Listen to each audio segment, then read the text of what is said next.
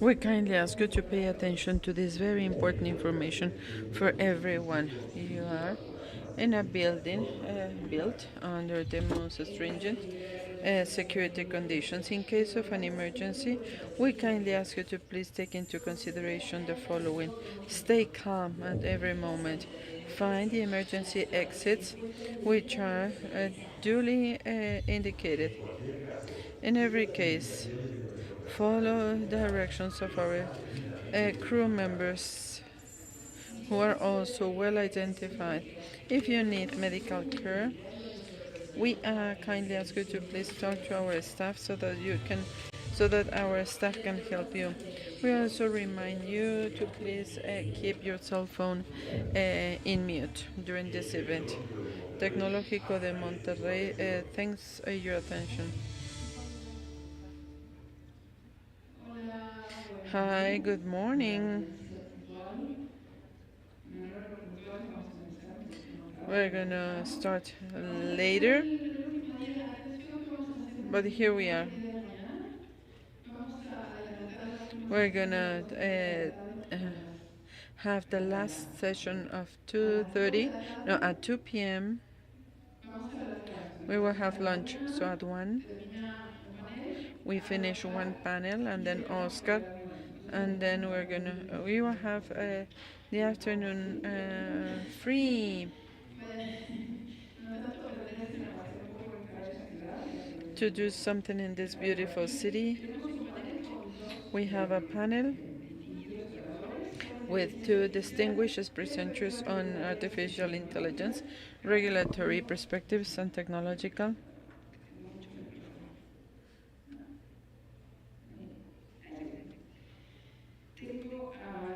I have Lilia Barrero Santana.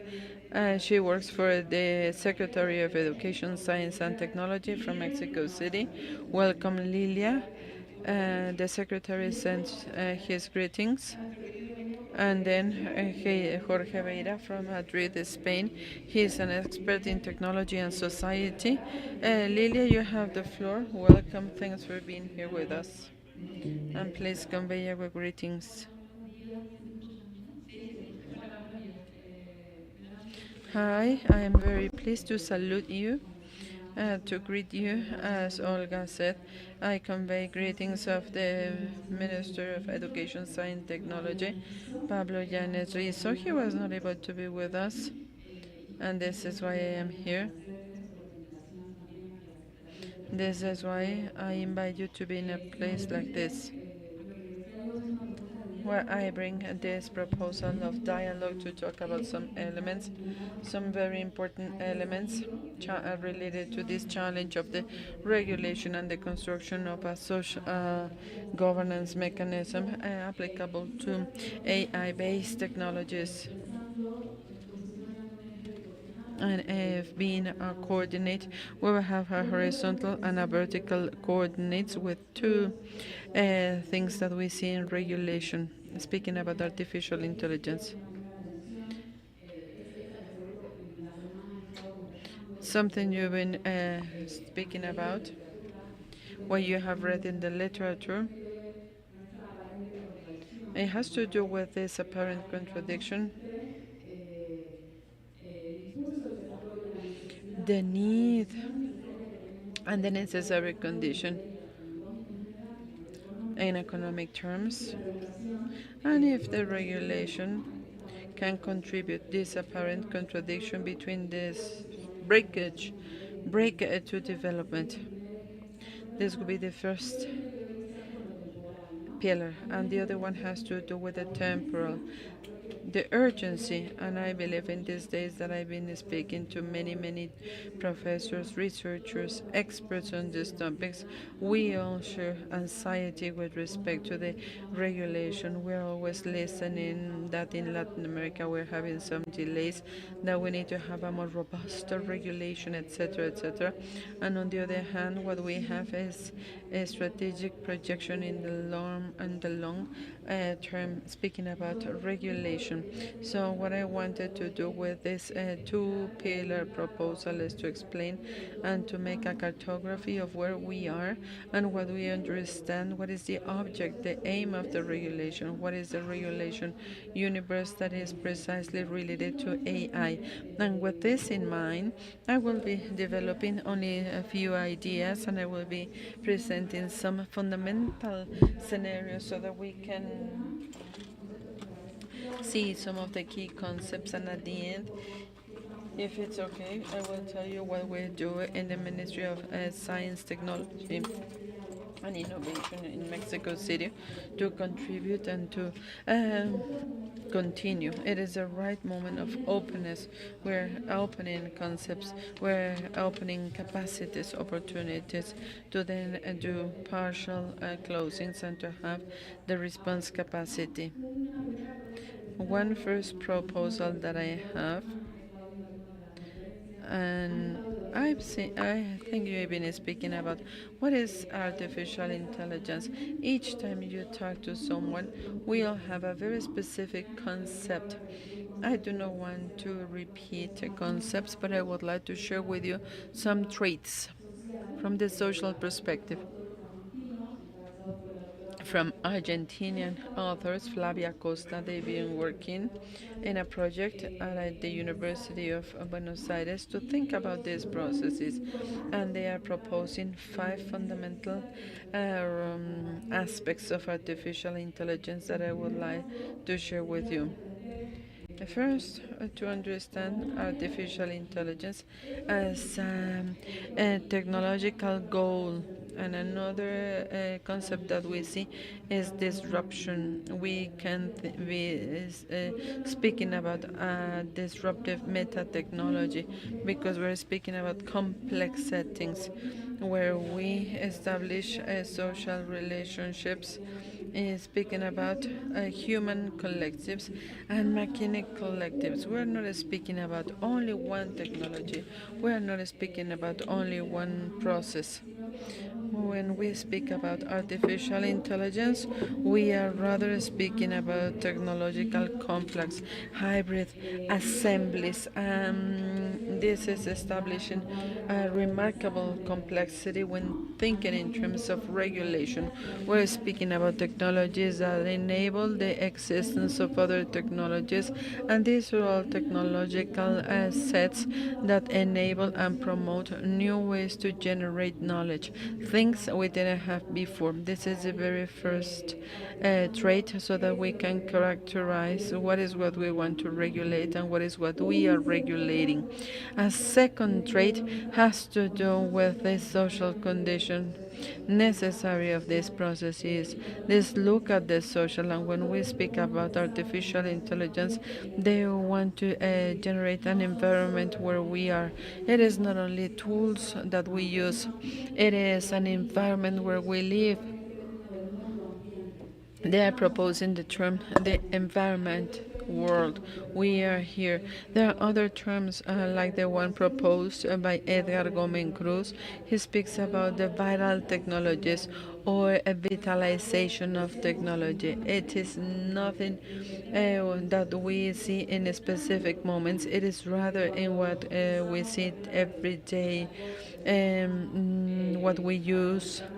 For example, to look at a recipe or to select the strategy for a conversation, all the way to more institutional approaches. And we're speaking about things which are more complex, which is not only a tool.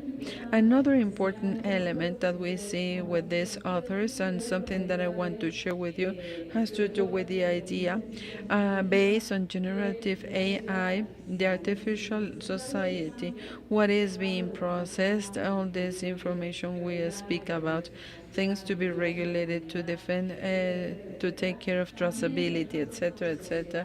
It is also processing social relationships, our emotions, our individual, collective relationships, what we do every day, what we do when we are on our way to the department, to our apartment, something like this. When we speak about AI, we're speaking about the processing of the society as a whole, and this is why the scale of the problems we face is going to be planetary. We also have acceleration processes. It has to do with this. We speak about one technology, social, technical process, findable. We're speaking about the planetary scale, and this is another element that brings complexity to the regulation process. Another two traits, one has to do with understanding that we're speaking about technologies that have the risk as one of the traits in the European standard, something we will be speaking about. We can clearly see and understand the risk, the possibility of dangers and of threats as a element that exists there. And if there are risks that we are recognizing at different scales and with different categories, well, there is also a need of regulation, intervention, and management of those risks. It is part of these complex systems, as very complex socio-technical systems, the nature of the risk, as well as the demand for managing those risks.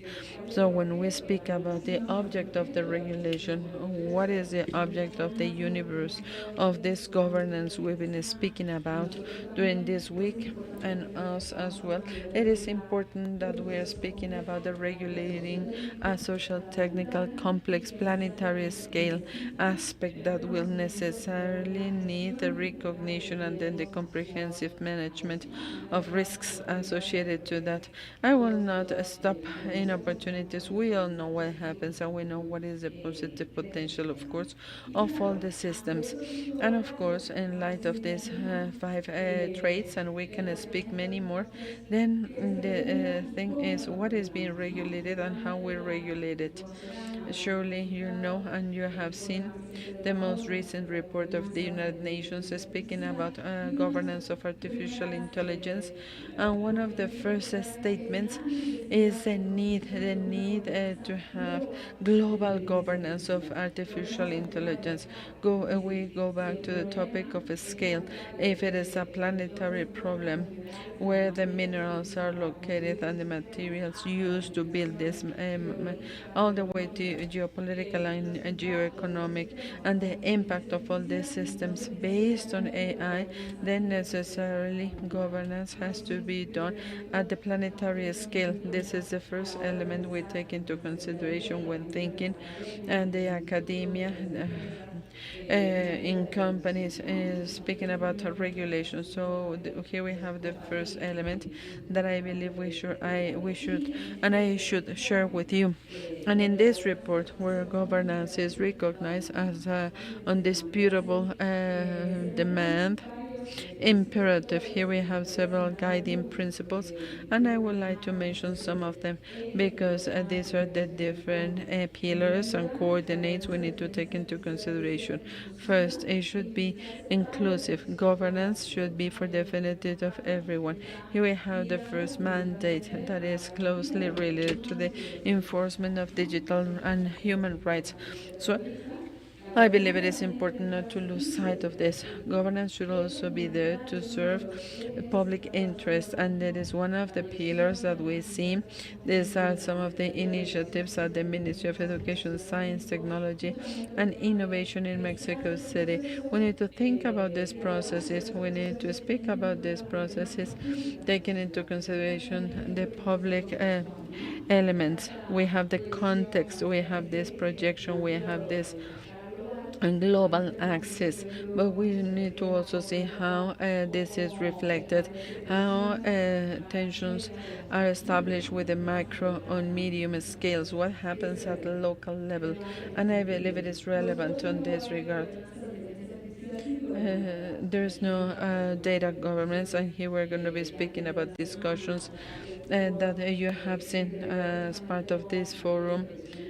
It has to do with data, how data is managed, algorithmic justice agencies, algorithmic, very important elements. It should be universal and it should be interconnected. And here we have another element that we see, which is the need to have interinstitutional collaborations and at social scales with activism.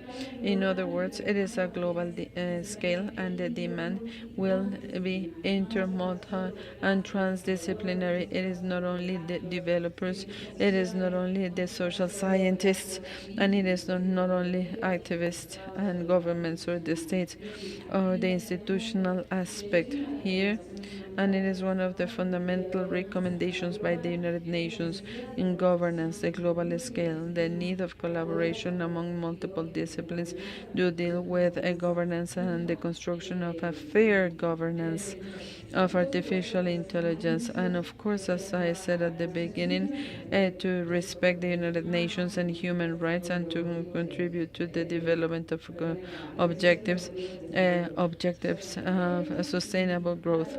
Here we have a very crucial, shocking information with respect to the documentation related to governance.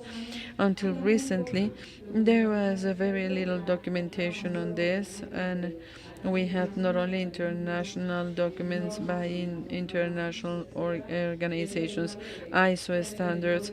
There is data of 2018 with speaking about only 3 or 4 documents, and in June there are more than 110 documents which are guiding us,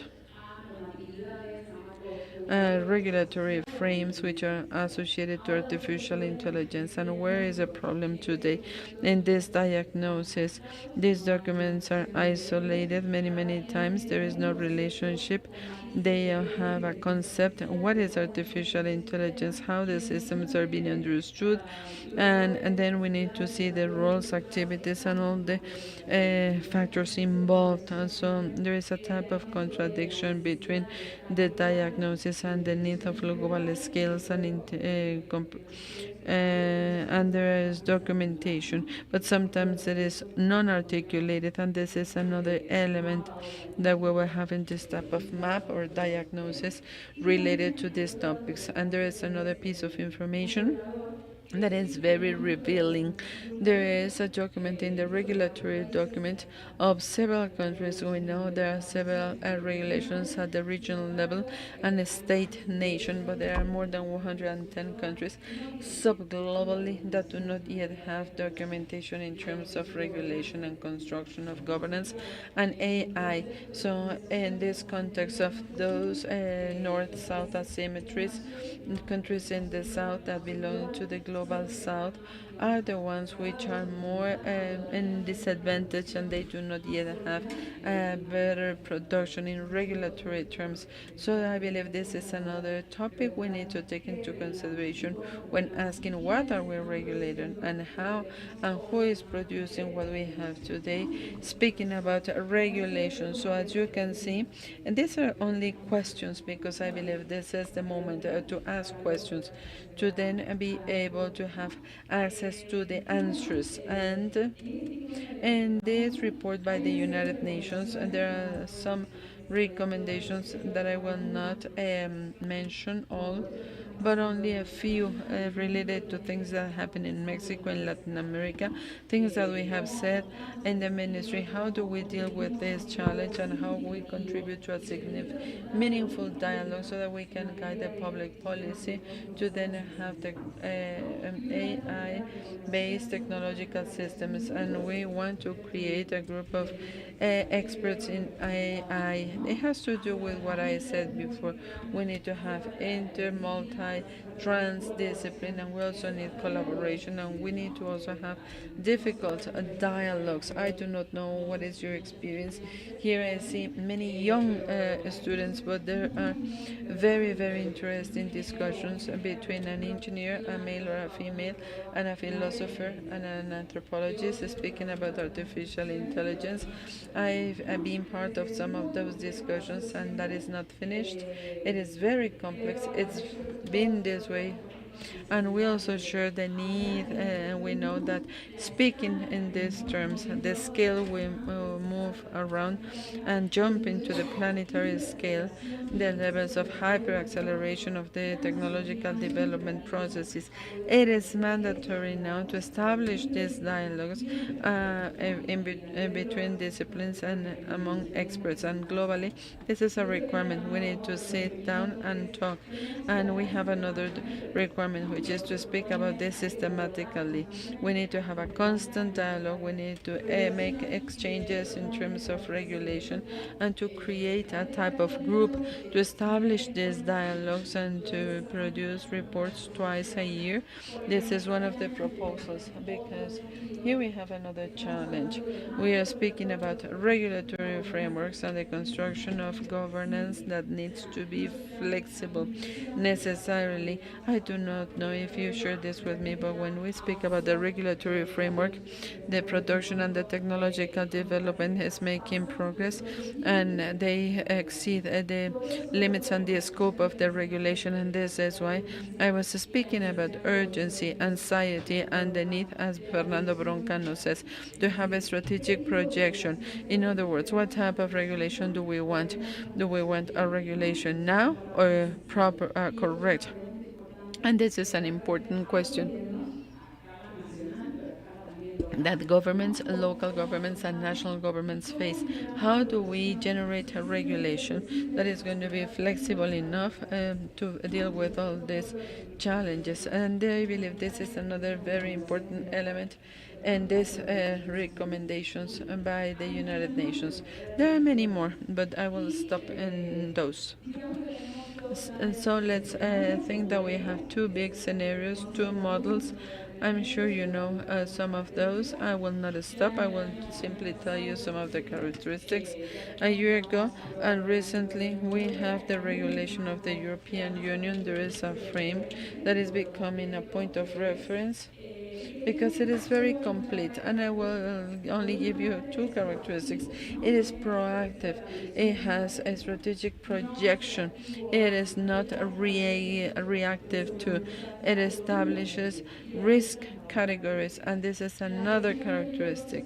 Risk management is a cross pillar of this proposal for the European regulation to recognize the risks, to classify them, and then to project that regulation. And as you know, there are risks that establish practices which are banned. There are risks that cannot be tolerated, other minimum risks, and others that can be managed. And this is where we see the scale of risk and what is established for those scales of risk, apart from other elements such as addressing the life cycle of development and use of artificial intelligence to identify the players and to speak about the regional scale in the case of the European Union.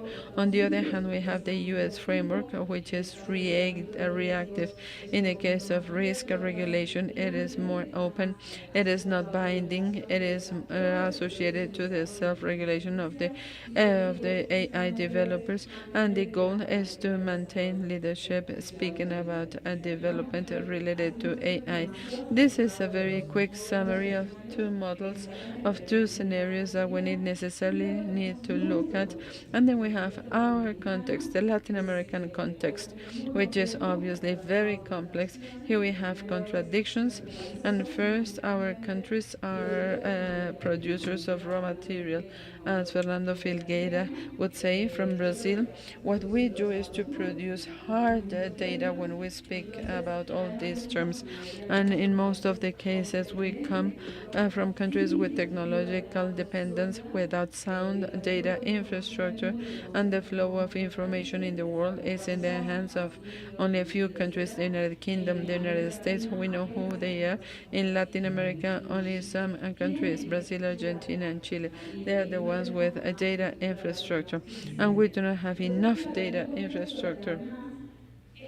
And in a context where this tension between technological development and the close of inequality gaps grows a lot. So, what is the legislation for for what AI, under which conditions? These are the questions ahead of us. There is progress. I'm certain about how many countries in Latin America has a proposal for national strategy for AI that will obviously include a budget for regulatory aspects. There are some complete documents, other documents which are not that complete. In almost every case, what is common is that we will be working with primary regulations.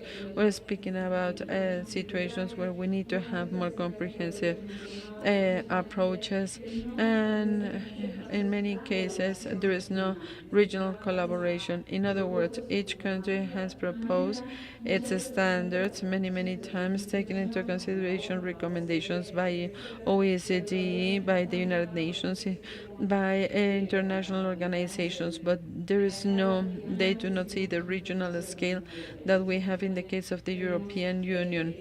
So here we have challenges which are not minor. So this is the map of different scenarios. Thinking about development and regulation, it should be a complement. It should never be a tension, and a strategic proposal for the mid and long term, and to have regulations robust enough but flexible to deal with all these challenges. What do we do at the Ministry of Education, Science, Technology, and Innovation in Mexico City? 2 weeks ago, we inaugurated a work group on digital rights and artificial intelligence. The idea is, as I said, I was speaking about the recommendations of the United Nations. First, we need to talk, we need to have a dialogue and to meet this mandate, which is necessary to have all the ones related to the development and use of AI. First, based on an articulating backbone, which is human rights, but also to see the public problems of Mexico City, what we need, which are the conditions in which we are, and how it is no, we need to close the territorial inequality gaps, social and gender, etc., etc. So here we have a giant challenge, and it's great to have fora like this. And I am inviting all the students and researchers and people and those who are part of the public and private sector to be part of this dialogue. It is a very diverse group.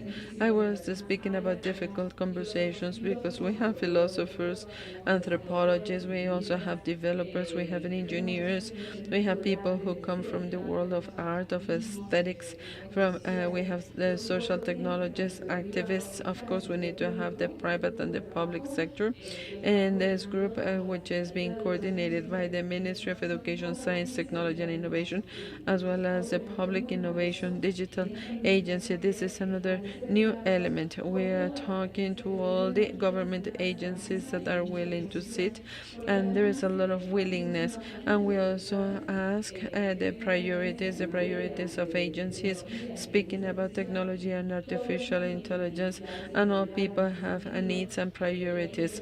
And this is when we have discussions. Where do we want to have a platform? What is the goal? Where is the human factor? How do we do this? But what we are doing, we don't want this to increase the inequality gap. What is the government responsibility?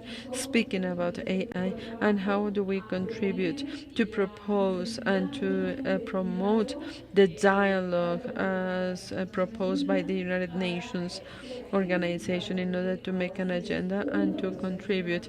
And it is one of the backbone elements to contribute to the regulatory aspect. What happens in other countries, which are the diagnoses and which are the proposals we can make for the government sector. Speaking about artificial intelligence, there are proposals, and there is no comprehensive strategy today that is already operational, but this is being built.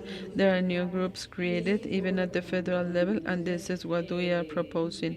So this work group, what it is aiming to is to contribute to this analysis, consultation and debate process, to the decision making process and the orientation of public policies. Speaking about artificial intelligence, it is a scope that underscores human rights and the commitment of the closing of inequality gaps and taking care of the environment. And I also would like to share with you some of the guiding principles of this process we're building at the ministry. There are other work groups addressing other topics. It has to do with the network Redecos. I do not know if you know it, which is promoting this dialogue between the academia, public and private sectors, activism and the civil society, to have all the players participating in this process as part of this network. There is a call to participate, to do research work. I invite you to participate, and where we support scientific innovation and research projects. And this year we are including another topic, AI and digital rights. And these guiding pillars have to do with participative conception, universal access to knowledge, right to science in a general way, and this commitment with human rights. And there is also a very important principle that has to do with understanding the need to generate endogenous capacities, and this is why we want to talk to universities and to research centers. We need to have our own capacity because we need to reduce, and I hope we could also eliminate the technological dependencies and digital dependence. And this is something we see, and it is not something minor. It is the opposite. Once we share these ideas with you, I would like to share with you one final idea. In a moment where there is a sense of urgency, where there is a demand for responses, I believe one of the fundamental steps is to ask good questions. We need to take the time to make the necessary questions, to ask the correct questions, so that we can then be able to create and to make public policies and decision-making processes at the government level and at the level of the civil society, and specifically speaking about the regulation and all the processes related to AI. Thank you so much. Lelia, a round of applause for you. Very interesting. I commend the secretary for this initiative. It is difficult because I do not have this sensation because there are many other urgencies. Me, as a technical advisor for government, we always speak about technological problems. We have strikes. We have other fundamental problems. Those things that you sometimes you do not understand. So I really like that the secretary has taken this idea and dialogue. Sometimes governments believe that we are monolithic. There are tensions between the ministries, the secretaries, which is natural. among the different organizations, and this is why the government interinstitutional dialogue to me is a very good idea. And now I would like to give the floor to Jorge. Jorge, are you there? How are you doing? Hola, buenas tardes. Good afternoon. Here we are. I can hear.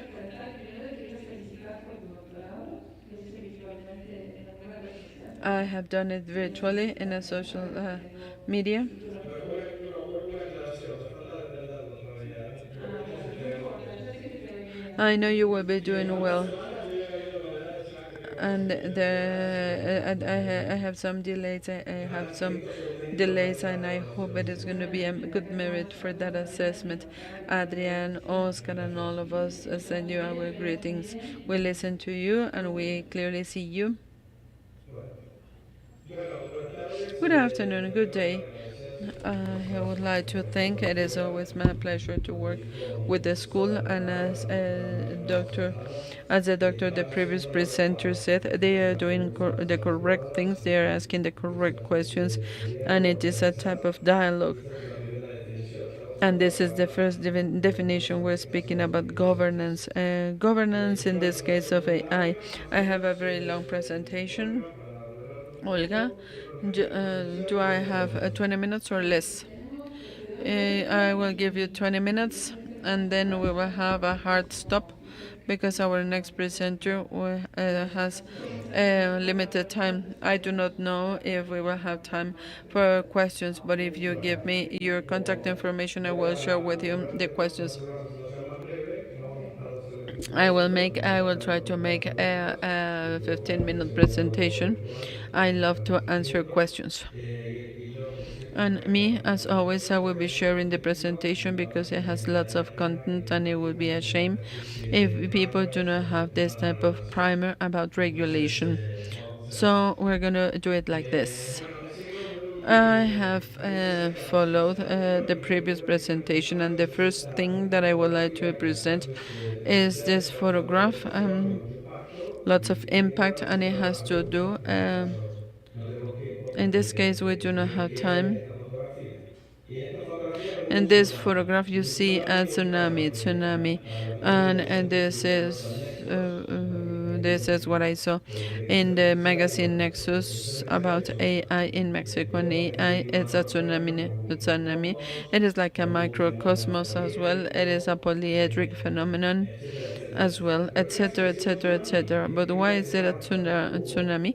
It brings a status quo, but it evolves from the technological perspective, and this is why some of the solutions we use for other types of technologies cannot be Y otra used. parte de carácter And we hidrogeológico also have the es la hyper como evolution, profesional and this is trabajar why, as we speak, esa parte de regulación we're speaking about the y la regulation, perspectiva regulatoria de the inteligencia regulatory artificial, pues bueno, aspect en los behind laboratorios artificial intelligence. está muy In the importante la labs, we aplicación, see some sobre todo applications, en materia de inteligencia mainly artificial, de speaking lenguaje about natural, de artificial inteligencia general, intelligence, general inteligencia use, where generativa, que es una the de generative sus AI, aplicaciones, which is one of the donde de applications. alguna manera And desborda todos los here we límites see all the conocidos known limits. And here we o see presumiblemente conocidos things that como we think regular we tecnología. know about how to regulate technology. Vamos adelante. ¿Cómo llegamos How do aquí? we come Nuestra to this perspectiva del situation? You tecnológicas, will be listening about yo creo technological que siempre es perspectives, importante y but debemos here it tratarlo is de always estudiar desde el important, lado and I like to say tecnológico, this. pues esta We capa have de layers, we desarrollo, innovación have y progreso científico innovation tecnológico. in Hoy en día podemos hablar de scientific and inteligencia technological artificial progress. Today we can speak about básicamente AI, gracias a tres grandes basically componentes. because of three Uno es el poder important computacional, components: the que tiene la computing capacidad power de that tratar has los to do with the datos, por treatment of ejemplo, data, la antecesora as infantil my o previous comenzó presenter parte said, del dato a partir where de we gráfica y fue have principal para this medir main input, electricidad, decía, fuel, y todo lo anterior. electricity in the 21st En century, segundo lugar, however you want to call it. esos datos Secondly, están those esa data, información está that aplicada en information has dispositivos data, in other words, multifuncionales it is que in a a veces están binary format, virtualizados. Si no, no and it is podrían also todas estas digitalized. herramientas de Otherwise, inteligencia artificial all these trabajar tools, correctamente. it wouldn't be Y possible por to work with all último, these otras, tools.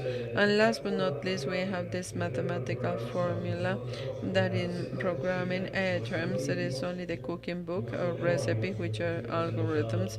It is not an evil, and it has always been used, and they are more robust and they process and analyze more data in the least, the shortest possible time.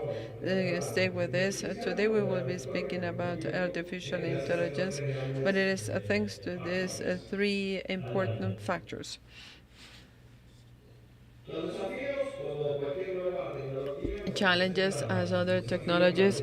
We derechos, have ¿no? challenges Escuchado hablar in de law. ética I todavía, haven't heard about ética ethics, which de is a acuerdo topic that I am interested about con from the moral, ethics perspective, filosófico y por more than a supuesto desde el punto de vista philosophical, and of course técnico from the y technical tecnológico. perspective and Nos vamos technological al próximo perspective. slide. Los The next desafíos se slide, pueden please. categorizar de distintas Challenges, they maneras can be y hay una categorized in pantalla que different ways, tenemos but what aquí we y see in por this favor la disruptive foto phenomenon. del tsunami. Remember Y the vemos photo aquí of lo que the tiene tsunami fondos and the una campaña macrocosmos that de las somehow Naciones is Unidas que reflected in realizó the document of the la doctora United Cindy Nations Wilson, and what the doctor pues hace que mentioned. algunos de And estos this is why desafíos some sean of these nuevos. challenges are very Nuevos specific challenges, nos encargamos particular entonces de challenges, and we have compartir also términos risks, which generales are the y general risks específicos and the relacionados con la specific inteligencia risks that artificial we y have in cómo los artificial vamos, intelligence and how perdón, cómo los vamos a and abordar how we're going to address them desde el punto de vista de una gobernanza from the que no perspective of solo governance. And of course, incluye it el includes factor de la regulación. the factor of regulation. Adelante. Importantísimo hablar de And it is gobernanza. very Hace unos important to speak años about governance. escribí un Some texto sobre years ago, gobernanza I de wrote a inteligencia paper of governance titulado of así AI. para I los was que no very lo bold. quieran I leer. do not want to do it Pasó again. agua And por many el things have 2018 happened. I hacia wrote it Salamanca at the y en ese Salamanca entonces, University pasado los in próximos años, 2018. insistía en And la at that necesidad de moment, una I was gobernanza, speaking about porque the el need to dicho speak about governance existirá because rígido, law is a rigid existirá scheme. It estático is a static y en regime. categorías It formales has muy a formal, rígidas very y no rigid puede gobernar categories, un and it fenómeno natural cannot govern como la a inteligencia phenomenon artificial. such as No puede por artificial sí sola, intelligence. It ¿no? cannot do it Gobernar. by itself. Y It necesita cannot govern, and aliados, tenemos grandes aliados. it needs La three or ética, two big allies. la ética es Ethics, un concepto también ethics with bastante this very pragmático, una pragmatic ética concept. deontológica, Um, porque aquí hay que involucrar a los and here we trabajadores also y desarrollo need to basado include en developers ética who are the profesional ones who least y por speak about supuesto professional la ethics, regulación and of que course, tenemos estándares self-regulation. profesionales, acuerdos de conducta, It etc. has to do with Hoy professional día es standards un and poco el esquema que codes ha of conduct, adoptado and this is the la Unión scheme of the Europea en su European reglamento Union de inteligencia in the artificial, la regulation of Alianza artificial intelligence. And I Internacional will Común now de Estándares tell you some Digitales of sobre the Protección de la very Data, important que hay que backbones gobernar and con pillars, and it regulación, has to do with the porque un fenómeno tan co-regulation. dinámico When como we el have nuevo such as código, bueno, this pues debe dynamic and tener hyper un par de evolutive phenomenon, reglamentos it is generales, possible unas to establish some obligaciones general que tiene que principles, some delegar obligations, quizás and una it oficina has to administrativa delegate in an llamada administrative Legislación office Norteamericana, y en American law estas instancias and de corregulación que co-regulation, coordinen which también is, for la example, inteligencia speaking about artificial, artificial la intelligence, legislación sobre general conducta y use, and ética this is what we do with the code of emprendedora. good Y a su vez practices. And at tiene the pues, same time, muchísimas it has enseñanzas many, que no many apuntan teachings al mismo because it objetivo. is not working En as primer correctly as we lugar, thought, and it has que to se do with the eligió reglamento de governance inteligencia level, artificial que quizás no es el más adecuado. and it may not Entonces, be the ¿cuál most es el adequate one. camino a So seguir? Usted sabe que keep la these gobernanza, y vamos a three ver un pillars of poco el governance. título para cuánto tiempo tenemos en la And now regulación. let's see the regulation. Adelante. ¿Cuál es el contexto? What is Aprovechemos the siempre context? de años de experiencia en After esta years nueva of tecnología, experience nuevas about tecnologías this muy nuevas. regulation of new Esta technologies, so regulación this de regulation inteligencia artificial or se the ha visto a la artificial alza en el intelligence, contexto it social, is now happening internacional, as social, económico, international, economic, filosófico, de philosophical context, fragmentación, fragmentation, como todo and una crisis a big nos crisis interesa, of etcétera, y no vamos a institutions. entrar en el And tema we can also geopolítico. and even speak about Vamos geopolitics, adelante. but we don't have time for Algunas that. preguntas ya las Some of the anticipó la questions doctora that were already asked by Barrera the Santana doctor y tiene que ver Barrero con, bueno, Santana, ¿qué vamos and a regular? why are we going Cuando to vamos a regular la regulate? inteligencia When we artificial, speak about cuáles pueden regulating ser sus AI, what is aplicaciones. the Más scope of allá application material. It is a legislative technique, a specific question. How are we going to do it? Who is going to do it? And when? Because it is also important to follow the evolution, and this is what the European Union is trying to do with the regulation of artificial intelligence. And I mean, the gradual application of some provisions and the evolution of technology vis-a-vis the regulation with a calibration and with permanent monitoring. And this is more or less what we see in the United Nations, and this is what, it's good that she mentioned the document, and this is something important. The permanent observatory about artificial intelligence, it evolves and it is necessary to monitor. And what we do not see in this document of the United Nations, and it is one of my proposals, is that we should also monitor the results of the regulation. When we speak about the regulatory sandboxes, it has to do with using some regulatory aspects and control spaces or in real spaces under certain conditions, and we need to follow this up. I really like to say from the lab to the market. This is an expression we use, but it will not necessarily apply to the regulation. And here we have this proposal. If you want to do some more research, and I believe it is very interesting, mainly for the secretary, because we need to say that this is specific rule with artificial intelligence, with this regulation under control. How does it work? What is the effect? What is the impact? And at the same time, to make progress in that regulation according to the teachings in a learning lessons learned. And this is why I like to speak about how to do research in geopolitics. I will simply give you a bullet. It is very important to take into consideration. She spoke about the different poles, south, north pole. We have to understand who are the developers, and we need to also understand in which sectors, who regulates, how it is regulated, who deploys this, and the different levels of maturity of technology and of the territories where those technologies are applied. Another bullet that I give you, it has to do with the maturity of technologies. On Gardner, the consulting agency, is analyzing this. Not all the technologies can be regulated. So we need to identify within this big umbrella, within this big bag of artificial intelligence, which is an alloy of technologies and techniques, to know what we want to regulate, in which specific sector, in which stage of the life cycle of that specific one, in order to be much more effective in that regulation. Would you please? I will now speak about the story, and you should know that this regulation of artificial intelligence, for those who do not know the legal system of the European Union, it is a law. It is called regulation because it applies automatically in all the member countries, and it doesn't need a standard under the regulation of each state to then have internal law. As it happens with guidelines, data protection, we have the data protection guideline, and in this case, it is a regulation. The most common right, it would be a law, and it is a law that doesn't only is passed by the European Parliament, because it is the one representing the European Union people, but it should also be passed by the board, which is the one representing governments. This is why it is a type of co-legislation. This is interesting information to understand the whole complex process and tedious process with generative AI at the end of 2022. The ChatGPT, for example, the well-known ChatGPT in negotiations and a regulation model that is open, that is suffering today. Governance model. And now we will quickly see this, and it has to do with all the what happened to the European Union as of the year 2017 to the year 2024, where was adopted and where it was published. And this is the regulation of artificial intelligence.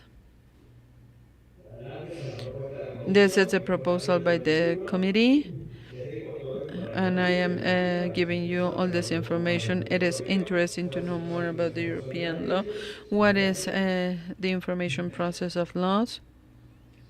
Y finalmente, And last but not least, uno adelante. one more please. Finalmente, la ley que se publicó And finally, y the que law.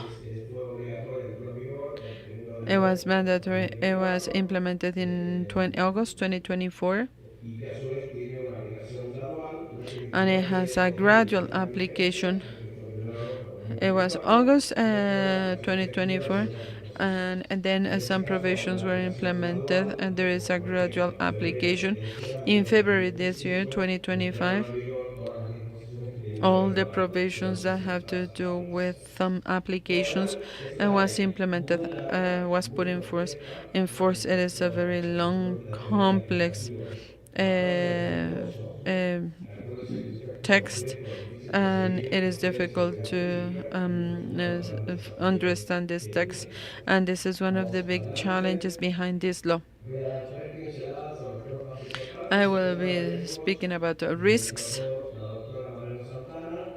Nada más que entender que el enfoque de and we riesgos have to es understand that the risk prácticas approach, prohibidas, prohibited practices. un riesgo mínimo, un riesgo medio y la Here we mayor parte de have las disposiciones de la ley que most tienen que of ver the con riesgos provisions that have to do altos. with the high La risks. aplicación de We inteligencia have artificial minimum o risks, inteligencia applications of artificial AI, de alto riesgo, que tiene que ver con ciertos and it sectores, has to ciertos do with some usos sectors and with específicos. some uses of Un tema AI. importante An pasamos al important slide. topic.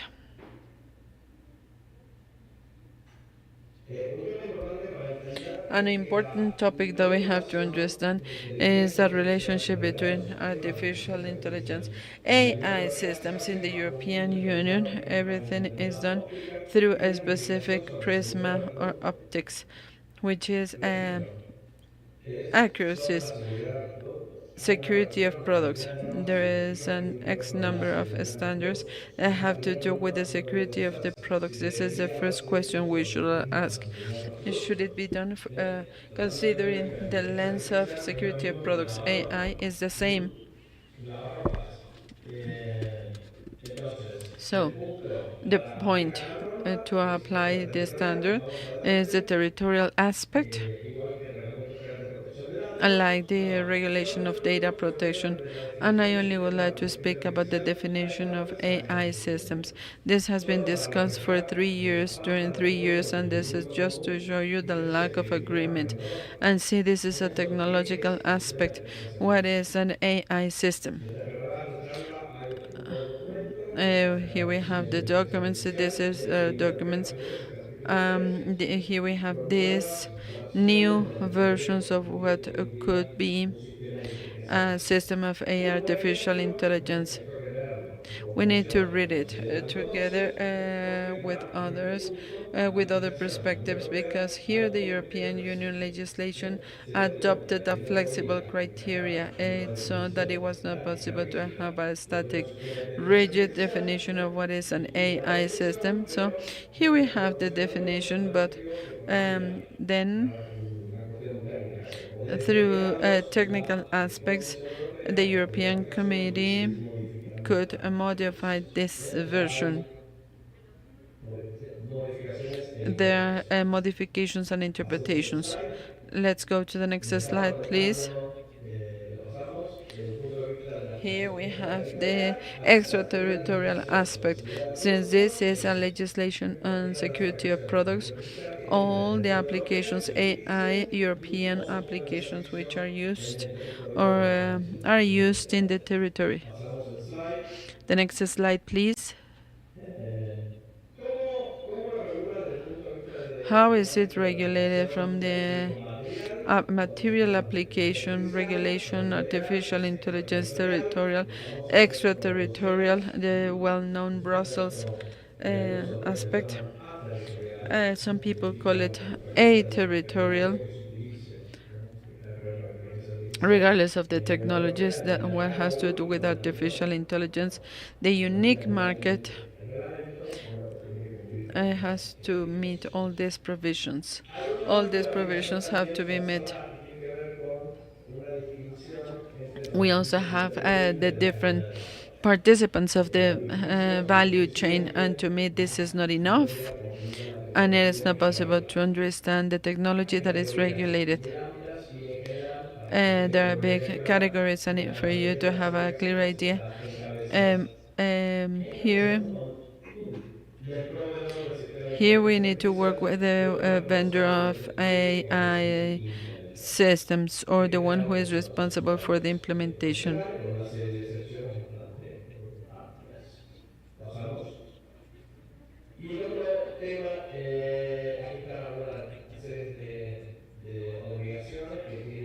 Here we have the obligations of the different parties in the value chain, and it is adjusted to the life cycles.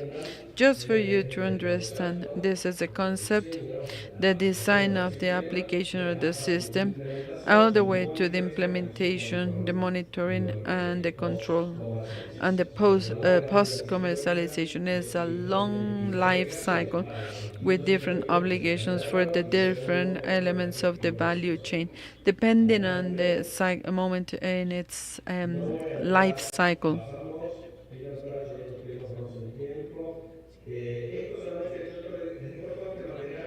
This is a very interesting material. Imagine this flow of compliance of the provisions, and according to what we have seen, it requires lots of work, very useful. Another reflection is, or thought, if the legislation is complex, is uncertain, and let's say some of the defects, it will create two effects which are not commonly mentioned: the cost of compliance, mainly for startups and SMEs, which are most of the companies that have to do with the innovative context of AI. This is something very important, and in general terms, you know what is to be done.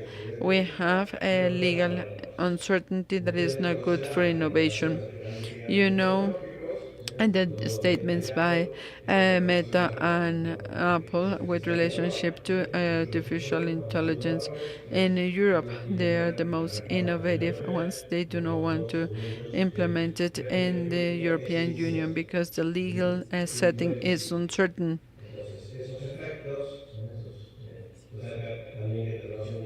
We need to take into consideration all this.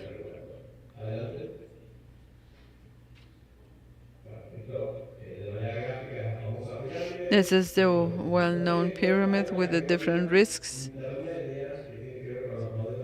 There is an intermediate category that has to do with artificial intelligence, and it has to do with the systemic risks.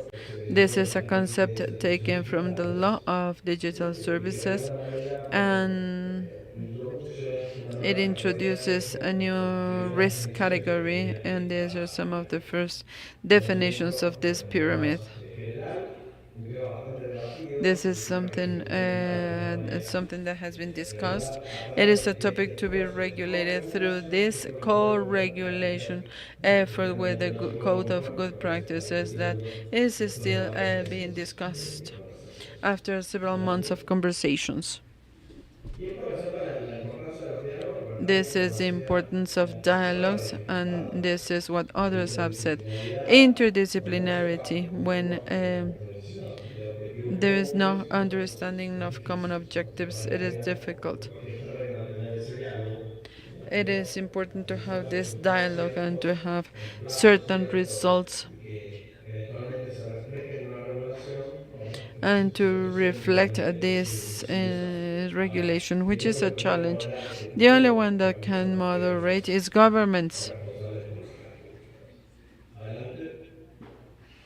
responsible for public policies. Very quickly. The next one, please.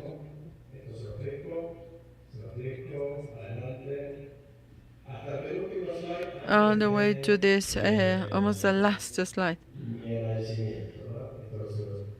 Esto se lo aplico. Bueno, perdón. Solamente gobernanza, una gobernanza muy Governance, a compleja very que se está complex tratando de governance cerrar that is con being muchas developed órganos with different artificiales. functions. La Comisión Europea, que es la autoridad de control de la aplicación de la The ley, application of the y law, poderes delegados que puede adoptar delegated estamos hablando de powers, poderes regulatorios, uno, poderes de ejecución regulatory y la powers, Oficina de Inteligencia execution Artificial, powers, que es the un órgano que AI forma office. This is an entity la that was Comisión created Europea y by the proporciones European que proveen Commission. sobre los modelos de inteligencia artificial a nivel Models of nacional artificial a las intelligence, general use. instituciones, There hay un is a comité y a committee. su vez también hay un comité científico There is especializados a committee of internacionales. Estamos international hablando experts. sobre quiénes son los autoridades y sus poderes. Powers. Bueno, pues una gobernanza It compleja. can be complex governance. No sé si del todo es eficaz. Antes de I do not know compartir if it is effective, mi and I would opinión like to eso. see this slide. Oportunidades y desafíos. Opportunities and Algunos los challenges. planteó mi antecesora. La primera Some es of el them were tema de la already pandemia, presented. que tiene que ver con un It fenómeno, has como to do with vimos, a phenomenon, hiperevolutivo, hyper-evolutive phenomenon, disruptivo, disruptive, en este caso creo que el that microcosmos de la shows the sociedad a nivel microcosmos of the society internacional, of the bajo international el paraguas order, de la inteligencia artificial, or se under suscitan the debates umbrella. interesantísimos, Here we have filosóficos, very interesting morales, debates, moral, éticos, ethical, geopolíticos, geopolitical values, etc. El etc. tema de la innovación que se habla Challenges, poco, innovation, creo que es un something that is not paquete que tiene una commonly cartera mentioned, de and this is regulación why que I say empieza a we need regular to riesgos por dos regulate cosas. things, because Regular, por one thing ejemplo, is the la regulation innovación of o la risks, promoción de but also determinadas the industrias regulation of y en esta innovation zona in certain europea lo hace industries, muy mal. and this is what the Por European ejemplo, Union is doing tenemos very sentencias de poorly. órganos And another articulados que thing tienen is como especialidad speaking about human y rights. no es una buena idea meterse en la And it parte is not a good fundamental idea en to materia de seguridad jurídica. see the Y la fundamental verdad que rights no hace and que the no law sea of security of the products. The y performance is poor, el tema de bad. innovación, y cierro, Innovation. siempre decimos que todos hablamos de las We'll say ventajas that y de we las will speak about the oportunidades y los advantages and desafíos the que podría abrir opportunities, but y nos no puede one is speaking lograr about la inteligencia artificial en what the términos artificial de bien intelligence can común do general, in que pueda terms of salvar vidas common good, en in términos de general terms, países que saving tienen lives, fronteras fighting o de dangers ciberseguridad, such as etc. or Entonces, todo cybersecurity, tiene que ver con innovación y innovation promoción, and eso debería promotion, tener su legislación aparte y debería cuidarse con and it should esmero y be well detenidad. taken care of, ¿A qué me carefully refiero? taken care of. A What do I mean by this? analizar el impacto regulatorio To de estas analyze the medidas regulatory y impact ver en qué medida las and to afectan see afectan no, a determinado see how sector. it affects a Y specific por sector. último, lamento correr un poco al final, pero bueno, lamentablemente es el tiempo que tenemos. Unfortunately, this is the Tiene que time ver we con have. modelos de técnicas It has legislativas to do with donde the models of mi legislative technique, and my propuesta proposal sería designar is that ciertos we should principios, ciertas legislate regulaciones about y luego some crear un agente principles. o organismos We más need to técnicos work with en las more cuestiones technical y hacer una entities regulación and to make a legislation, sectorial, a sectorial legislation, trabajar como si fuese desde una legislación transversal, and horizontal, con to work principios with sectoriales certain principles a and obligations regulaciones sectoriales. ¿Qué me and refiero? El sector sectorial financiero debe regulations. tener The financial sector should have el its sector own público AI law, the los public suyos. sector the same. Y, mm, y por último, bueno, la gran And disrupción then the big que está causando la disruption inteligencia artificial en la caused by actualidad, AI, ya general use millones, AI with hubo un estudio que creo millions, my que last tomando calculation, GPT for millones de 1.8 parámetros, billion sobre el parameters, consumo de which are energía, biomasa tecnológica, energy poder de datos, consumption. cálculo, etcétera, es It impresionante. is Y no basta con un amazing. análisis racional que podamos hacer quienes estamos We acostumbrados need to, a la those who are regulación. used to the regulation, we know the extent Algunos of this. los están en el You camino are adecuado, haciendo excelentes choose, preguntas, you're in the averiguando, right track, participando en asking estos the foros, adequate una questions, vez más felicito participating in this fora. I commend provocar the con school for preguntas doing this que son dialogue responsables de la questions. reforma de la tecnología mediante la regulación y a su vez, según una regulación u otra, one regulation or another regulation. We have good and bad regulations, and we need to measure and see innovation in the European Union today. And I will end. There are only 20 unicorns in the European, only 20 unicorns, medium-sized or startups with more than 1 billion parameters in France. y la Unión Europea And the recibe European Union subvenciones solo el has 5% received only 5%, del only dinero 5% of the money, subvenciones de riesgo risk investments and capital. crédito a la región pública. China hoy China tiene las today principales patentes en has the materia main de intellectual property Estados patents. Unidos The United States, utiliza capital de riesgo. La Unión Europea se ha dado cuenta y the los European indicadores Union son has seen claros en materia this, and I de invite you to seguridad see the industria y challenges. no pueden seguir sobreregulando. It is not possible to Nosotros overregulate either. respaldamos iniciativas que se vinculan con And this is why we inteligencia have general, problemas éticos y technologies desarrollo related to tecnológico. AI. Este país y lo que habrá que This reformar is it, and I es hope el there is modelo time for y cómo questions. If abordar los not, and I desafíos actuales. apologize for speaking this fast. Let's give him a round of applause. Always very detailed. And I really value the level of capillarity and detail in all your presentations. We don't have time because I have Luis Miguel and who has to leave. There are many questions in general and many of the remote attendees. How to accelerate this process is what happens to the global south, what happens to the countries in our region. In the global south or development, Mexico is up in the north, but it doesn't matter. Um, uh, there we have it. There we have all the questions, and I can send you those questions, and maybe you can start a dialogue via email with the interns. Very interesting presentation, a very, very interesting presentation, and the role of the European role. It is trying, we have on the one hand the United States, and what about US companies? They are asking for more freedom. Obviously, they are the big producers of these companies and data entities that capture our data, the data we produce. I hope to see you in person. Jorge, thanks for sharing your time and your knowledge.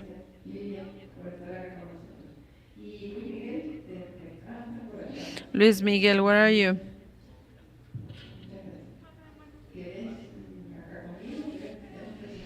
Do you have a presentation? What do you want to do?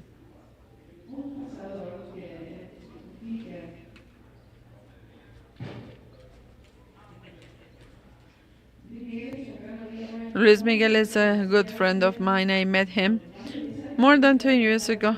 You came to make a presentation.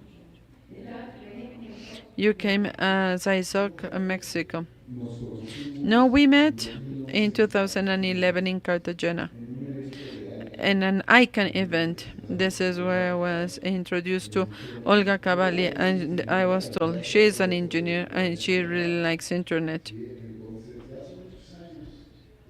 Y sí, la primera vez It's been many que years, me and yes, invitaron a la the Escuela first de time that I was Gobernanza, invited to this School of yo Governance conocí 10 years ago. No, no, no, 2011, 2011 when we first met in y la Cartagena. verdad, pues los felicito, ¿sí? A Oscar, Adrián y a ti, Congratulations, presidente, Oscar, Adriana, and you, porque nos ha because aportado it has a contributed generar esta cultura. to generate this culture, the culture of governance. And one of the key messages that I have today, something that I would like to give you all, share with La you. gobernanza va más allá del Internet. The governance goes beyond internet. Filosofía, una forma de vida It is a philosophy, it is a way of living. But geopolítica today, mucha considering the geopolitical situation of the world, governance and the governance thinking process will take a very relevant significance. porque como ahorita lo Why? mencionaba, Because as Lilian just said and Jorge said, el diálogo, dialogue, el diálogo es lo que permite dialogue construir. is what allows us Y to ese build, and diálogo this se está dialogue, perdiendo en el and we are mundo losing this dialogue actual. in today's Y la geopolitical batalla que setting. vimos ayer en What lo we saw que yesterday, pasó en la Casa what Blanca, happened in the White es House, todo lo contrario a lo que is the creemos opposite to what we nosotros believe. como, ¿me lo va a decir así, quieras? What happened? Entonces, si es del presidente de Estados This Unidos, president pues of the South African, and he was exposed to the media what the U.S. president did against the South African president. It goes beyond decency, cultural decency. So what are we waiting for in the world? It will somehow burst because someone doesn't like, and it will push the incorrect button. This is governance in the world, and of course we are see this from the technological perspective. And as Jorge said, there are many types of governance that exist in the world. en particular el pensamiento de gobernanza es lo que puede transformar So, la a forma de governance vida. it will transform Y where the estamos world hablando goes to. de If cambios we go que back to authoritarian models and impositive models, then nothing will change. The situation is going to be even worse. And this is why today, primero tomar un tema técnico, como lo hice el año this is why pasado, instead of speaking technical terms, quiero as I regresar did a a lo year que ago, está I pasando want to go back en este to what país. is happening in Mexico, in this country. No quiero ser alarmista. I don't want Personas to que be alarming. estamos en el ecosistema de Internet sabemos People que a in the veces es un internet poco alarmista, ecosystem who sometimes we're alarming. pero hay que ser realistas. Ahorita lo van a ver en un But we mapa have que to be queda muy realistic. clara la situación. You're going to see a Entonces map, lo que and quiero the es situation is invitar going to a be cada very uno de clear. So I ustedes want to invite you como all, estudiantes universitarios, as también students and ustedes as como profesionistas, participants que of es this governance necesario school, to please convey favorecer this que las message wherever instituciones you are, to your institution, to your y quiero place, to the platicar world. ¿sí? Invite them to Yo vengo de dialogue. la Universidad Iberoamericana I come from the y vecinos Iberoamericana University. y We are neighbors. ahora sí, nuestro sistema de creencias, And que es la our system of pedagogía beliefs, cristiana, which is diálogo es Ignatian fundamental. teaching, dialogue is fundamental because it allows us to Más build this agradable, more más ameno, nicer y que la environment, otra more familia harmonic. también Liliana, she tenga spoke about harmony. Harmony is fundamental at home. If parents fight and if children fight, that is not harmony, and nothing will make good progress.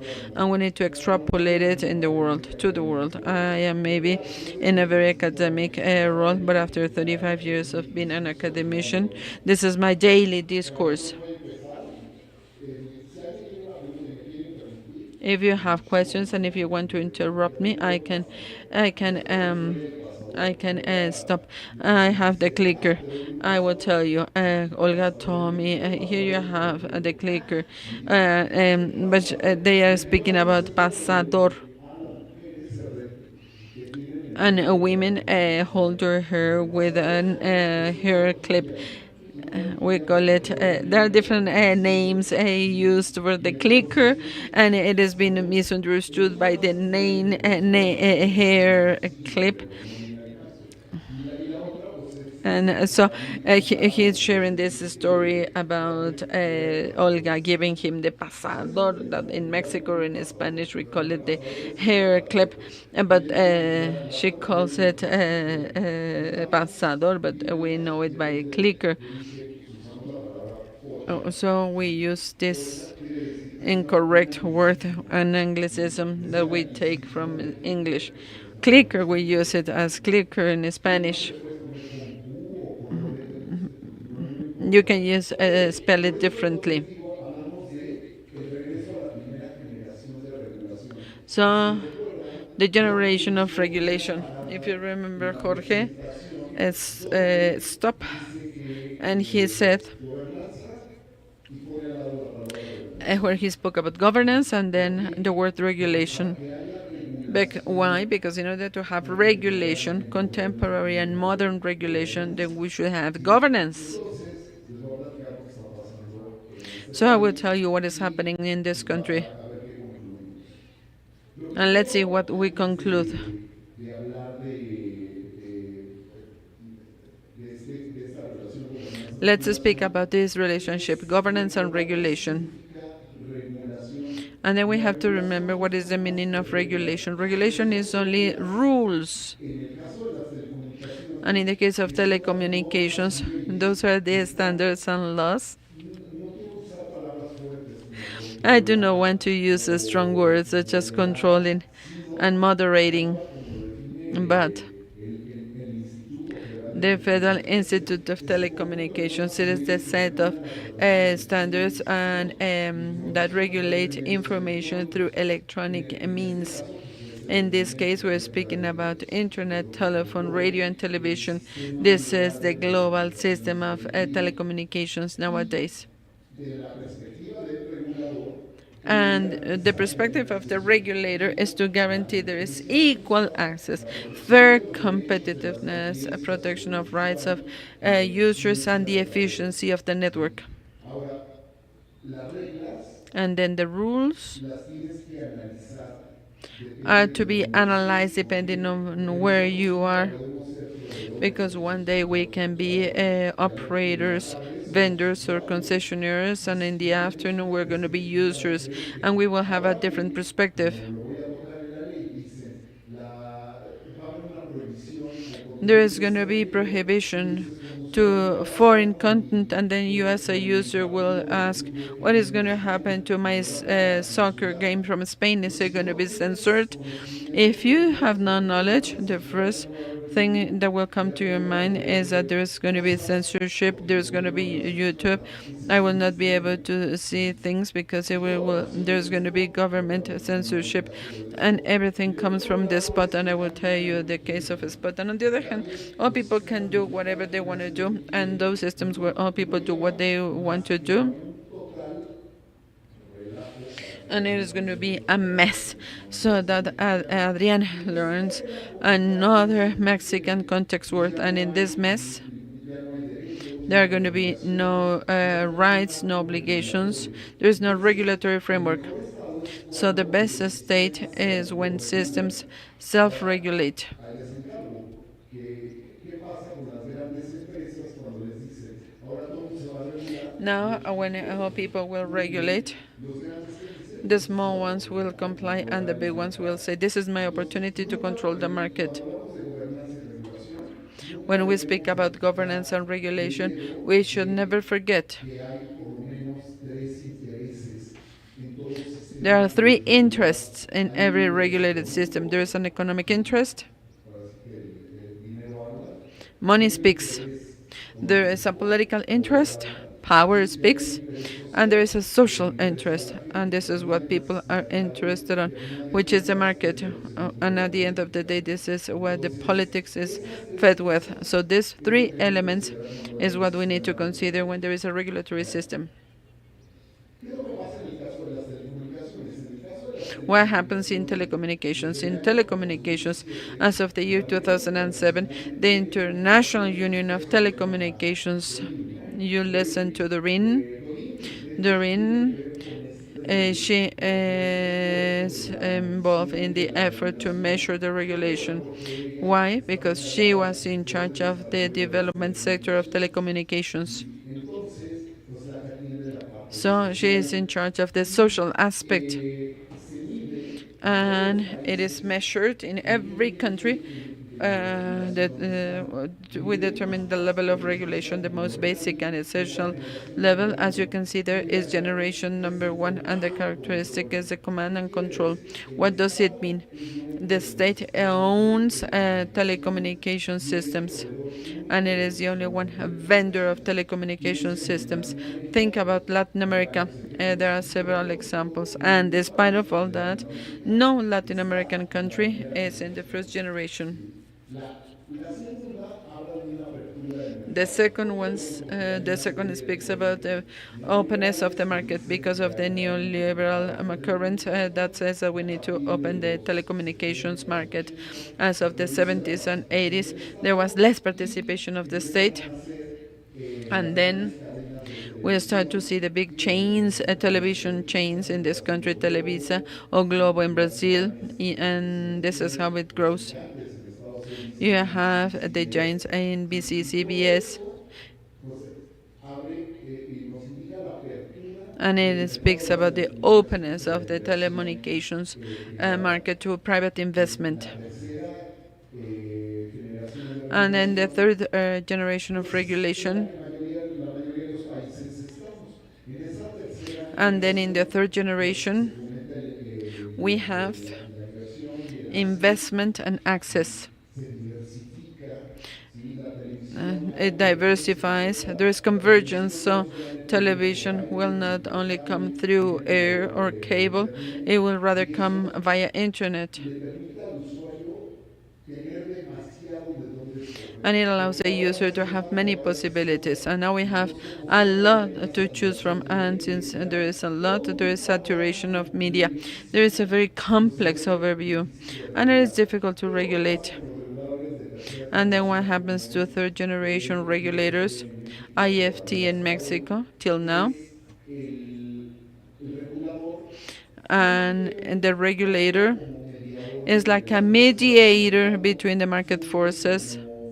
como un testigo de It los is like a acuerdos que witness toman of los all the actores del agreements by mercado the que hasta lo market único que no players. podía But when then the authority decretar imposes, it will impose from esta autonomía autonomy, lo que marca and la the tercera autonomy generación. is going to Si be no, the third México estaría en la generation. segunda generación, Otherwise, Mexico pero will be in estamos the en la second tercera generation, but generación we are in the third porque el generation regulador es autónomo. because ¿Qué it quiere is an decir? autonomous Tiene regulator. independencia del What does it mean? It is Ejecutivo independent para from the executive branch realizar acciones de to regulación. do regulation Cuando actions. entre la nueva ley And en then when the materia de new law telecomunicaciones y is implemented radiodifusión, for eso va a cambiar. telecommunications and radio, Eso va a cambiar. this will change. Y la razón de por qué hablo de regresar a la And tercera this is the generación. reason why I say we need to Cuarta go back to the generación first donde está, generation. The fourth lo acabo de ver generation, ahorita I just saw it. en el tracker de la I just saw it in regulación, the tracker of están the Estados regulation. Unidos, Brasil, Canadá, Trinidad y Brazil, Tobago. Canada, ¿Sí? Trinidad and Y se Tobago. caracteriza porque And it is tiene un characterized diseño by integrado de la legislación.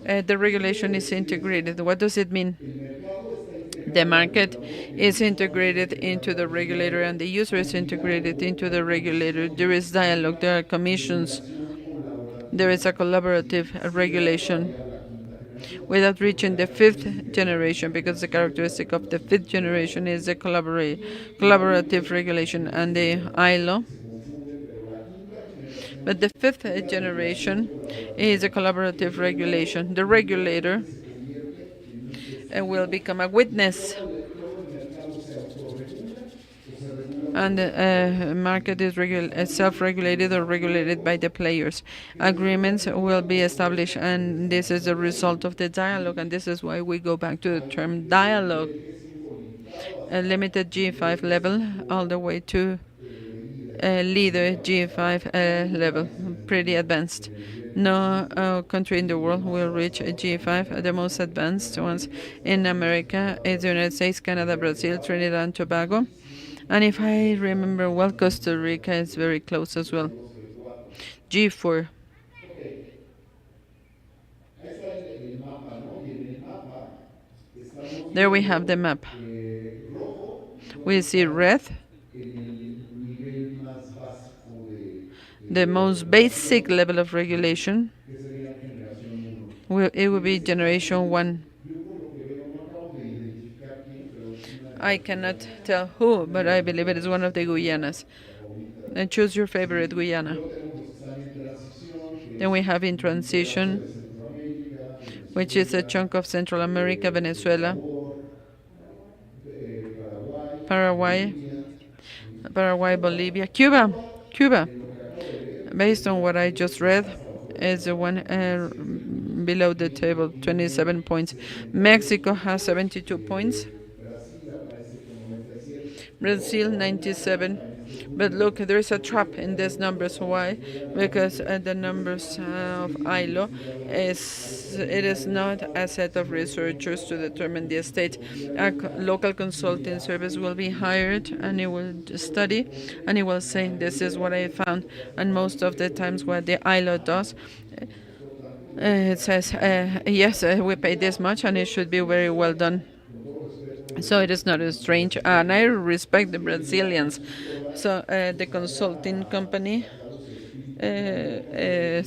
express its karaoke spirit, and here we will give us ourselves 100, and maybe ILO said is 100 is too much, you deserve 97. So it all depends, and this is another Mexican word. It depends. It depends. Yes, not in my country we also say it depends. As según, where do you come from? From Mendoza. From Mendoza. Okay, good. The question is, what happens if you go back to a regulatory framework of a 70s, generation 1? No todavía one has been back to generation one. We will be the first ones going back to generation one.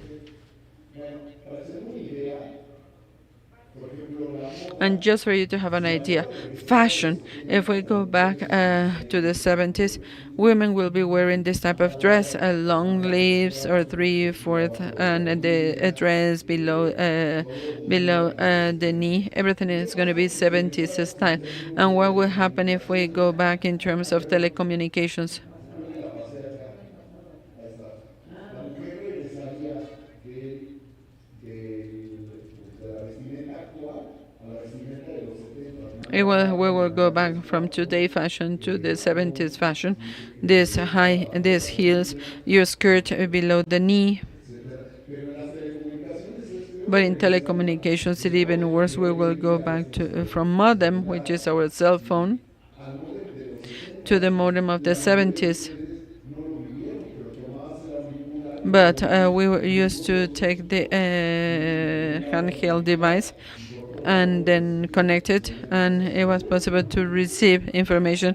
And I remember that we were the Y telephone line was entonces, singing. bueno, pues eso mismo pasaría con la regulación. That the same will happen to regulation. Ok, les voy a contar qué Now, pasa en el I país. will tell you El what happens in the 28, country. ahora sí voy a tener que ir acá.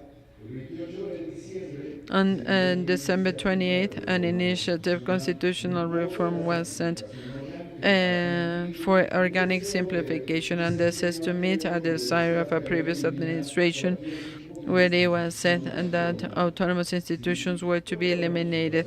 tendrá, Why?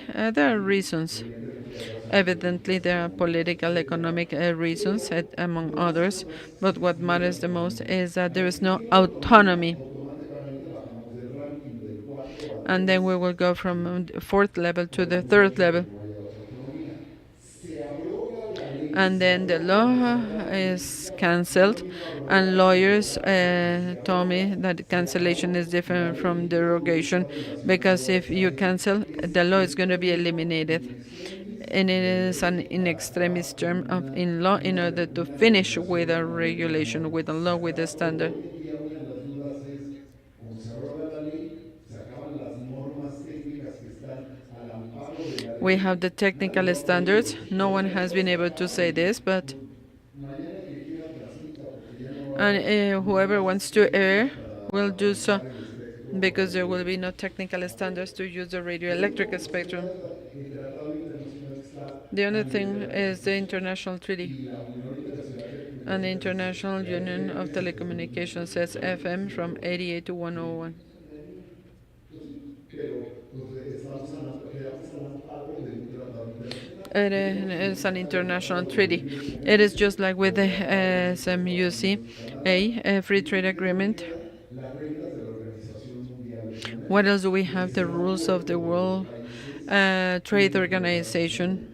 ¿Sí? Bueno, se where firman the las country reglas. has Bueno, rules in common. ¿qué nos The va a same will pasar? Se va a happen. acabar el What is going IFT. to happen? Como dijo el IFT is going senador to be Corral el finished. día And as siguiente en el Senator Corral Senado, said when se I acabó. went to the Esto es Senate, ya legalidad IFT is legislativa. over and it is the Bueno, legislative ¿sí? reality. ¿En qué estamos ahorita? En que hay que promulgar una nueva Now we ley have to enact a de new law telecomunicaciones y radiodifusión. of Y telecommunications todo and se radio dirigió de ahí communications, and this al is why on presidente, April o sea, del 22nd, Ejecutivo, the manda executive, la ley the al Senado, president, se sent the aprobó. law to the Esta Senate, ley and this law, básicamente es el 82% basically, it is de la ley 82% anterior. of the Hizo previous un law. gran ejercicio A de big copy-paste. exercise was made Copias de to universidades do y copy copias de paste, where, because laboratorios instead of y institute, there ya is going to be agregamos y le agency, quitamos and then trabajos. they added and removed what they El wanted. artículo el 109, But el then 109 Article dice 109, pues it says básicamente that que los gobiernos governments, no the pueden foreign pasar por content una plataforma cannot go through a sin digital previa platform autorización de la without being Secretaría de Gobernación. authorized by the Y todo eso Ministry of prácticamente the censura. Interior.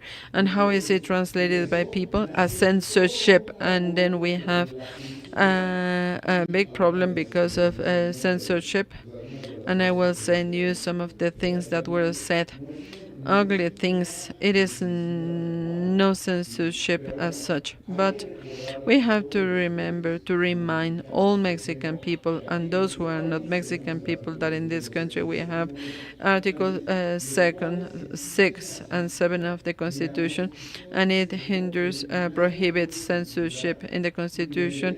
We know that it is not possible to censor freedom of speech and right to information. And then in 2006, we were shouting out loud to have an internet recognized in the Constitution, and it is right to information technologies. So the discussion was sent. There was this big mess, and then it is said, let's eliminate this article. Okay, but let's also review the rest of the law. And then experts were invited to speak about the law. hasta ahí vamos todavía en términos de gobernanza de forma apropiada, ¿no? So ¿Qué this va a is pasar? still speaking Nadie about sabe qué va a adequate pasar. governance. Si nos van a tomar en What is cuenta, going to qué va a happen? No pasar. one knows. Are we going to be taken into 50 horas consideration? de It's expertos que been van a emitir los 50 testimonios hours of y nosotros, experts giving a ¿qué vamos a testimony, hacer? and we are told thank you. Al 109 ya And 109, juraron que se va a quitar de la they ley y swear ahora it is tenemos going to be 205 eliminated, as disposiciones well de as the código 201 que and the también limitan 202. al derecho de That censura, it de is represión de la also the oposición. right El of 107 y el censorship, 58 están 57 and más o menos. 58, more or Y less. parece que no le van a And cambiar it mucho seems that no more pero changes will mire, be por made. ejemplo, esto es lo que apareció en los medios, ¿no? And this is what we saw in the media. Referencia clara a la censura. Clear Yo los reference to quiero, censorship. There are yo los worse quiero things. There are worse things. sí, apunta Adrián, se me va el avión. Take note of this. Please take Es note que of this. no estoy poniendo atención. It means that I am not paying attention. I got distracted. De Aeroméxico. I missed my plane. Debe ser. The airline is going to leave you at the airport. Entonces, bueno, pero esta caricatura es muy, This is a cartoon. estás enfrente de la tele y You are in front of the TV set, and it hinders your senses, and this is what we are coming to. querías experimentar eso.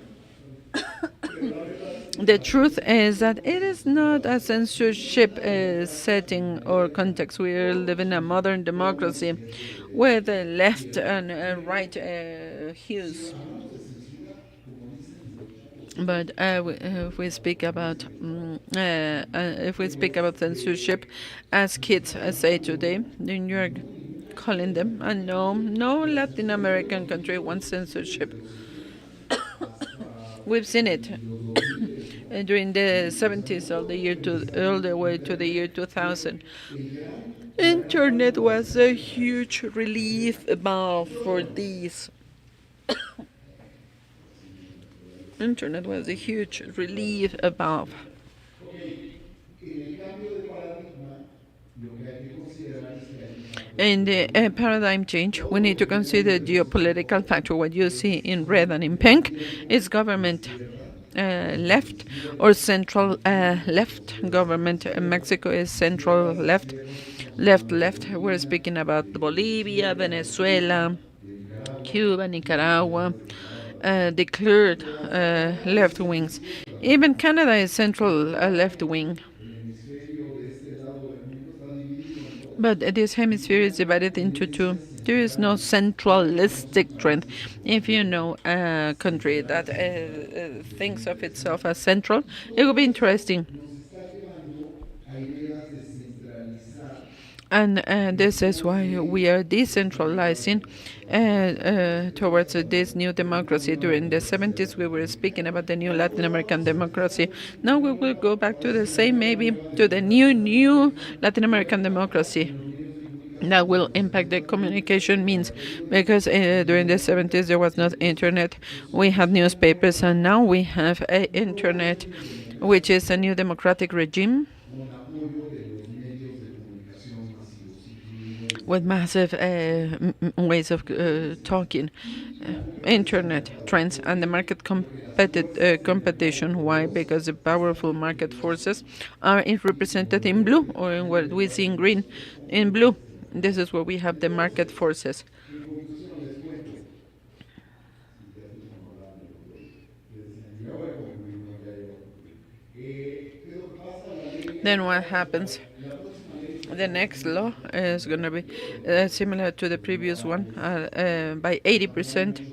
There are not many changes. hay un cambio que es el regreso a la primera generación, todo lo que implique colaborativo What implies collaborative committee work group, everything is going to be eliminated, and there's going to be no dialogue, and then the authority is going to be only one person, the director of the agency. la semana pasada le arreglaron un poquito para que no tenga tanta responsabilidad y le dijeron que iba a nombrar a 5 consejeros. And then 5 board members were going to be appointed, but it is going to be his responsibility, so it is only one person. El sistema de telecomunicaciones de la economía The telecommunication system of economy 13 in the world is going to be controlled by only one person. la coherencia We hope there is coherence, regulatory governance. Bye. This is over. Thanks. Regulatory governance. Bye. It is over. Everything is going to be in the hands of an agency. It is not even a state agency. Everybody is collecting like if they were working for a state agency, but it is not. Platforms are over. And another new thing is that the state is going to compete with the commercial operators. las empresas del Estado The companies of the state will compete against Telcel, against Usacell, and it's going to render the service, and it will also divert the market completely because the state is the owner of the law and of the service, and the government is going to impose conditions. And this will generate an economic and neutrality problem. And someone thought that let's eliminate the definition of neutrality in the network because they didn't like it, and they eliminated definitions and neutrality terms, the ones that were included in 2006, and it emerged from the internet system. And then you say, all these years to say you didn't agree with the definition that you included, to now I talk to the ear of someone and ask for the elimination of that, and then the legal certainty. If you remember, at the beginning of my presentation, I had a chessboard, and you will look at it here. And I will come to this. At the beginning, I had a chessboard. And now we have snakes and snakes. What about the Oca game? It is the Oca game, Mexican version. If you make it to the end, and if you touch the snake and 3 steps before the end, you will be taken back to the beginning. It could happen to all of us. We have all played the snakes game, Oca game, when we were children. And this, which is the Diplo Foundation, it will not exist. And to have governance, there needs to be space. And now there is no space, there is no willingness, there is no dialogue, and this is why governance is over. It's good that you came before governance was over. Otherwise, we will be saying he's speaking about things that happen in other places. Now we have this figure of internet governance. Internet governance, and it is described with the steps. And this is what we believe, and this is what we are fighting for. And what matters the most about coming to a place you do not know, as your mom used to say, you introduce yourself, you think, and you make the dishes, or you help with the kitchen, cleaning the kitchen, and you're going to see that everything is going to be peacefully. And this is exactly the situation today. Thanks so much. This was my contribution of why we will go back to the first generation. And let's keep studying. Thank you.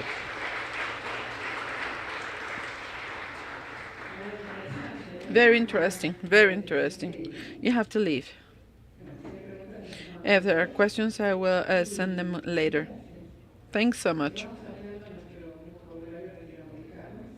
We are expanding our glossary with Adrian. He really likes Mexican TV shows, that what we watch in the platforms, and we work with the words, and I always ask him, and we expand our Latin American vocabulary.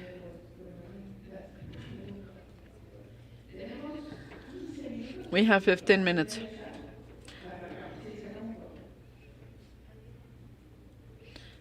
We're going to start at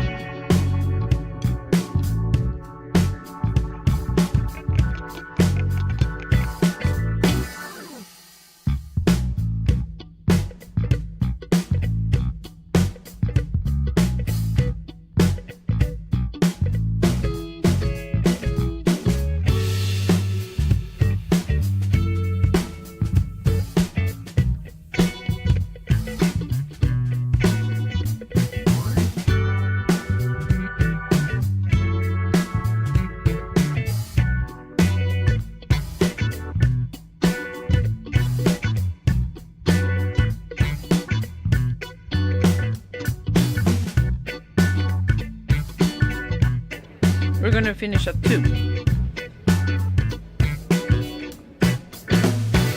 So that people have time to travel, to tour the city.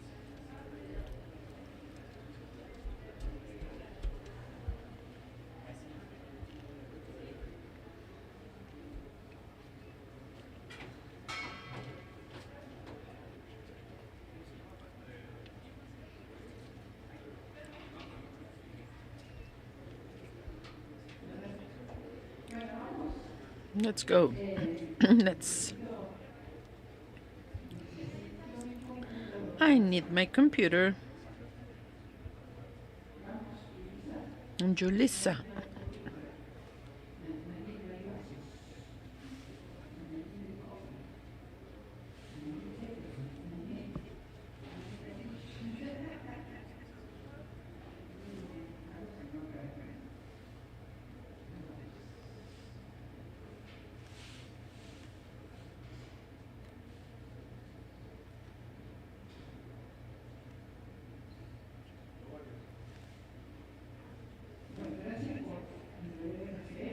Thanks for the coffee. Thanks for today's presentation. I went to Brussels a month ago. I was invited to a conference, and I was amazed by this topic of children and the digital world. Knowing that children have access since early. And I do not know if they see, if they have a filter. So this is the very first time we include this topic in the agenda. So I believe it is very important. And in Brussels I met 2 experts, and Julissa, she is a friend of a school, and she has always been with us, and she comes to Mexico. And her organization, Ethical Hacking, is a sponsor of the school. And as you know, this is all made with the budget and sponsorship. Why am I calling you Julissa? I always forget her name. Katiuska. I always confuse you with the lady from Dominican Republic. Who? Because you look alike. I apologize. Time neurons exhausted and things. Ethical hacking. There it is. The support as a sponsor is always something is something that we all appreciate. Your presence even more. And I have my virtual panelist, Juta, and me, and Maria. Are you there, Marie Eve Neto?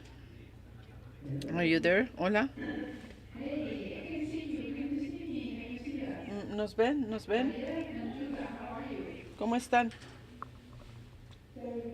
Muy bien, ¿nos escuchan? Vamos al español. Vamos al español. Los escucho. Muchas gracias. ¿Dónde estás? ¿Estás en Alemania? ¿Dónde estás? Estoy en Alemania, sí, en mi alma mater. Acabo de regresar de Berlín y me voy a quedar el fin de semana. Nice time for being in Europe. It's springtime, right? Yes, it is. And Anne-Marie, where are you? I'm currently in Brussels, but originally I'm from Canada, so from the other side of the pond. But now we live in Brussels, a bit warmer here. Okay, fantastic. Okay, I was just briefing our students that it's the first time that we include this issue in the program of the school. I was really impressed by the participation of your organizations in Brussels in the meeting that we met like 1 month ago. So this is why I decided to invite you, and thank you for being with us.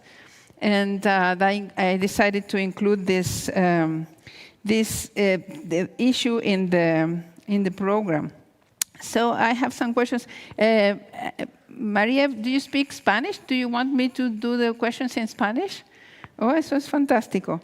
Okay, I will go to my questions. Hold on a second, because I have so many things open in my computer. Mariev, I will switch to Spanish now, okay?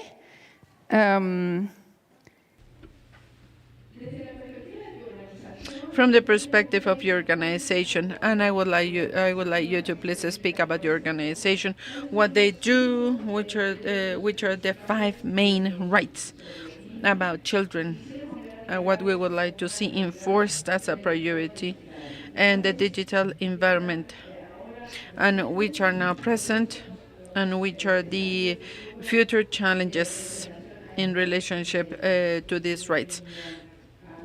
Welcome to our school. And thanks so much. Can you hear me? Great. Well, I am prepared to speak Spanish, and I hope it is not incorrect. For the interactive part, I can do it in English. It may be easier. About the rights of children. Children are not simply a matter of passive users of technology, but they are right holders.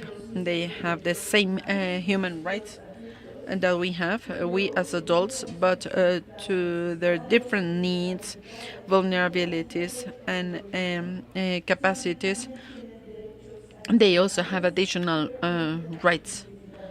And we need to recognize their need for special protection. All the way to their moment of autonomy, and for many years it has been confirmed by the international community through the United Nations conventions about the right of children. And this is the human rights. This is the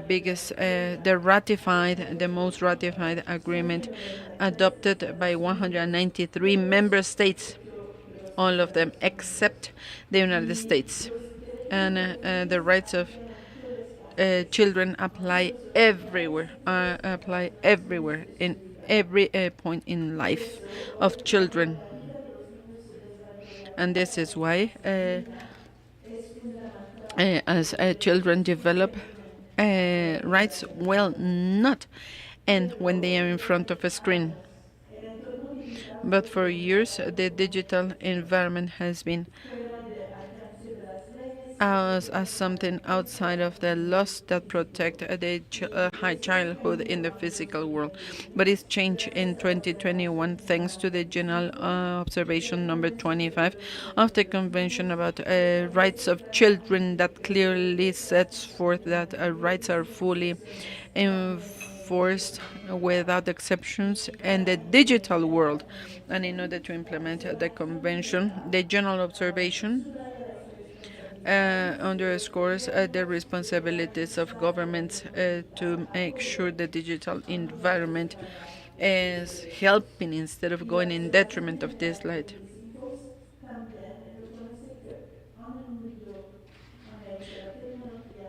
We need to see that technology, there are profitability purposes, but the responsibility will not only be the responsibility of parents or governments, but technological companies should also be accountable. We have to recognize that children are present in their services, anticipate their needs, and to build, to design, thinking in their better future. Privacy stringent privacy protection standards, stringent standards. To be proactive, to assess the risks before introducing products.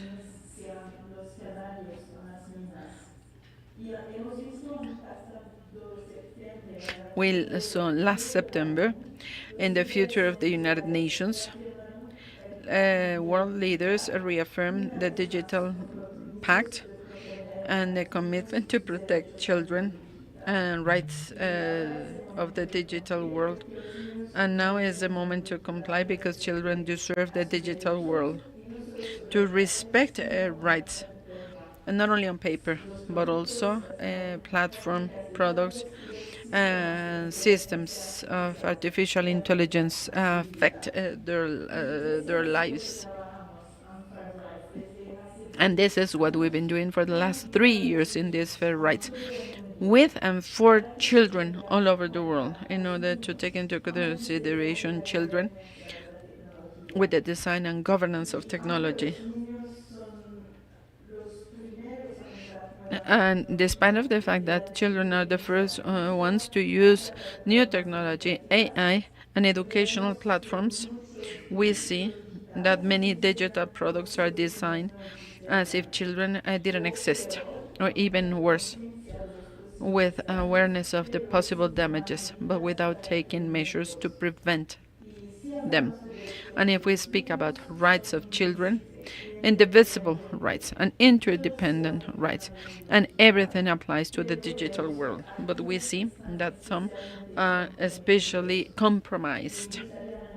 And I would like to mention some of those. The right to children to not be exploited, because today in the digital world there is commercial exploitation, as we see in the Disrupted Childhood paper. The risks children face are not accidental.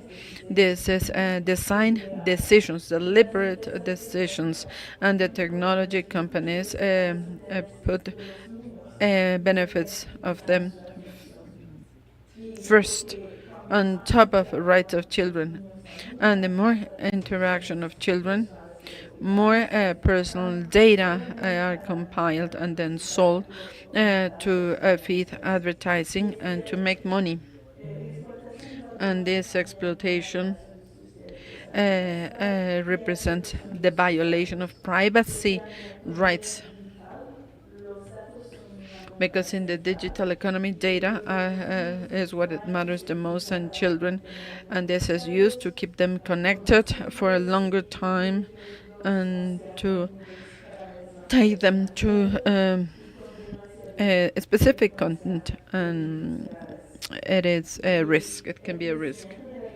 And the growth of artificial intelligence has also intensified this damage, because this information is used to produce even more intrusive, addictive products, and to retrieve even more information, and it impacts the right of children to be in a safe position, because systems by dangerous systems by design are being created, and we have exploiting characteristics, dark spaces, algorithms that offer toxic content, and it causes meal disorders, food disorders, diet disorders, and many more disorders. And this is to just have the attention of children. And then they are blaming parents and children instead of being responsible for the damage that is being caused. And if children have the right to be safe, they also have the right to participate in the digital world. But they have this right in a positive way for them, beneficial way for them, because there are many. They should also enforce the right to play, to learn, to have access to information, and this is why it is so important for companies to recognize children and to build digital spaces that will respect them and will respect their rights, because well, we know that children haven't been taken into consideration, and the rights of children haven't been taken into consideration when designing technology, and this is something that needs to be changed. Thanks, Mary Eve, and especially for your effort to speak Spanish. We really appreciate that, because the audience, most of us are Spanish-speaking people, and We really appreciate your effort, and we were able to understand your Spanish. I do not know what is your native mother tongue. Is it French? Yes, similar languages, but also important differences. I really appreciate your effort, and what you say is very interesting. Now I will switch to English. And she's in Germany. And Jutta, please let us know what's the focus of your organization, and do you have quotes or information from children? Are children sometimes asked about how they behave with technology, how they feel about technology, and let us know what's your activities in your organization. And once we have the comments from the three of you, I would like to ask you what you think about what is happening in developing economies in Latin America and in the Global South. But that will be once we hear from the three of you. So Jutta, welcome to our school. Yes, thank you. Can you hear me well? Yes, perfectly. Yes, okay.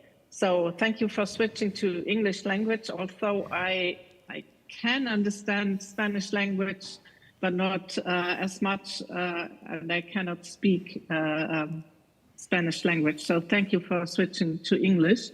And yes, I want to add to what Marie-Eve has already told us about the General Comment number 25 on children's rights in relation to the digital environment.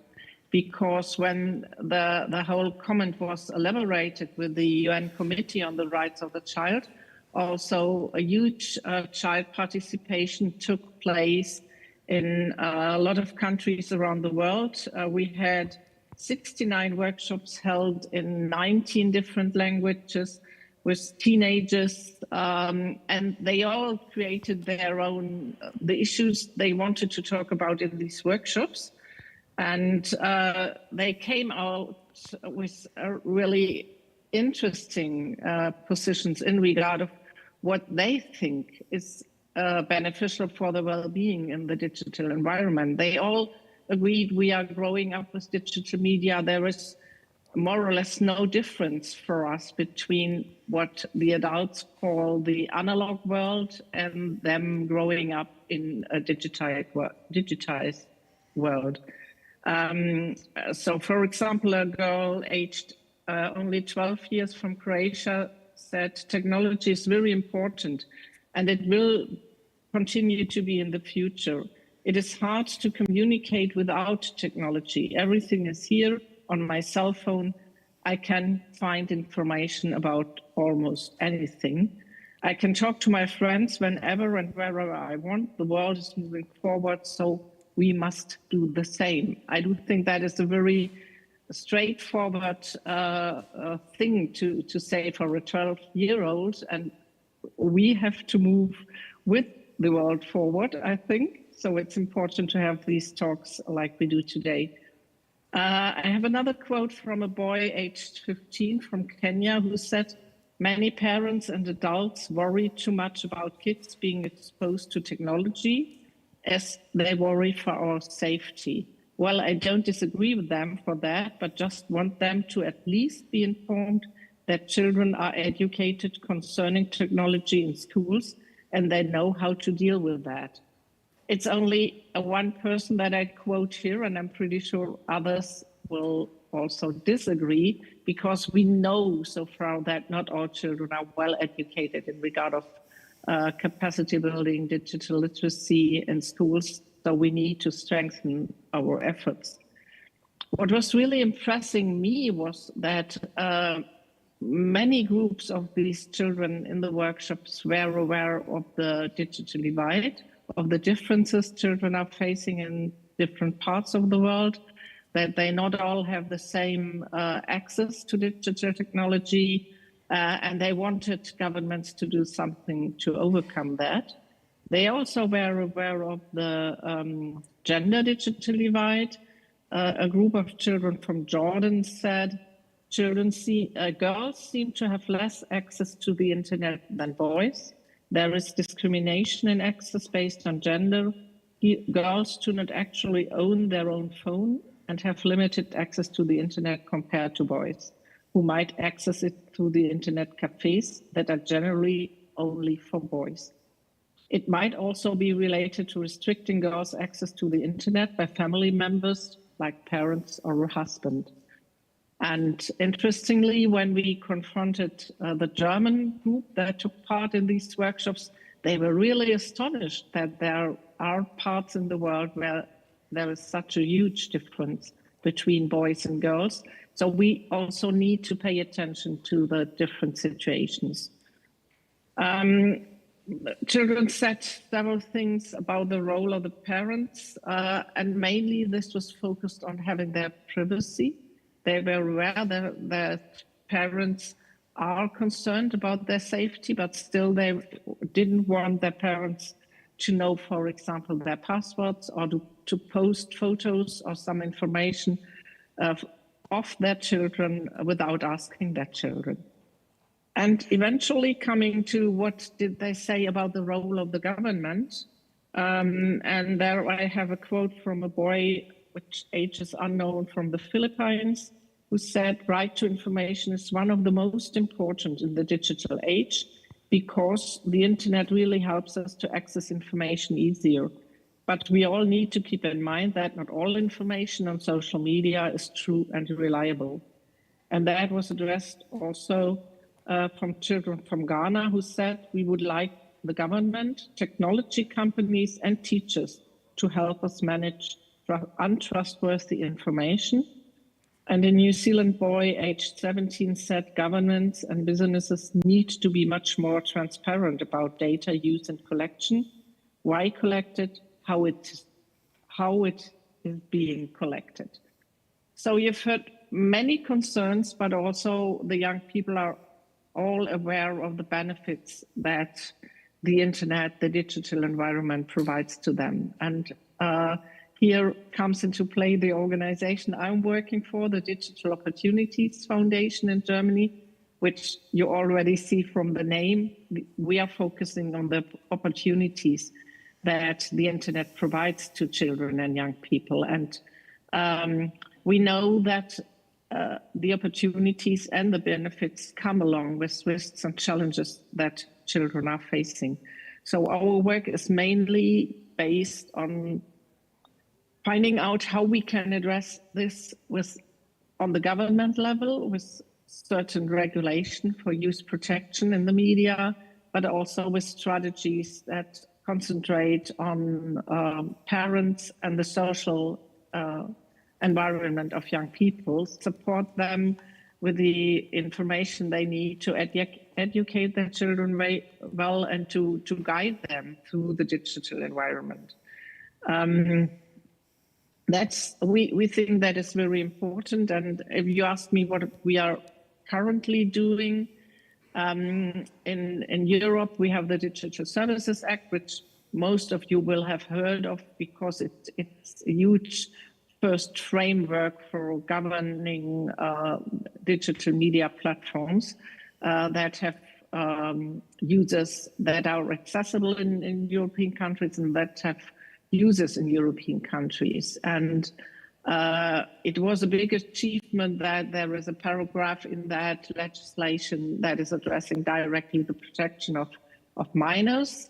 And now the European Commission have come out with guidelines for platform providers, how to design their services, how to manage that young people, that minors are kept safe on their platforms, that their privacy is protected, that the services are secure for them to be used.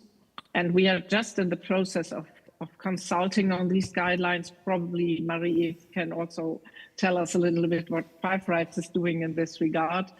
We are trying to focus, bring together civil society organizations across Europe to take part in this consultation. And we really think that it's most important that the service providers, the platform providers become aware of children's rights, taking these into account when they design their services from the beginning, and when they provide these services to their customers and to their users. So we are planning for a child rights impact assessment across the whole ecosystem of service providing in the digital environment. And that is our focus for the next, I hope for the next several months. Thank you. Thank you very much, especially for sharing with us the testimony from children and teenagers, not only children. Some of the testimonies that you shared were for boys of 13 or more. I will switch to Spanish, and we will try the Spanish from Jutta to understand my next question to Katiuska. Katiuska, sos mamá de dos niñas, preadolescentes o casi. Teenagers, almost pre-teenagers, 8 and 11 years old. She is the mother to two girls, 8 and 11 years old. An interesting stage is coming. This is why I am sitting here. This is why I am sitting here, and as an expert in cybersecurity, to me this is a very interesting role. My children are older, and I wouldn't know what to do today.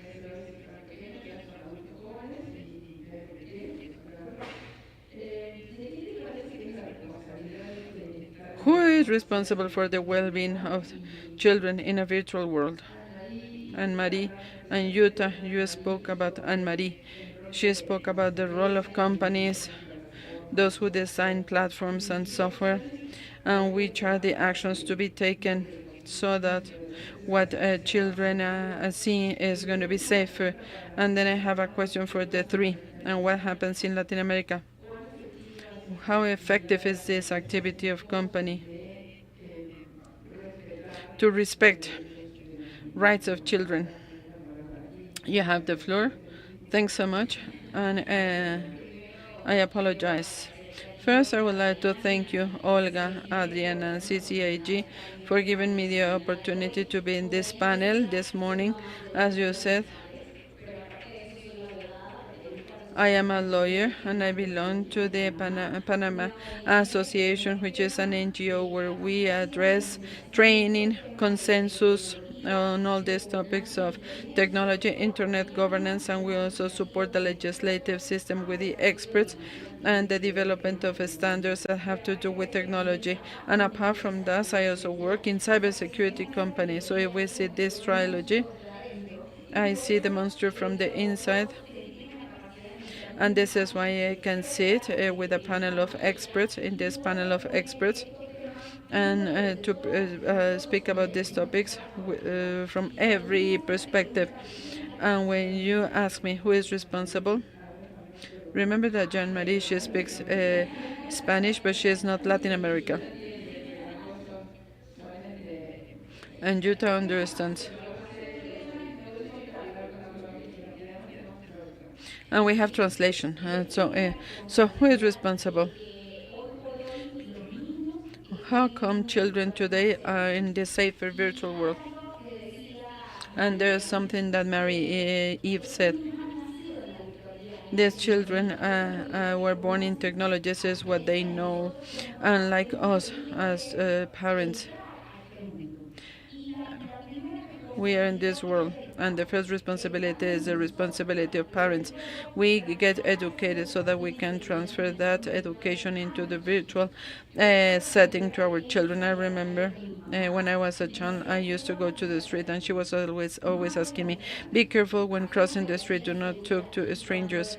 And then when we suddenly had to stay alone, close your windows. And why don't we teach children those same concepts of security in virtual environments? Do not be a friend of those who you do not know in the real world. And why don't we review the content that our children have access to in the virtual environment, and why don't we teach them how to close the same doors through safe passwords and authentication factors in the use of technologies? We do not do it. So lack of knowledge is what doesn't allow them. and it is why they are not educated in a safe way. So the first role starts in home. We as parents in the virtual settings so that we can give it to children. It is a lie that we're going to be taking children outside of the world of virtuality. This is where they were born and this is where they develop. And it is like the other experts say. There they do their social activities. They have their friends and they have access to information, to education, and we had to evolve in virtual settings, and many schools have done that. So that concept,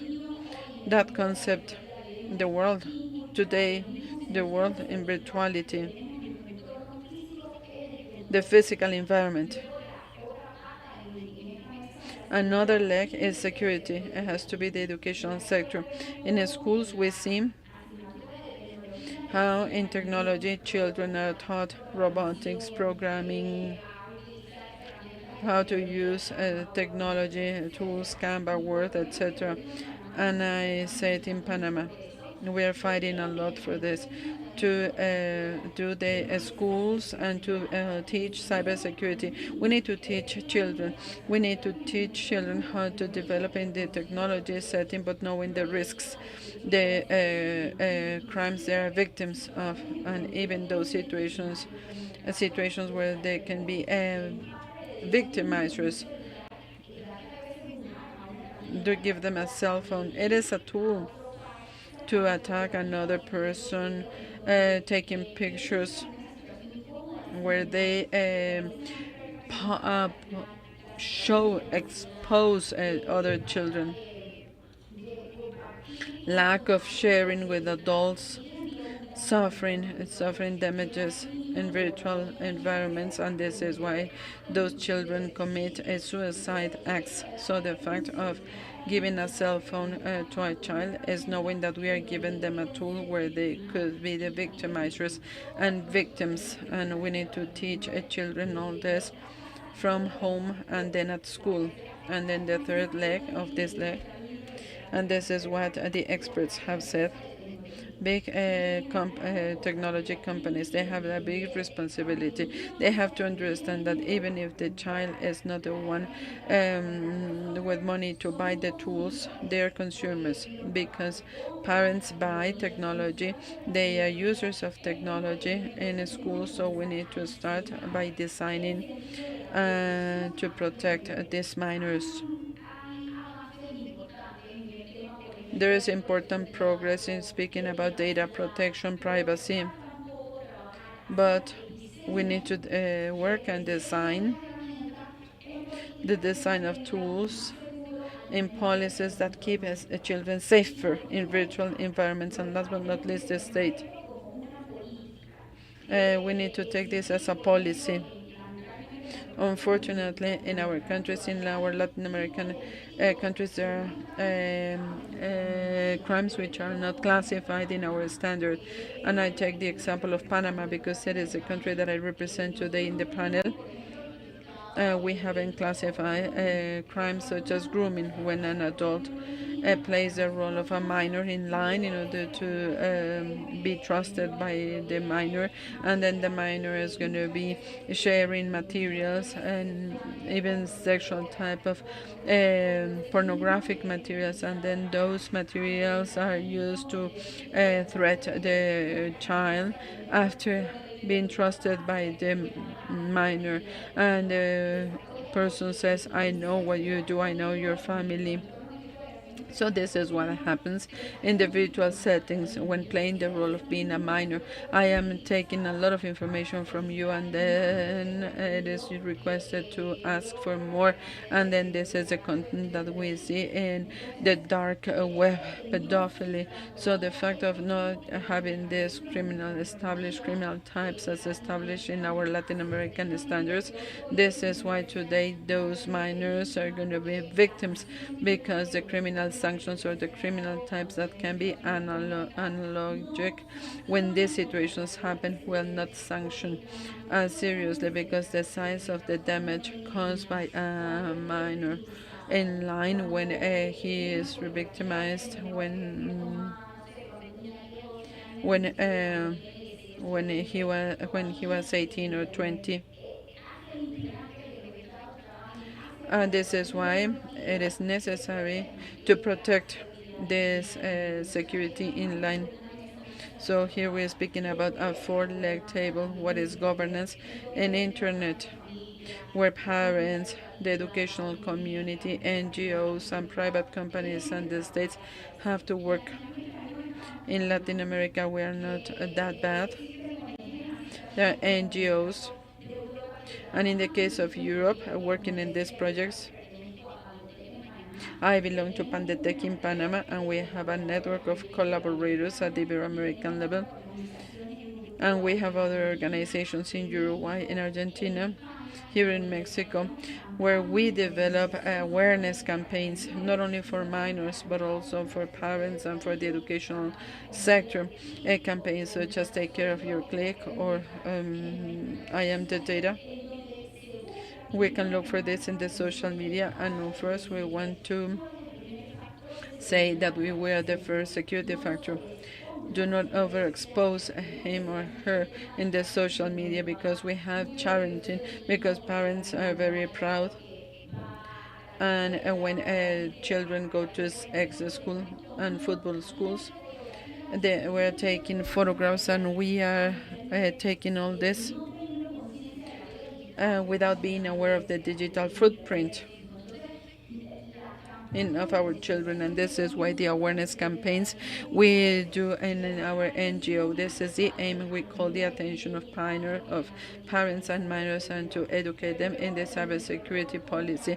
And then our role as part of the private company of our hacking consultants, we work with institutional campaigns as well. For example, in Panama, the CSIR has a campaign with allies of private companies, and my understanding is that they are doing the same with the SIR of Brazil, a campaign called Panama Cyber Secure, where agreements are made with the schools, with private companies, etc., in order to reproduce material and that will take us to cybersecurity, will take us as citizens to cybersecurity, and it is for minors, vulnerable groups, elderly people, ethnic groups.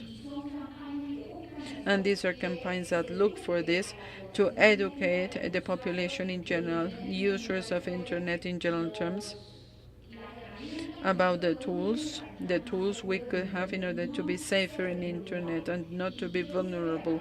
And I would like to call your attention to two important things that have happened this week. For example, on Tuesday in the United States, President Donald Trump signed a law which is Taking Down Act, which is the first federal law that is prosecuting the deep fake and the publication of content, pornographic material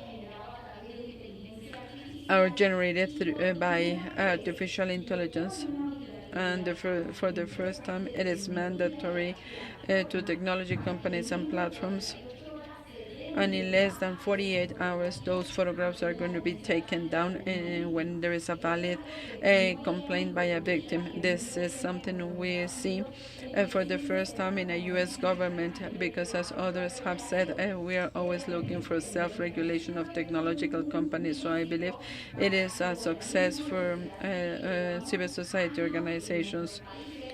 For years, we've been fighting for initiatives like this, but unfortunately, our standards were not mandatory for these technology companies, and today they are technology companies in American jurisdictions that now have to comply with this standard just signed by the U.S. President. And to me, this is big progress to defend the rights not only of minors but also of all the victims. And this is the result of these crimes such as harassment and pornography in individual settings. And the second important thing that happened yesterday is that the Cybersecurity Secretary of the Organization of American States introduced cybersecurity in your own language, in your own words, and it is addressed to the creation of cybersecurity campaigns in the native languages of indigenous groups of our Latin American countries. And it started with the Mayan language, taking into consideration that Mexico is one of those countries that has in statistics, it is the one with the biggest number of victims virtually. So I believe this is something we are listening to, and internationally, government and in platform companies, all this work, all this work, the work that has been done for a long time through the NGOs like the ones we represent, and even private sector companies which are aware, which are responsible for security of children in environmental settings, and we're starting to see positive things not only for Europe, which is always our reference point, but also for Latin America. Thanks, Katiuska, for presenting this. Jutta, Mary Eve, I would like to ask about other regions in the global south. What is the situation? And I also would like to ask if companies interact with organizations like yours, if there is dialogue, if they want to be informed. Give us a panorama of what is happening in Latin America. But I would like to ask to both of you, Marie and Jutta, how do you see what is happening in other countries of the global south, like Africa or some Asian countries? And also, if the private companies do interact with your organizations, and if you can create a dialogue with them in order to give them advice and guidance, because sometimes maybe they don't want, and maybe sometimes they don't have the right information to develop, as Katiuska was saying, by design, having all these considerations by design. So I will start with Marie-Yves. Do you want to start? Sí, y voy a empezar en español y voy a ver si no puedo en español, voy a cambiar de inglés. Entonces, trabajamos en muchas regiones del mundo y tenemos... We work in many regions in the world. I will start in Spanish, and if I can't, I will then switch into English. We have children who are in our group of ambassadors, and when we do consults with them, we see many similar concerns. Concerns for their privacy, for their personal data, and these are the challenges we see, which are the same all over the world, and how we see concerns of parents and concerns of governments in a safe digital environment. It is safe. It is the shared concern, and we see the practices of companies, and we see how this could change with the legislation. And when we speak about the digital divide, we see that there is a lot of attention paid to access to technology, but we see that there is a divide when speaking about the lack of legislation. There is no protection of privacy, there is no protection of security, or there is no security, and we see that the practices of the companies, there is a case, for example, there is one case in Colombia when they see the practice of technology companies, and they have practices which are not the same, and the security level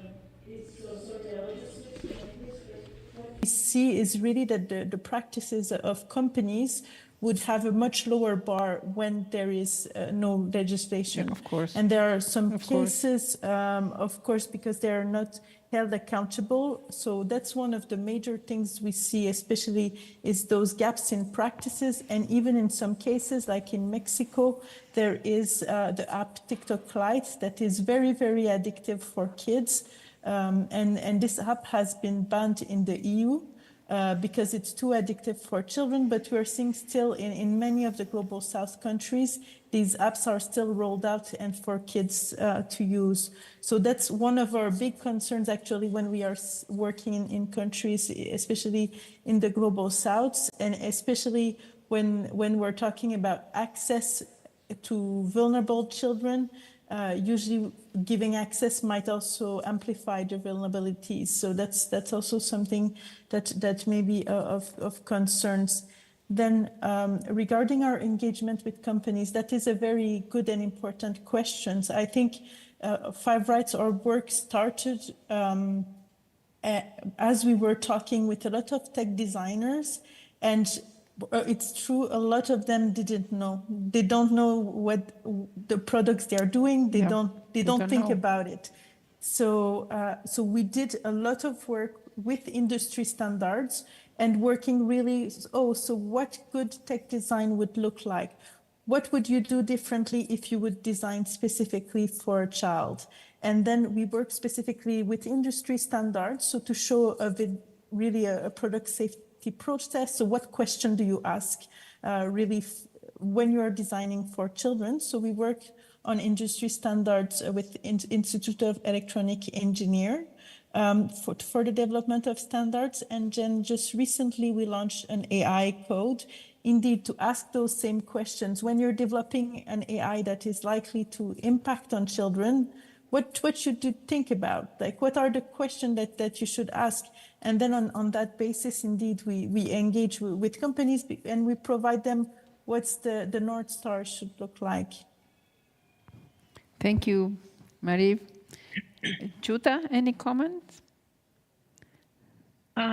Yes, please. Let me say that when we are working with colleagues from other countries from the global south, I do think what we have to take in mind that there are similar challenges around the world for young people, for minors, but we need different approaches to address these challenges. We need to take in consideration that parents have different degrees of digital literacy, like other guardians, like teachers and social youth workers are differently have different degrees of digital literacy. So when we are calling for parents and guardians to accompany their children and guide them through the digital environment, we need to take that in consideration.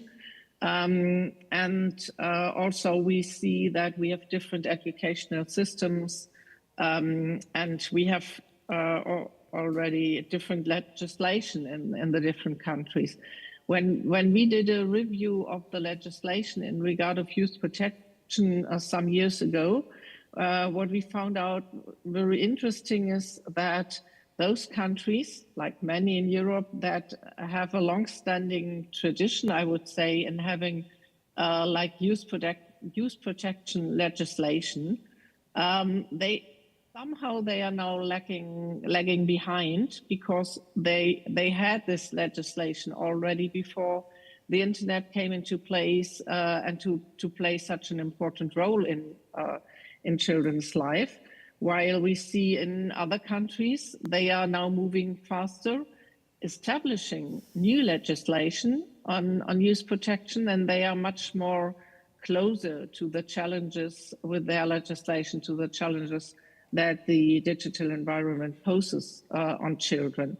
One example for that was from me when I had to learn that in Kenya, for example, the GDPR, the General Data Protection Regulation from Europe, has been adopted, but developed further. So it's more appropriate also to the concerns that the children that I just had brought with their testimonies in regard of data protection also from the platform side. So they are more actual, more current in that legislation. Also, they took it from the example of the GDPR from Europe. And with regard to the dialogue with the companies, let me also refer to the German Use Protection Act, which was amended in 2021, the same year when the General Comment number 25 came out. And this legislation is based on a so-called dialogic regulatory approach. That would mean it sets quite a certain framework for platforms, how to protect children when they are using their services, but it leaves room for the enforcement and for a dialogue before it is enforced. So when a platform seeks orientation, when a platform wants to know where they are at the border of what is legal, or even if they have stepped over that border, the Federal Agency for the Protection of Minors in the Media goes into the dialogue with the companies. And as Marie-Yves said before, in between, most of the companies are ready to step into that dialogue. They are open to have a dialogue. We wouldn't say they are, although they have some commercial practices that I really would question, but in general, they also want to achieve more security and more safety for minors on their platforms. And therefore, they are also ready to step into that dialogue and yes, produce some good results out of that. Thank you, Jutta. I switch to Spanish.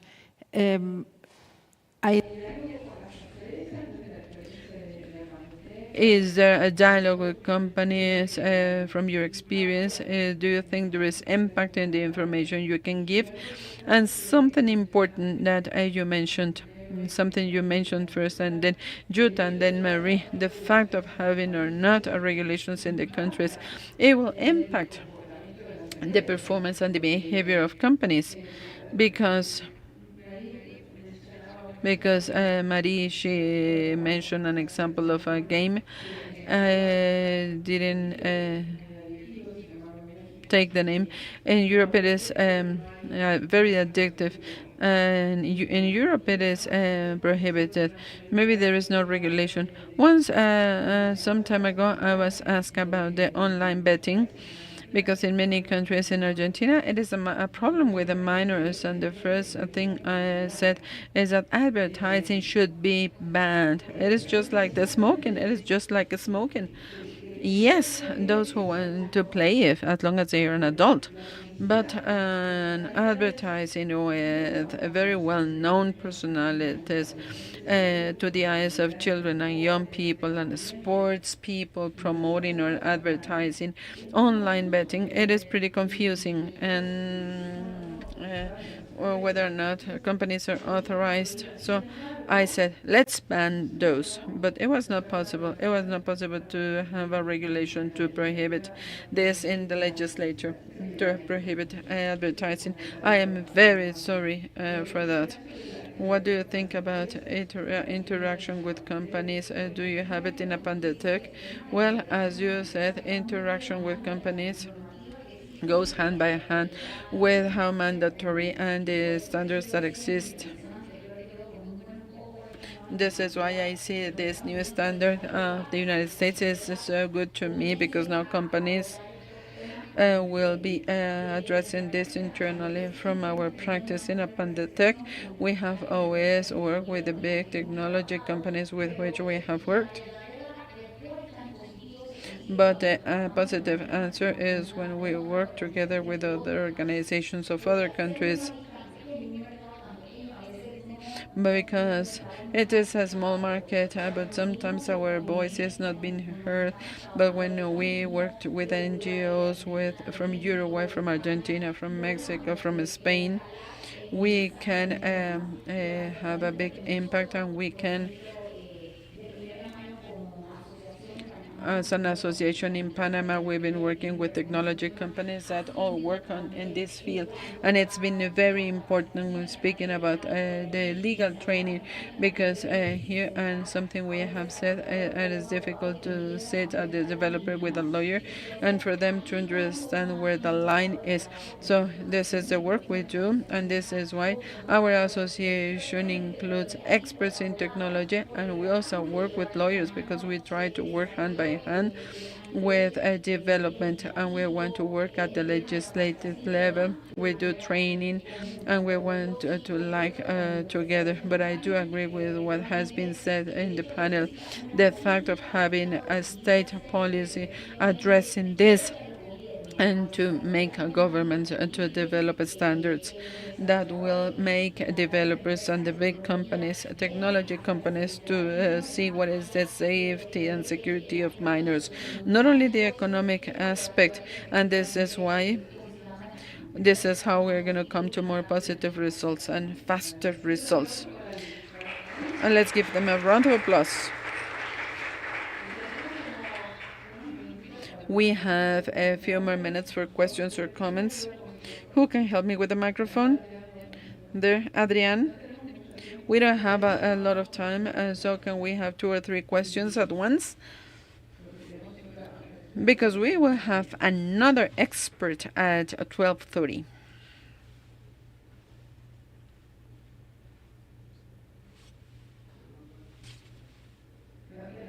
Please raise your hand.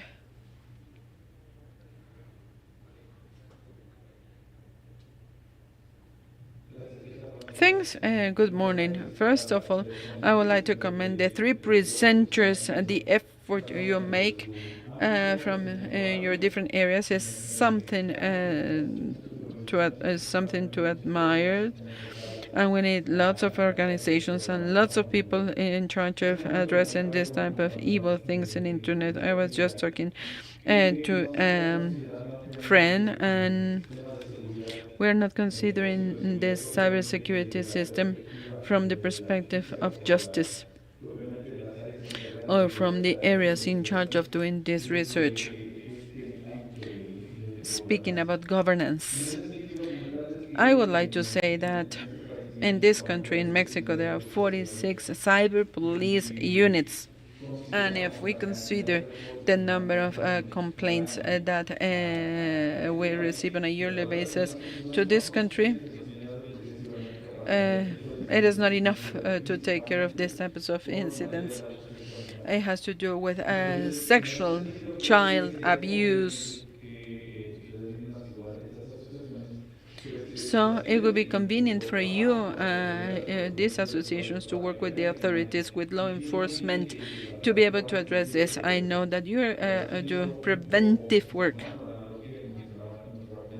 And speaking about the 4 legs, I would add one more to include law enforcement. Because even if we do many prevention actions, criminals are very skilled, and they find a way to talk to our children and to young people, youth, and crimes are committed. So we need to work with public security so that we can come to solutions where we could give. Today they're speaking about digital platforms. Meta, for example, to try to ameliorate, to reduce these incidents. But what happens with other countries that do not have this regulation, and this type of materials are being published? So this is all I wanted to say. Congratulations for the work you are doing. Our colleague from Mexico, he's insisting that not only prevention, but also interaction with public safety enforcement or organization at the national level. So that's important. Sí, Quería Katiuska. comentar al respecto de lo que decía. Speaking about what you say is very important. Great comment. beyond the standard, the lack of training of judicial staff, the lack of training, there's no way to prosecute these crimes. And when doing investigation, many times they have obsolete tools, nothing compared to what the criminals use. And this is why I'm speaking about the state policy working with the standards to give justice systems the well-trained technical staff in order to do investigation and to have the tools in order to be able to have evidence which is necessary in order to prosecute this type of criminals. Short questions, please. Good morning. Jonathan Cisneros. I work in Costa Rica with a service provider. Very quickly, I would like to commend you for including in this forum for speaking about our children, because at the end of the day they are part of the internet ecosystem. And I would like to apologize because it will, my comment will take a little bit longer than 1 minute, but I will share with you an example. I am a fan of Black Mirror, and there's one chapter, and if you haven't seen it, watch it. There's one chapter, one family with a child, and the child, each time he has to go to school, he goes by a barking dog, and then there is a company that is offering a parental control software, and literally they can block those emotions, and then the child is going to be passing in front of this barking dog, but it will not see it again. And then he goes to school, and parents also see bullying and violence at school. So they also activate those emotions, disable those emotions, and then in the neighborhood people shout, and then these emotions are disabled. And without the spoilers, at the end of the chapter, one day the grandmother is taking care of the child, and she has an attack, and she is shouting, asking for help. But remember, the child is not able to listen to those shouting of the grandmother, and then she dies. So instead of a question, I would like to listen to your opinion about topics such as at what extent we lose, we win, and what is the cost? Why we will bring children into new technologies, and not even for adults who are more prepared, and vice versa. And what is the cost of not including them to have them separated from these technologies? We are measuring our children with the same rights and duties of adults. And there was a phrase, at least in El Salvador, and I am originally from El Salvador, but I live in Costa Rica. Our grandparents used to say, the family or home is the first school. This is where you learn things in life. But in technological themes, is the family the first place? Or are there other institutions?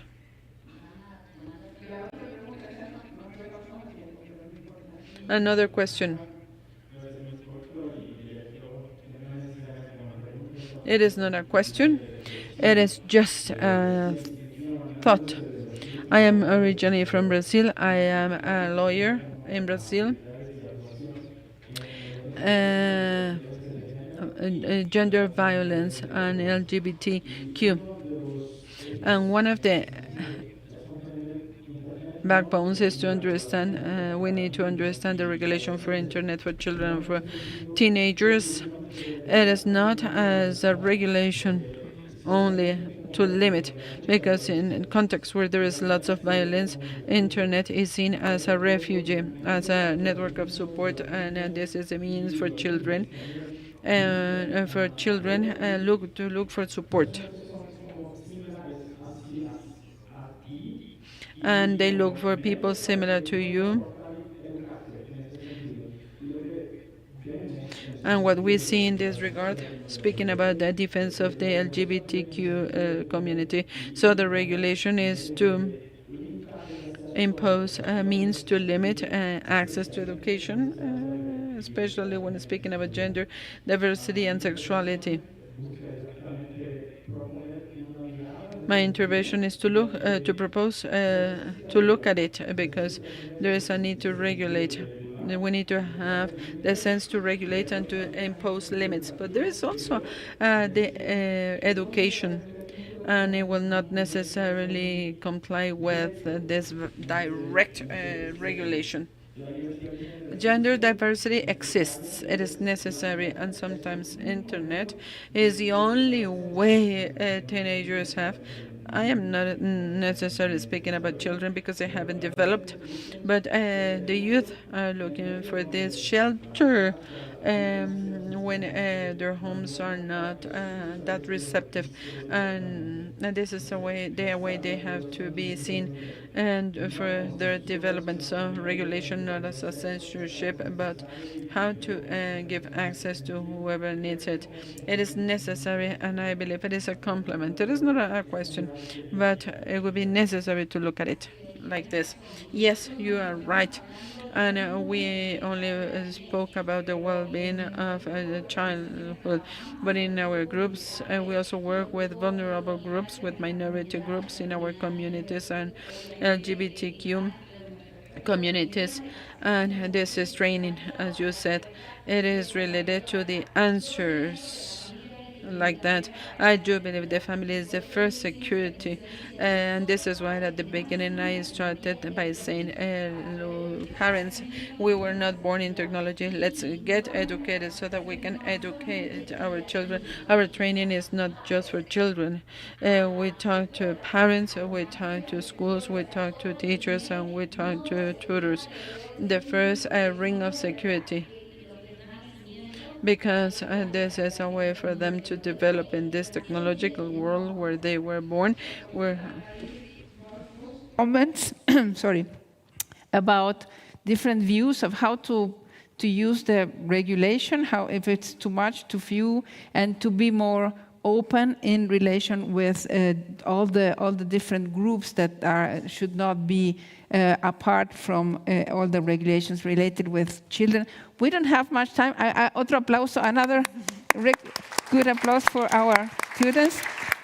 I promise I will keep having this issue in the program because I think it's very important. Prometo que siempre voy a tener este tema en el programa. I always will include this topic in the agenda. It is very important. Muchas gracias. Seguimos con Sara. Many thanks for having me. Thank you. Bye bye. Ciao. We will continue with Sara. Very interesting, isn't it? We will have more time and more insights. She's gonna stay. You can stay here. Yes, you can stay here.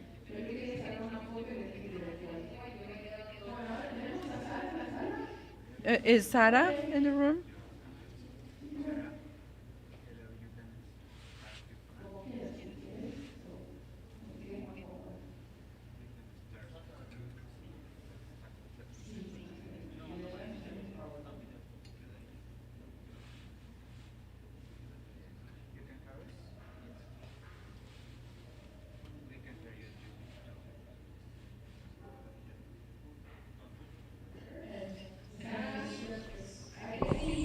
See me?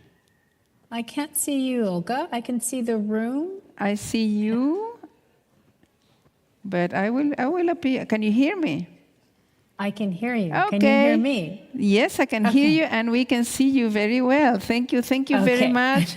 And apologies for the delay, but we had a very, very interesting panel about how to protect children in the digital world and environment, and it caused many comments and very interesting reflections. So apologies for the 5 minutes delay, but I was sure that you were going to be okay with that. Thank you very much, and welcome to, again, you are a usual contributor to our school in many ways. With the Internet Society Foundation, let me introduce you to the audience. Sara is the director and the CEO of the Internet Society Foundation.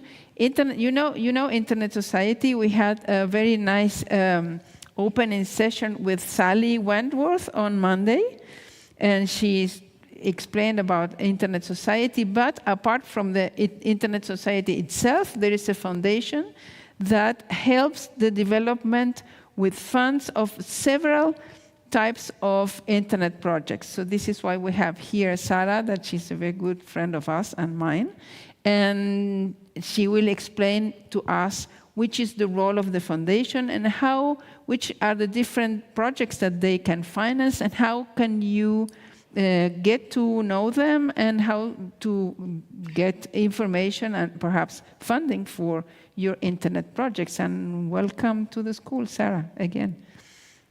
Thank you very much, Olga. It's a pleasure to join all of you. I'm sorry I'm not with you in person, but good to be here by video. And I'm going to go ahead and share my screen. I have a presentation I'd like to share. Okay. So let me go to this. Share screen. PowerPoint. Okay, share. I'm hoping you can see it, Olga? Yes, yes. Okay, so I'm going to go to full screen. There. We're good shape now? Perfectly. Okay, excellent. So I'm here speaking with you all today. As Olga mentioned, I have spoken with you all in the past. It's always a pleasure to be part of this discussion because it is so important to us that we continue to help support the schools of internet governance around the world, certainly in the Latin America region. The vision that we have is what Sally probably shared with you earlier as well, and that is the internet is for everyone. That is a vision for both the Internet Society and the Internet Society Foundation, and this is something that we do together as two organizations. The Internet Society Foundation is a supporting organization of the Internet Society, and the purpose is to be sure that we get grant funding out to organizations around the world. We were started in 2020 was our first operational year, so we're going on our 6th operational year in this year in 2025. And the whole time that we've been in business and supporting the Internet Society, we have been giving out grants. I will take you through some of the programs that we fund and also the types of organizations that we have funded, and certainly put some emphasis on supporting internet governance. We are giving away now for funding approximately $16 million a year. It's been $63 million through 2024 that we have provided to organizations. We have a team of 24 people, and we are, as I mentioned, working throughout the globe in over 100 countries. Our mission, the Internet Society Foundation, champions ideas and enables communities to unlock the Internet's potential to tackle the world's evolving challenges. So this is where we stay focused in keeping an eye on that vision at all times. The Internet is for everyone. This slide shows you the different funding areas that we have. We are right now operating 11 different programs, and these different programs that are shown here, we break down into different types of categories. So rather than reading you all of these now, I'll just go to the next slide and show you. The first category is expanding internet access, connectivity, resiliency, and as you can see, safety. So we try to stay focused on both getting access to people, a meaningful experience, universal connectivity, and affordable, of course, and reliable. And we also try to make sure that it is a safe experience. That's extremely important to us and to the Internet Society. There are different programs that you see featured here that cover these types of topics. Beyond the Net is a program that we use for the Internet Society chapters, which are worldwide as well. We're in well over 100 countries. And then I'll tell you a little bit about BOLT, connecting the unconnected, encryption, resiliency, sustainable peering infrastructure, and sustainable technical communities. Oh, that's supposed to switch? Okay. I do not expect you to read this slide, but I certainly can make these slides available for you when we have completed the discussion. And you can see here there's descriptions of each of the programs. I explained that Beyond the Net is supporting the Internet Society chapters. And those grants run between 5,000 USD and 50,000 or 55,000 USD. And information about each one of these projects is or programs, excuse me, is featured on our website, which is isocfoundation.org. And I will feature that again down at the end of the presentation. We have a program that focuses, as I mentioned, on the importance of access. BOLT helps to support innovative projects that expand connectivity for all.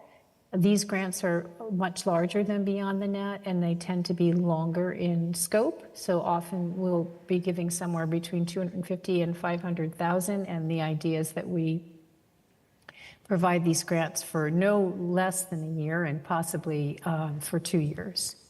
Connecting the Unconnected really focuses a lot on establishing community networks. Those grants are also available, and they are available actually 2 times a year. We keep that program going and feature the applications out and let people know that the application's been called. And that is really focused on community networks. Encryption, I think everybody knows what that is, and we focus very much on Global Encryption Day. Resiliency, that's a program where we make sure that countries that are dealing with natural disasters as a result of climate change have the ability to connect people more quickly.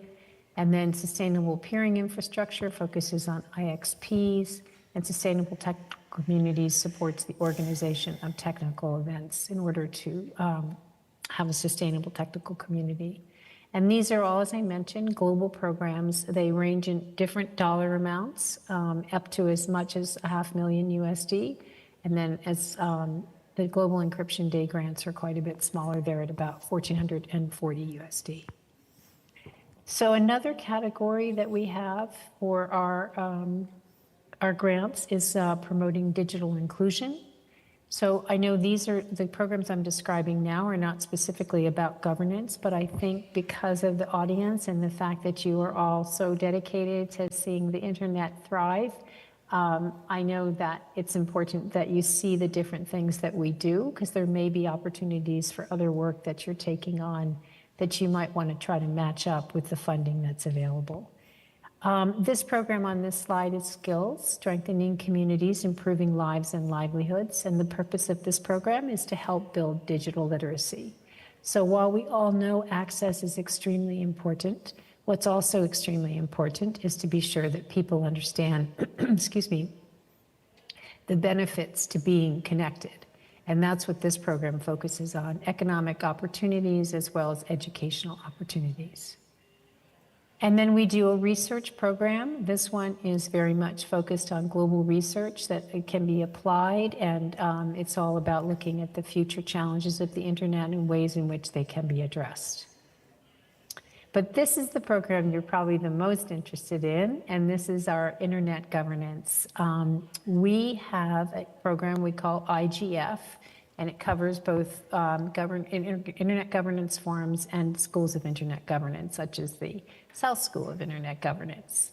And this program has been, I'll show you a slide, next slide, has been run as a standalone program since 2021.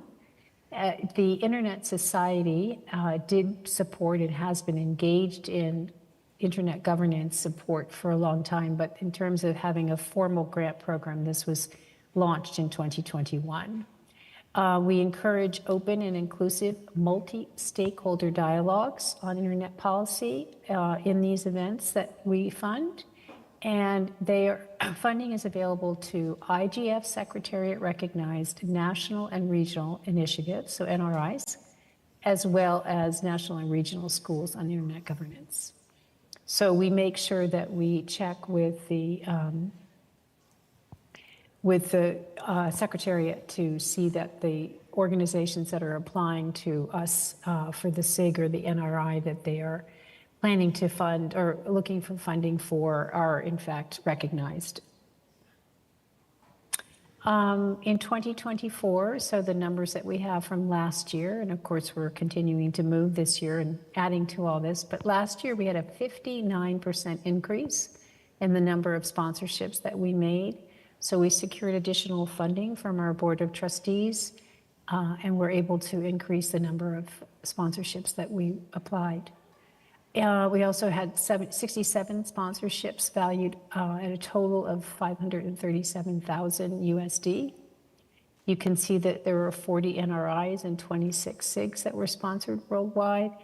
And again, as I mentioned, we had a larger budget so that we could reach more NRIs and SIGs than ever before. So that's right now, I've showed you what our vision and mission is. I've talked to you about the many different programs that the Internet Society Foundation funds, where they're funded, and in terms of being able to access those funds. Again, as I mentioned, all of this information is on our website. We also do a lot of communications around any time we're making an open call so that people are aware that a program has opened and that it's now available for people to apply. And IGF is on a rolling basis, so you'll see applications are available. I'm going to check on the website quickly now to see when the next one, hold on one second. See when the next one opens. So you can see that this is quite a robust program, and it's a very robust foundation. And the application status right now for the IGFs and SIGs for 2025 is open until the 15th of October. So there's plenty of time for everybody to apply if they're interested. Let's come up and back to. Yes, is there a question? Yeah, for some reason your PowerPoint went from presentation mode to slide mode, but that's okay. We can see it very well. No, I don't know what happened, but you're managing. Oh, that's perfect. What, can you repeat the last comment that you made about October that I didn't get the detail? Yes, of course. So the Internet Society Foundation has windows for when applications are open. IGF tends to be, if you're interested in funding for IGF or SIGs, that tends to be a much longer window than a lot of our projects because events obviously take place throughout the year. And this next application window is open. The one that's currently open is open until the 15th of October. So if someone has something in mind, they certainly have time to apply. Okay, so that would be for national IGF, for regional IGFs? For all the IGFs, regional, national, Okay. Yep. Because the global one is happening quite soon, right? Will you be there? It is happening. Yeah, so we are a sponsor of the Global Internet Governance Forum, and this year is going to be in Norway. And that program we've been doing, we've been supporting that meeting for a long time. And yeah, we'll have some representation there for sure. Will you be there? I will be there. Will you be there? Yes, so we can meet there. That's fine. That's lovely. Okay, good. Very good to know. Okay, yeah, and it's hard to believe it's coming up so quickly. Wow, yeah. And last year was in December, so it has been quite a short time. Yeah. Yes. ¿Tenemos preguntas para Sara? Yeah, I just, 2 more slides, Olga. No, that's okay. My apologies. No, just to let you know, we're operating in lots of different areas in the Latin American LAC region, including Haiti. You can see that we've sponsored an event there to focus on mobilizing communities to take part in digital policy discussions. And they organized 11 remote hubs across 4 different departments, enabling 239 participants to join. And that's a good success. And then we have another example here in the slide deck about Ecuador, training 60 young participants on internet governance in a hybrid format and focused on first-time participants and underrepresented groups. So those are just some examples, but again, we feature stories of the different things that we do with our different grantees, and those can always be found by keeping in touch. So I do want to end on how to keep in touch. This QR code here will take you directly to our program page on the website so that you can go right to IGF and SIG's program and know exactly what the criteria are. It's very clear on the objectives of the program. It's clear on what type of organizations are eligible to apply.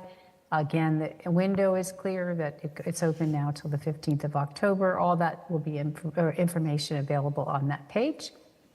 And then it's really encouraged to subscribe to our newsletter, because anytime we're announcing a new program or we've just made awards and we want to share with people what the awards were for, all that stuff is shared through our newsletter. So we really encourage people to subscribe to that. And it doesn't come out every week, so it doesn't take up too much room in your inbox. We send them out, like I mentioned, when some big things are happening. So with that, I will definitely take questions, and I'll stop sharing. Big applause for Sarah. Thank you. Thank you all. Thank you, Sarah. And correct me if I am wrong. As far as I can remember, all the information in your website, it's in Spanish. And It is. so it's not difficult to go there and review all the information. I use the information from the ESO Foundation. The projects that the foundation funds are very, very interesting, very good. So don't hesitate. Any comments, questions?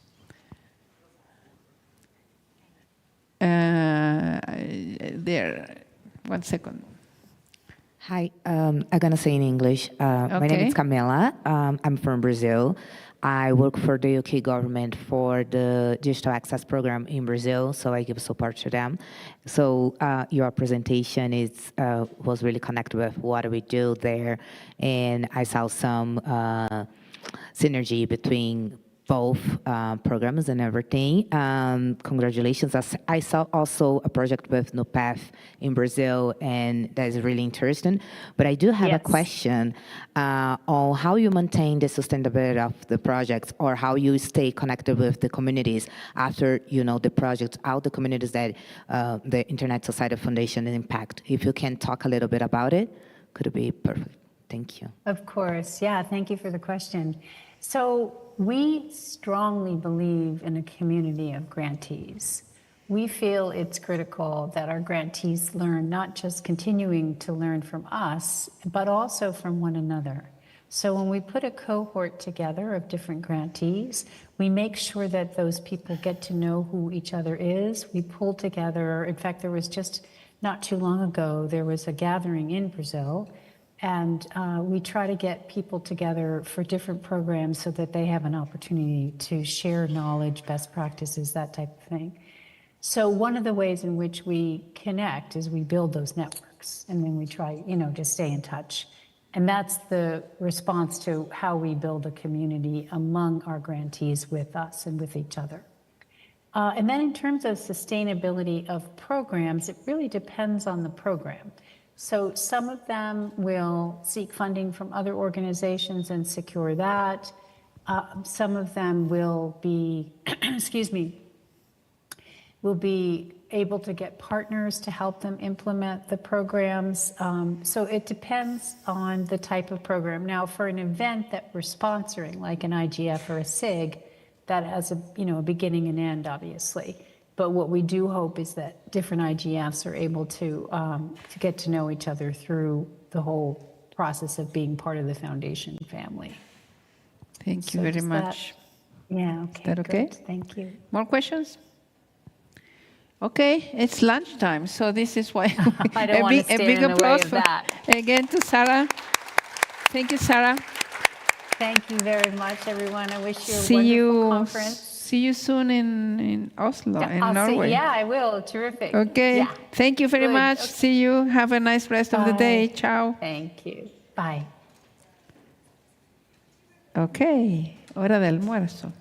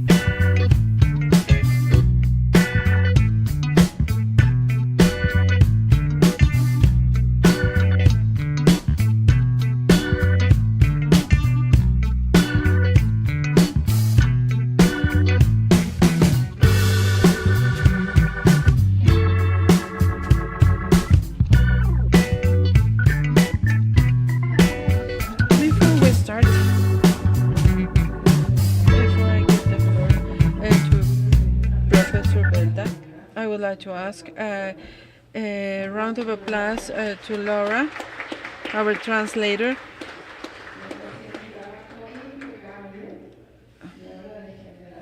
Muchas gracias. Now I will give the floor to Professor Hilda Gámez.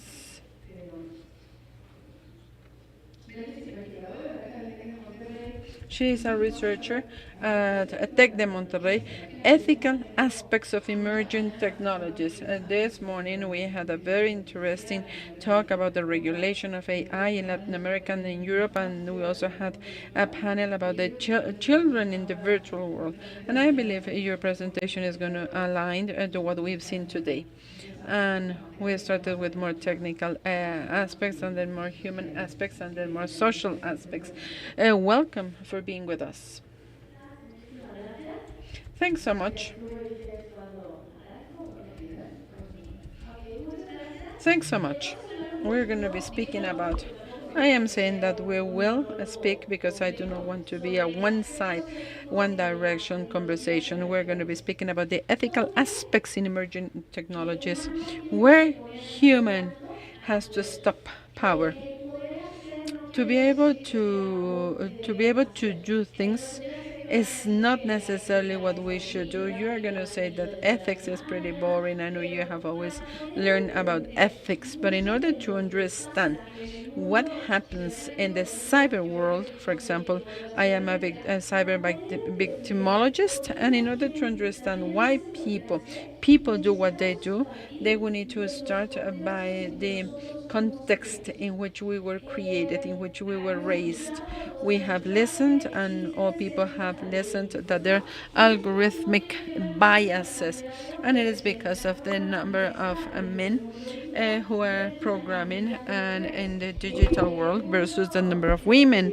In the cyber world, it is 80% men, 20% women, and there are some places where we're speaking about 90 something, and it has to do because of the primary mathematical fear. We've been taught and we've been told that there are degrees for men, degrees for women. We are full of stereotypes and stigmas, and we're taking this to the digital world. Sometimes we believe that a cyber criminal will necessarily be an old person, chubby in his computer, never out and without going out.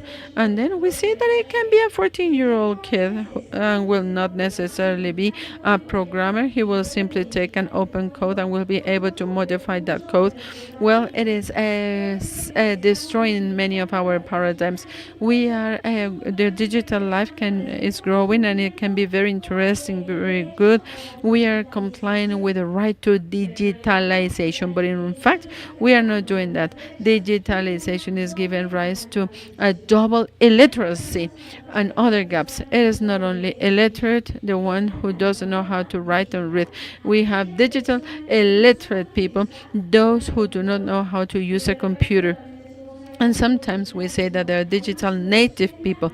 No, there is more proxy to digitalization compared to those who are born knowing how to do this. And we also have the digital acculturization process. So with all the new users we have, the truth is that it is more or less 45% of the world population. What happens is that we are double sizing, doubling the use of it. How many of you have more than 2 devices connected? Who of you have more 3 devices connected?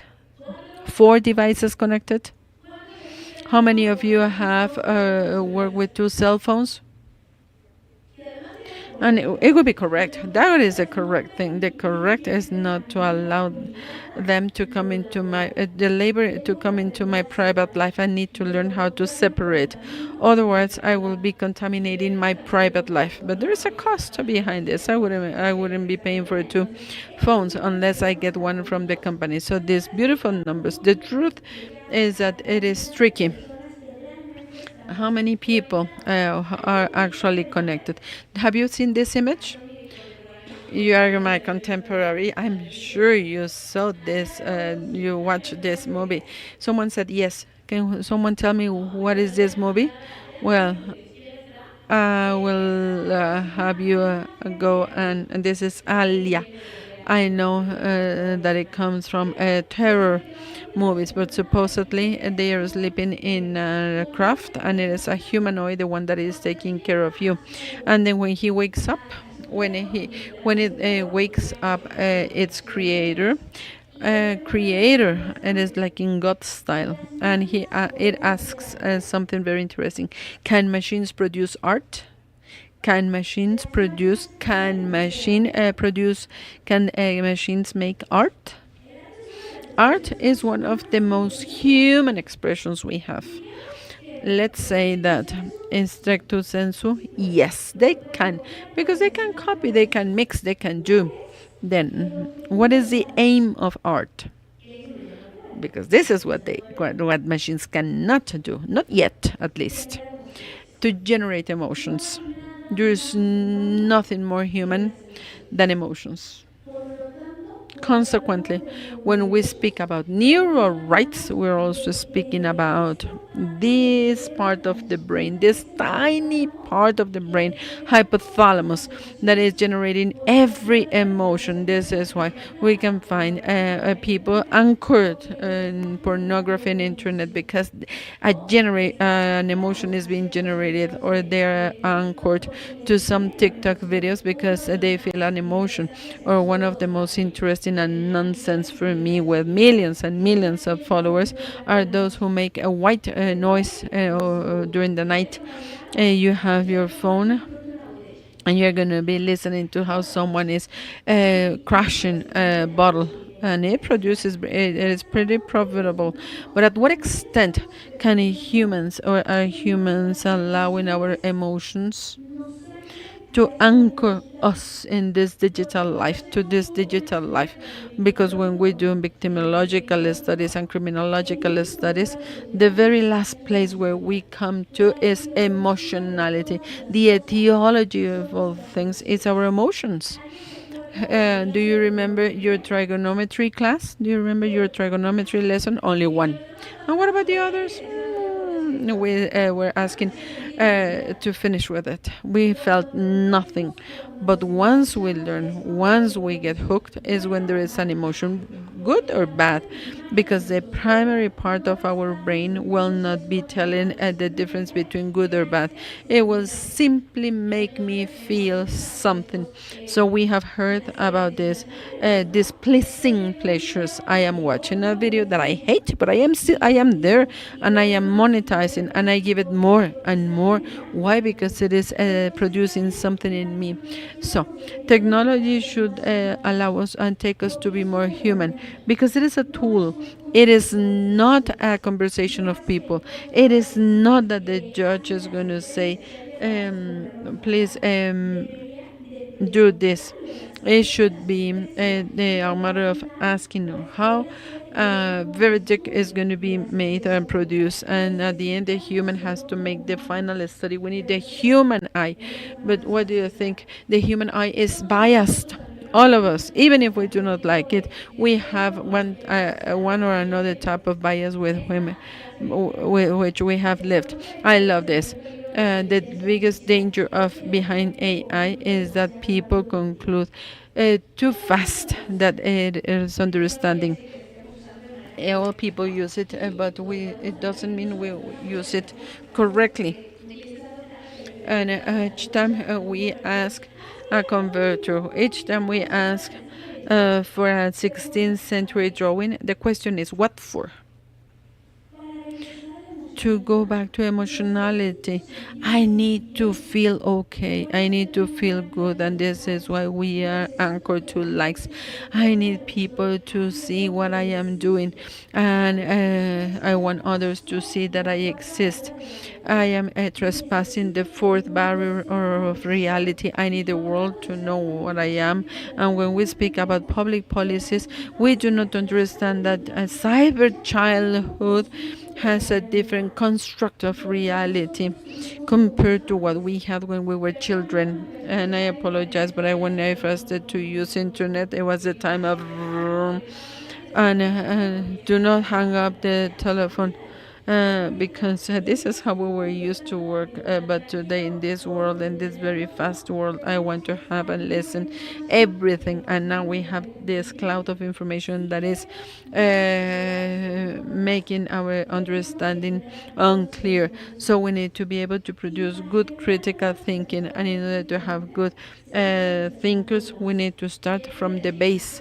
What does it mean? We need to make handwriting transactions, and then we need to read, and then we can use tools. We're starting to see 4 or 5 year old kids using tools for maths. When are they going to develop their syllogistic mathematical criterion? How can they learn what is good and what is bad?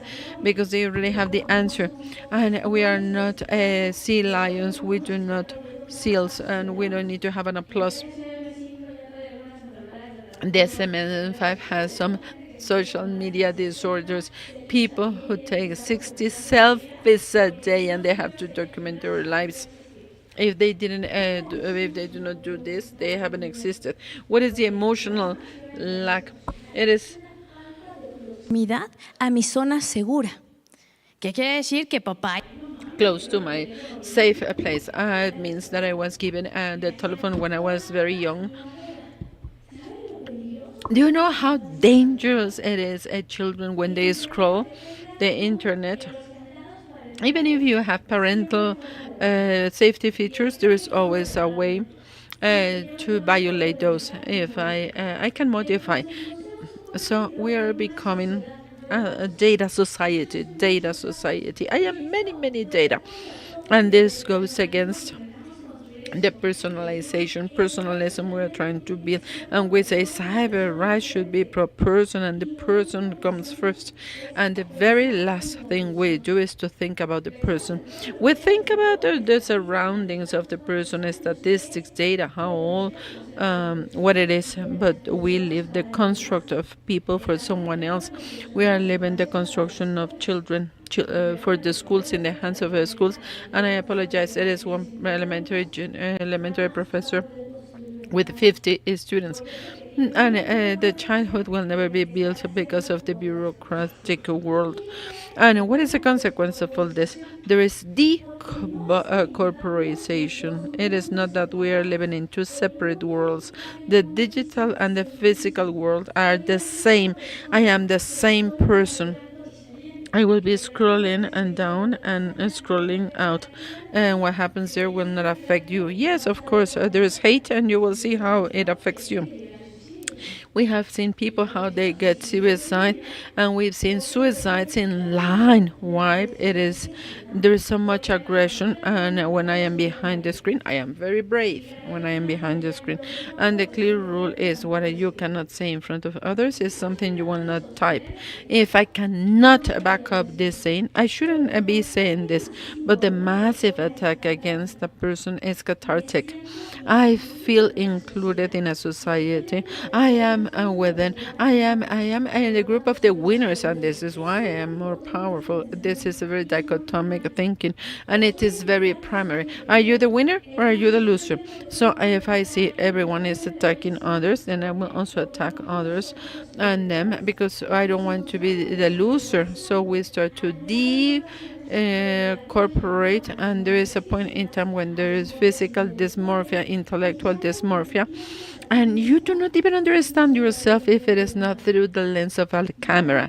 You do not recognize yourself. If others do not recognize you, doesn't matter because of the filters, and you start to distort the image. But if the problem is that if you do not understand who you are, if you're not anchored, then we're going to have this decorporation problem. So my body doesn't belong to me, my body belongs to the network, to the social media. And I think nothing happens if I upload 10, 15, 20 photographs of me and of others, naked or not naked, whatever. Sexting is a relatively healthy practice.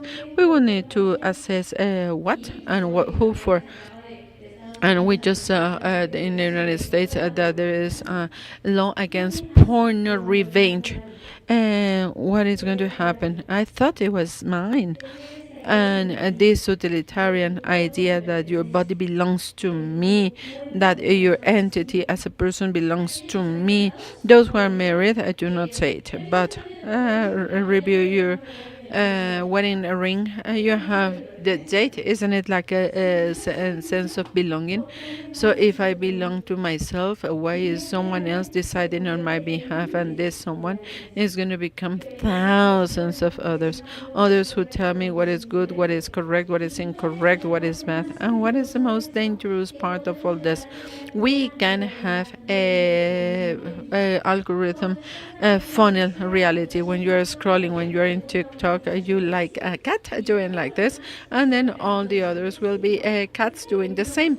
It's okay, nothing happens. But when you have ideas, or if you have some bias in your ideas, and if it goes against one group of the population, what is going to happen? It is going to tell you that that is correct. You're going to be fitting your way of thinking. And we've seen many lone rangers, this is how they are called, and they are empowered by the social media. And after that, they produce massacres, and then they produce very conflictive situations against human beings. There is a group that is already here in Mexico. They come from Canada, celibes, they are male chats who do not have relationships with others, and they start to be together in order to do massive raping, because in their thinking construct, the guilty ones is the others, the female others, someone else's guilt. Many attacks against the trans community, they reach an agreement to attack them, and it has to do with this construct of irrealities. And it is because I have received information, and this information tells me it is correct, and we see the same in racial supremacists, and there is in Latin America, and Argentina, and Mexico. Argentina, there are many. We who come from a pure race, and no one, excuse me, but no one comes from a pure race, but we start to decorporate, and we belong to others. I will now play this video, this clip, and we will speak about it.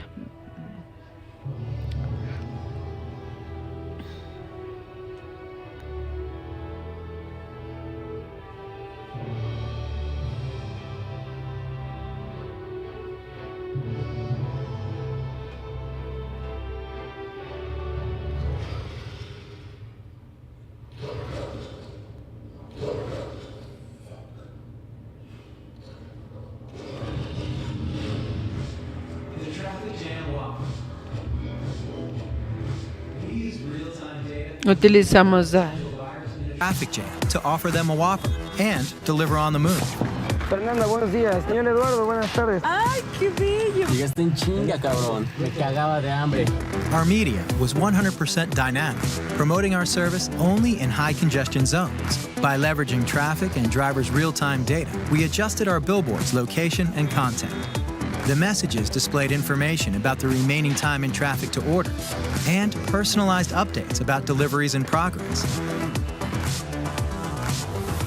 Also, Waze banner ads and push notifications invited drivers to get a Whopper as soon as they entered our delivery zones. People were able to use voice commands to place the order and avoid tickets. Finally, using the latest Google Maps APIs, our app pinpointed vehicle location and speed in order to deliver for the first time ever to a driver on the move. The delivery zones changed following the traffic live, making our service available when a gridlock was identified, always within a 3-kilometer radius from the restaurants. Hola Mariana, ¿cómo estás? ¡Ay, te agarraría besos! Lo siento, estoy en servicio. In just 1 week, we increased delivery orders by 63%, and our daily app download rate increased 44 times, becoming the #1 fast food app, surpassing McDonald's, Domino's, and Starbucks in Mexico. Coming soon, Los Angeles, San Paulo, and Shanghai. The Traffic Jam Whopper. Enjoy the traffic jam. Enjoy the traffic. O sea, ¿se dan cuenta lo peligroso que es que digan enjoy the traffic? You see how dangerous it is when someone tells you enjoy the traffic. Something that is terrible in the big cities. How come you're going to be told enjoy it? Because there's nothing else. I mean, you're going to be there. Where do they take this data from? How do they take information to cross this information? Who can tell? How do they know who has eaten? How long are they going to be there? How can we tell all this? At the end of the day, this is data they got and they cross. Why did they decide Mexico City? Because it is the fastest to move, because we all know that we're going to be 2 hours in the car, and at the end of the day we are playing with the emotionality of people. We are creating the needs we do not have. If someone eats this every day, how are we going to see that person in 3 years from now? Surely with overweight, and then we will be looking for public policies to end all this.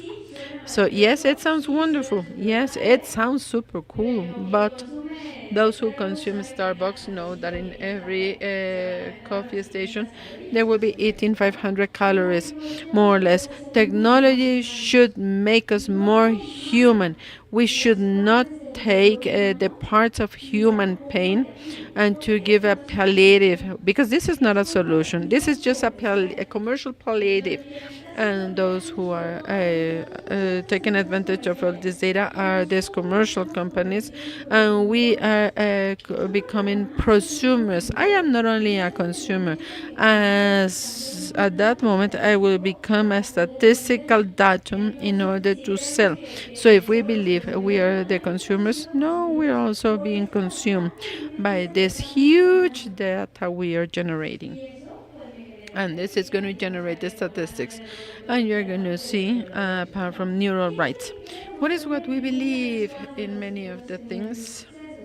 When speaking about the biases, the use of technology is something that belongs to males or men.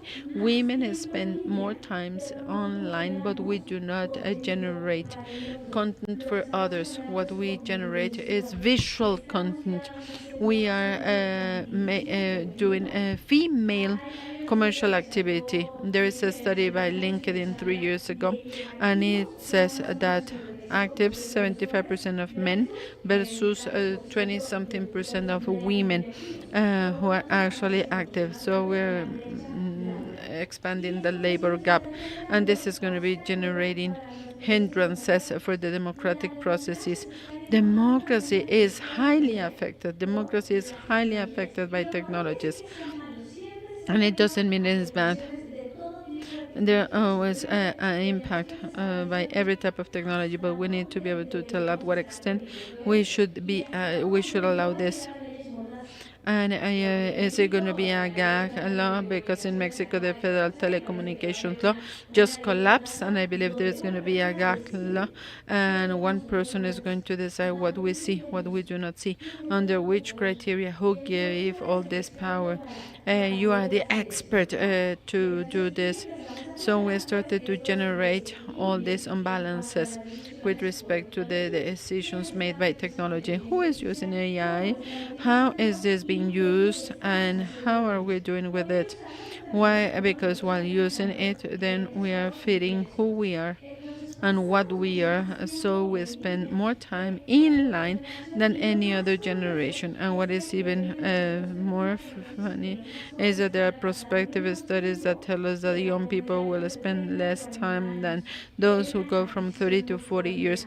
There's a strong addiction to internet. There is a cloud that is being produced for some, and then we start to speak about games, crypto coins, and digital goods, digital property that is bought with actual money, with real money. So if we continue with this idea that internet has no body, then there's going to be an idea that it works like magic. Let's unplug it and let's see what happens to that magic. The cloud is another element created by human beings. Internet is an extension of ours. Consequently, like any other tool, it should allow me to be more human. But how we identify ourselves as humans in this world of polarization? We believe there are good and bad people, a spectrum between black and white, when the world is full of grays and divergences, and it seems that we want to conceal them. The time we spend in the line doesn't correlate with the quality and quantity of information we obtain. Sometimes I ask my students, how many PDFs do you download, how many PDFs you read, and then they tell AI, make a summary. Do you know what you are looking for? Because if you do not know what we are looking for, the summary is useless. You need to have pre-knowledge of the information so that we can have a good prompt that is going to tell you what you're looking for. Because how come AI, what is correct and what is not correct? And here it is underscored, and I believe this is what matters the most. So we need to learn how to measure how much time we are connected and what is the quality of the connection we're making. And also, to make a favor to the world, we spend water each time we do this. And when we speak about ethics, we speak about what we should do. And we know that we've been speaking about Plato and St. Augustine, and they have died many years ago. But let's see where we can use this. The ontology was speaking about the dignity, ethic, and cyber dignity. I have a cyber personality that should also be full of dignity. And if dignity is a super complex to understand term, how can I understand that what I see in line should also have a dignifying and dignified elements that will make me that will give me dignity, and I will be doing the same for others. Utilitarianism, which is what we see today, to maximize goods, to be a hyper-consumption society, and of course this will bring an economy that is about to collapse, as we have seen. And I can tell you that each time there is a climate phenomenon, we do not need to have a toilet paper tower, but people go there and buy. So we are producing this consumerism societies. Each time I consume something that doesn't correspond to me, I am taking it away from others. I love that I like mangoes, but those you should never consume mangoes in December because you will make other places poorer, and you're going to be consuming things but mangoes. I do not need 50 trousers from Shane, but it is utilitarianism, and these platforms are very profitable, very profitable. How much we pollute each time we ask for Uber Eats. It is so complicated. Is it complicated to cook? Yes, it is. And to bring your toppers? Yes, it is complicated. But let's think how much baling and packaging we need. And now the well-being utilitarianism.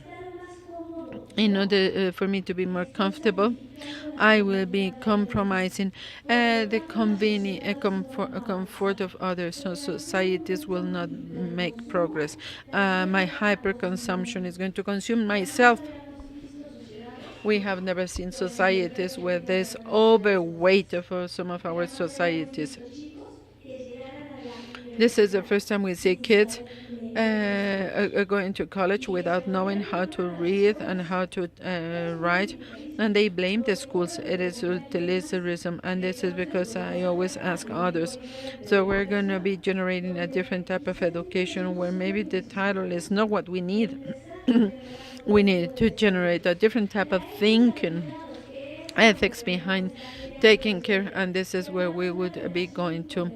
Speaking about the relationship, a relationship of the responsibility. It is not a matter of saying I program and others will use it, and this is what we see many platforms do. I didn't do it for that use.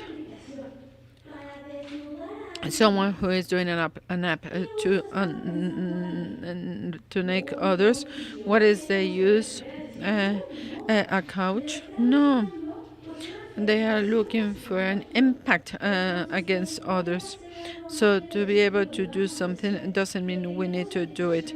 If we have medical apps that would allow physicians to have statistics and others, doesn't mean the app is going to give you the result you're expecting. All people are unique, and this is why we need to have the ethics of care and cyber ethics of care. It has to do with what you observe, with what you share, how much time I dedicate to it. If I allow the monetization, what damages the society, I am part of the problem, regardless of the post. How terrible! You are monetizing. They will be selling it. And this is what we see in the web. But when we do other things, we will see that monetization is terrible and making men think it is even bigger in a cyber world than in the physical world, because there is no empathy, there is no actual empathy, and we haven't developed movement to feel empathy with others through a digital network. We have seen hunger, famine, wars, and we do nothing, and we simply scroll up or down. This is terrible, and that is being selfish. You do nothing. So we need to look for spaces. Why is it good? Why is AI good for to have more critical thinking? It is an excellent starting point so that you can think and develop. For not, we don't want them to do it on behalf of you, on your behalf, because this is when people will be replaced. Who is going to be replaced? Those who do not know how to use AI by those who know how to use AI, or who at least try to do it. This is a study we did here when we speak about identifiers of arms with AI, the biases of the shot identifiers. There were more listening monitors located in black places, in black people places, in those places which live in ghettos, and this is why this is not a significant sample. It is giving me nothing. And we also have good algorithmic biases of automated discrimination. In Mexico, people spoke about making an angel plan. We are going to identify the thieves by the way they walk. And how come? We're going back to the current, and I do not know how many thousands of years. How can you tell how do thieves walk? There is no way. There is a behavioral parameter that has been identified, but it needs the human eye. I cannot tell. Look, that person has one leg shorter than the other. It is a thief, and that person is going to attack me. These are highly dangerous biases because we've seen verdicts developed with these biases. And who is going to be affected by this? Color populations, women, Latin people, or divergent, because there is no data to make an actual study. And we will have this biased, and the same happens to banking. The algorithms that some banks I use prefer men for a banking loan compared to women, because there are more men applying for a credit. It doesn't mean that they have a better purchasing power, and it doesn't mean that they pay better. There is simply more information. Loss of privacy. We were fighting for this freedom to move, and now the camera knows where you are and what you are doing. Be careful with this. There is a current, there is an idea of security, but security comes before, or safety is going to come before the fine. So it is useless as a victim to have all the cameras. I want the state to offer me the conditions for not to be a victim.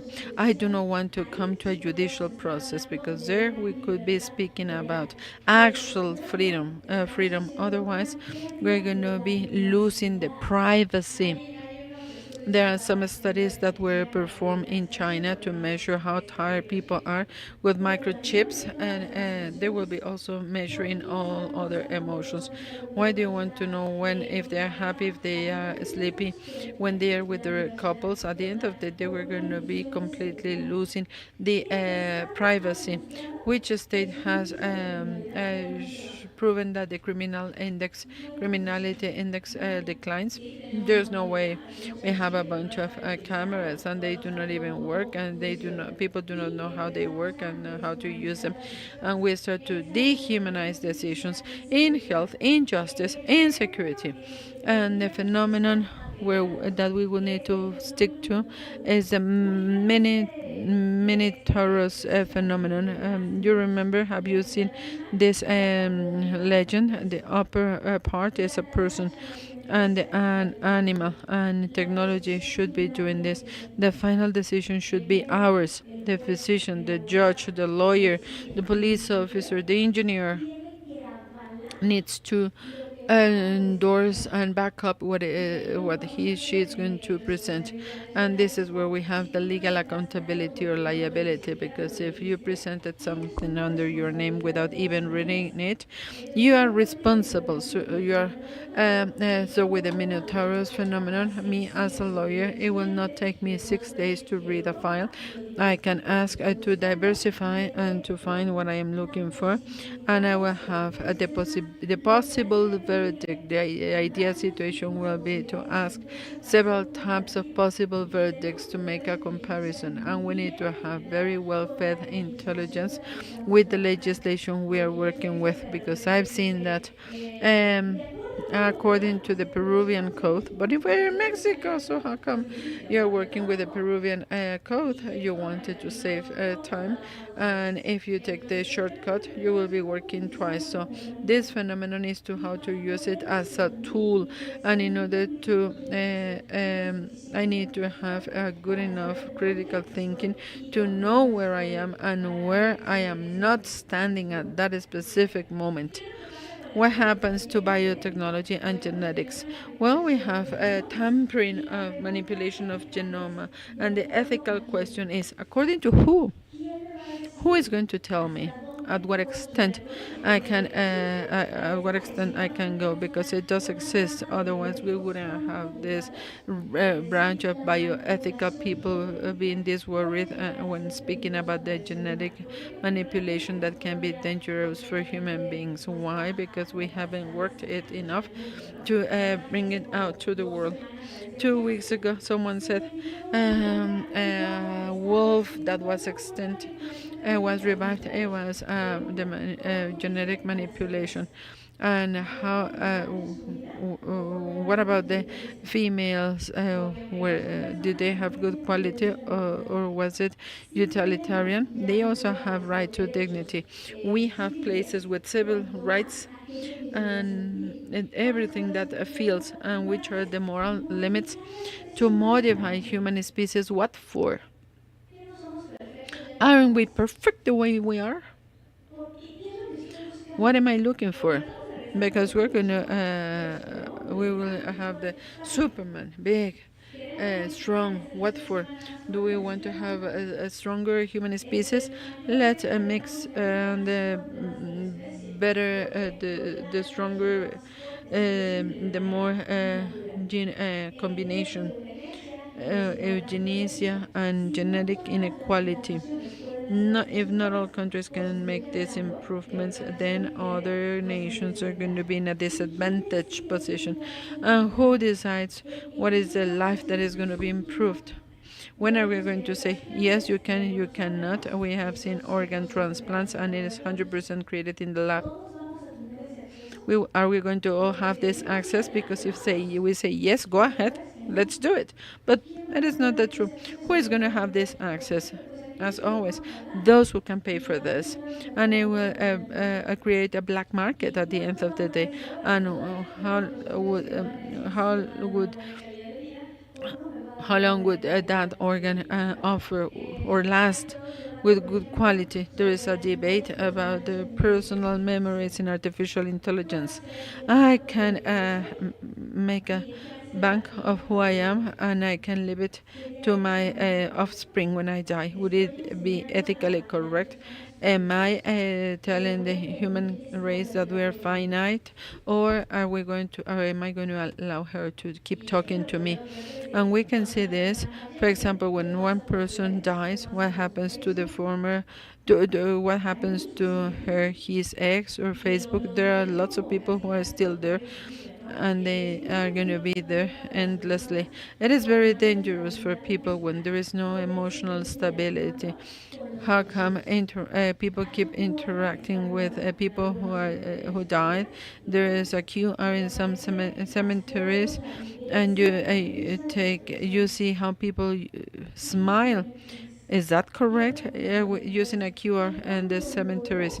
How correct, how incorrect, how painful could it be? We're finite, and it is painful. Of course, it is painful, and this is why I have a child, write a book, and plant a tree. But we are finite, and we need to also work with this fact of being finite and finite. Remember, there are children who do not know they could die.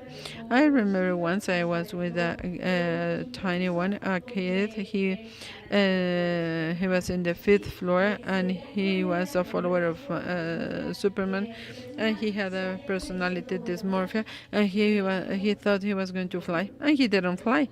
So he jumped from the fifth floor. So we need to know this, and it has to do with neuroscience and neurotechnology.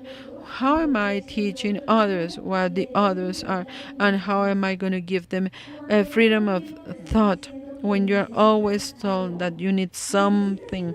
Yes, you need to go on vacations. And then you start to see many nice places, and 3 days after that, you want to go on vacations. And there is a game. There is a game with the creation of needs and autonomy.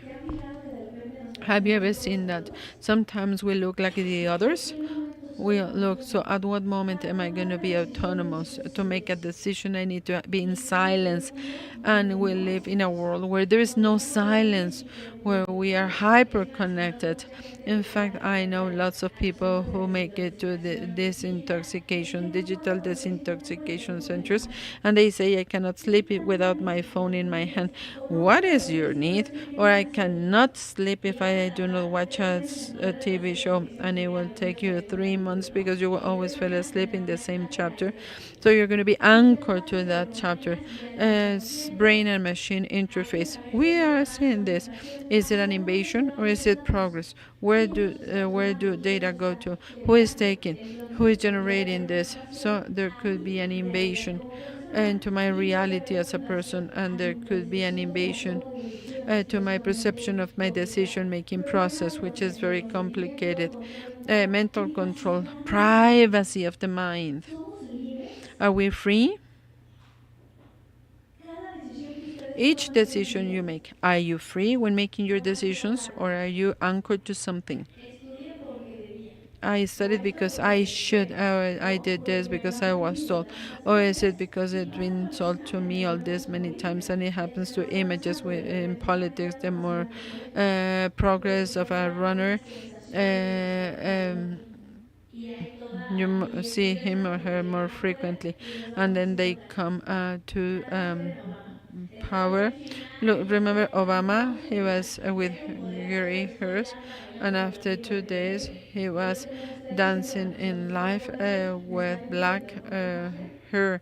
So I am buying an image of what is a politician making an effort, but everything is being presented and modified so that they tell you how to, they sell you the realities, and success, freedom, happiness seems so far away.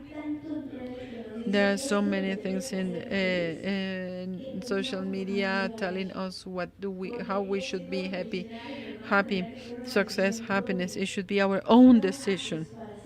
You do not do to you. You are not born to do. You do to be. And then philosophy. What is the end of the person? Where does the machine start? At what extent we should have an invasion of Alexas in the places where we live? I need to have it. Do I need to actually have it in my room? And what is even worse, in the room of a minor? when I am retrieving this image from internet, and we all know that what could happen with these images. And what about the privacy of the minor?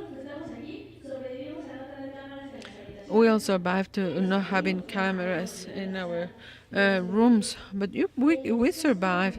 Excessive monitoring will also generate disruptive behavior patterns in minors, because we will always have a blind point and they will know where it is, and this is where the ethics is going to be violated, and this is what we think we are controlling. We should also allow people to make mistakes, to fall down. Nothing is going to happen to fail and to feel frustration. It is good. No one will mature with everything in perfect shape. It is the opposite.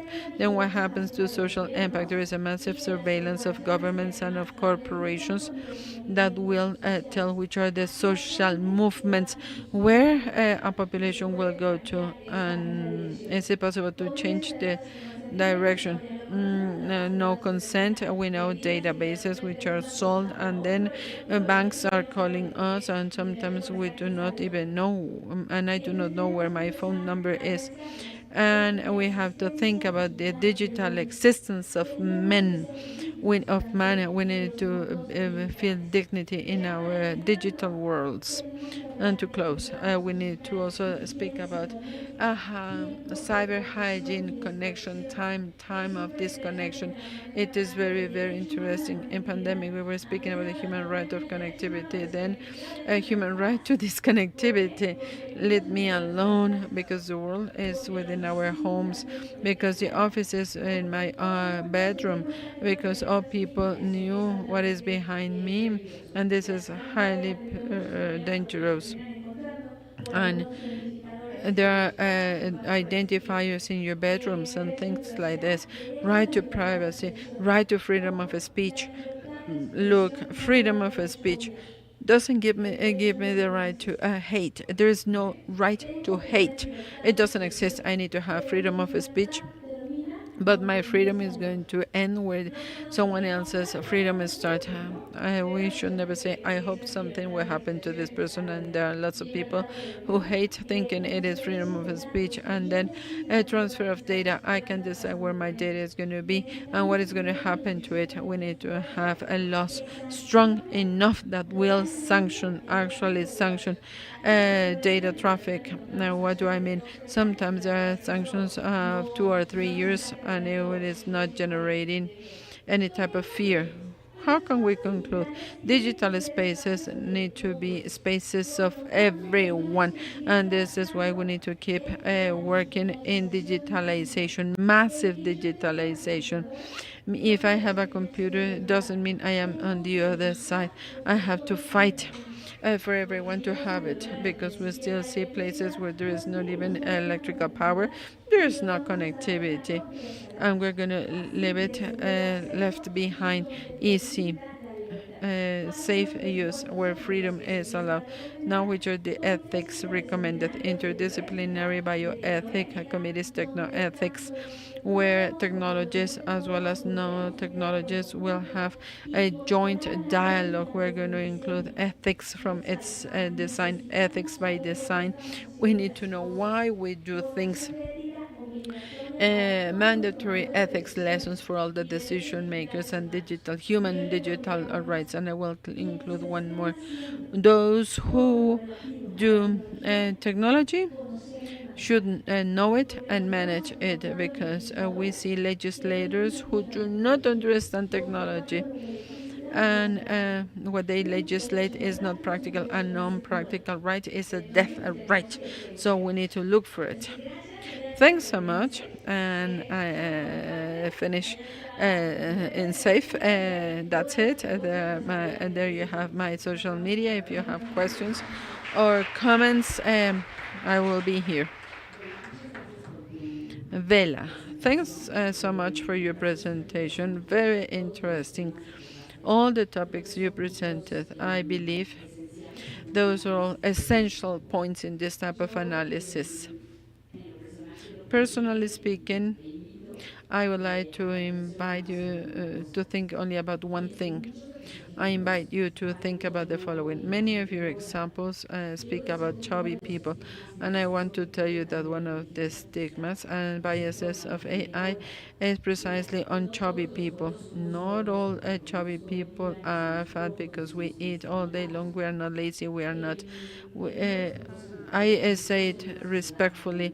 We live in a highly chubby phobic society where it is thought it is undesirable and it is very difficult for those who live in a chubby or fat body but attending this type of forum. I feel comfortable to say it, and I am an activist, and I understand where it comes from, but it would be an invitation to revisit this. You can have other examples where the dignity of fat people is preserved. And another thing that I would like to say, speaking about privileges, what you said about enjoying traffic. It is a reality for those people who live in cities like this, and sometimes being in the traffic takes us 2 or 3 hours, and then we have to keep working. And once we make it home and taking care of children or taking care of ill people, and maybe that hamburger that is so much stigmatized is what is accessible to us by us. I do not live that, but I only invite you to please think about it. I am completely aware of the fact that this is not nothing that you hate chubby people. We live in a society. Your representation is impeccable, but I was taking note every time, and I am asking you because fat people, even if it is not a disease, some people say obesity is a disease, and assuming it is, you will be stigmatizing. Are you going to be stigmatizing others with a different disease? So I ask you, because of me. Thanks so much. It was not the intention, but thanks so much. Are there more comments?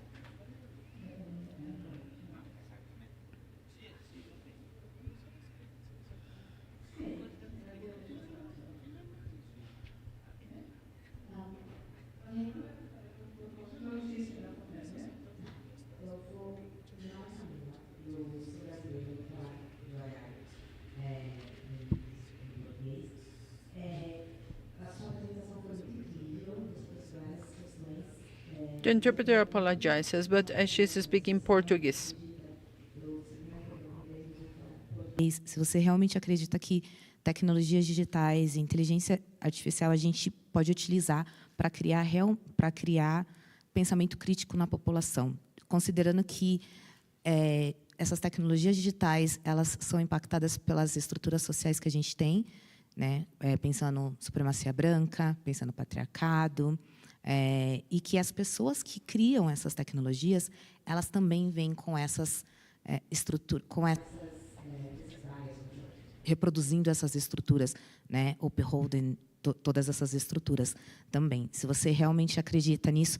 E eu queria perguntar também sobre a questão de dignidade digital também, que você trouxe. Conectando com isso, como que a gente pode ter dignidade digital, sendo que todas essas estruturas elas também são impactadas no mundo digital? No mundo digital, a gente vê patriarcado, a gente vê o machismo, a gente vê a gordofobia, a gente vê o racismo, tudo isso muito como se fosse um espelho do que é a sociedade. E aí eu queria escutar um pouquinho de você, qual que são as suas percepções e como que você acredita que a gente pode trabalhar nesses dois pontos. Entendí una parte, pero si quieres ayudarme porque no voy a... Yo tampoco entendí.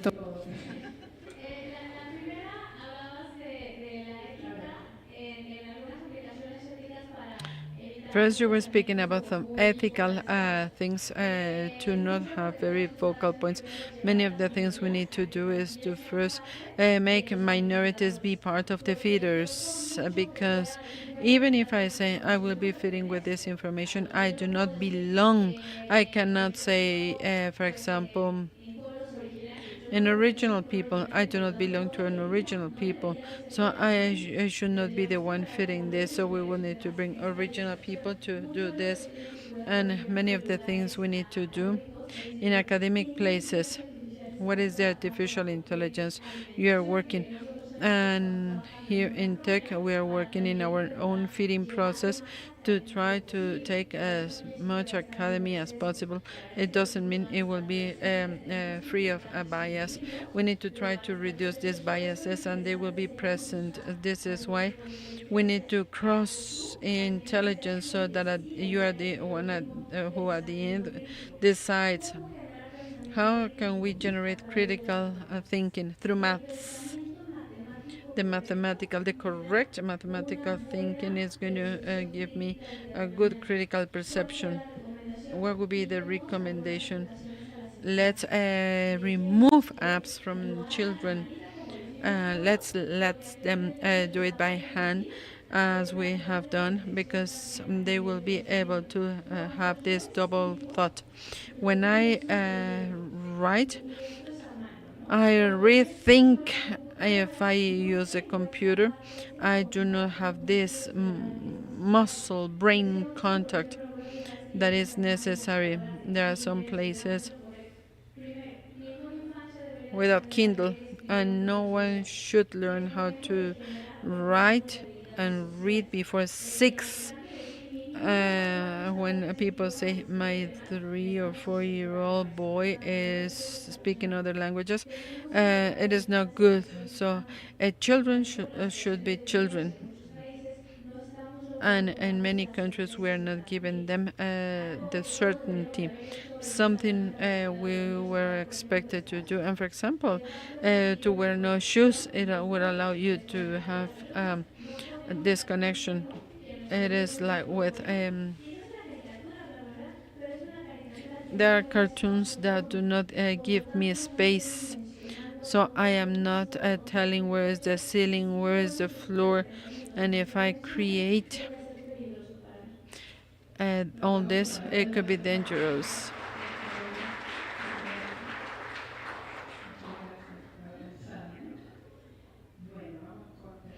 Now we are gonna. Where is our next presenter?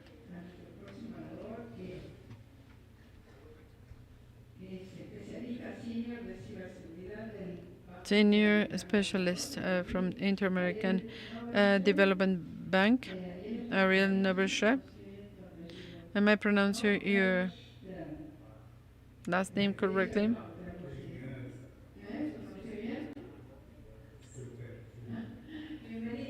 Welcome, Ariel.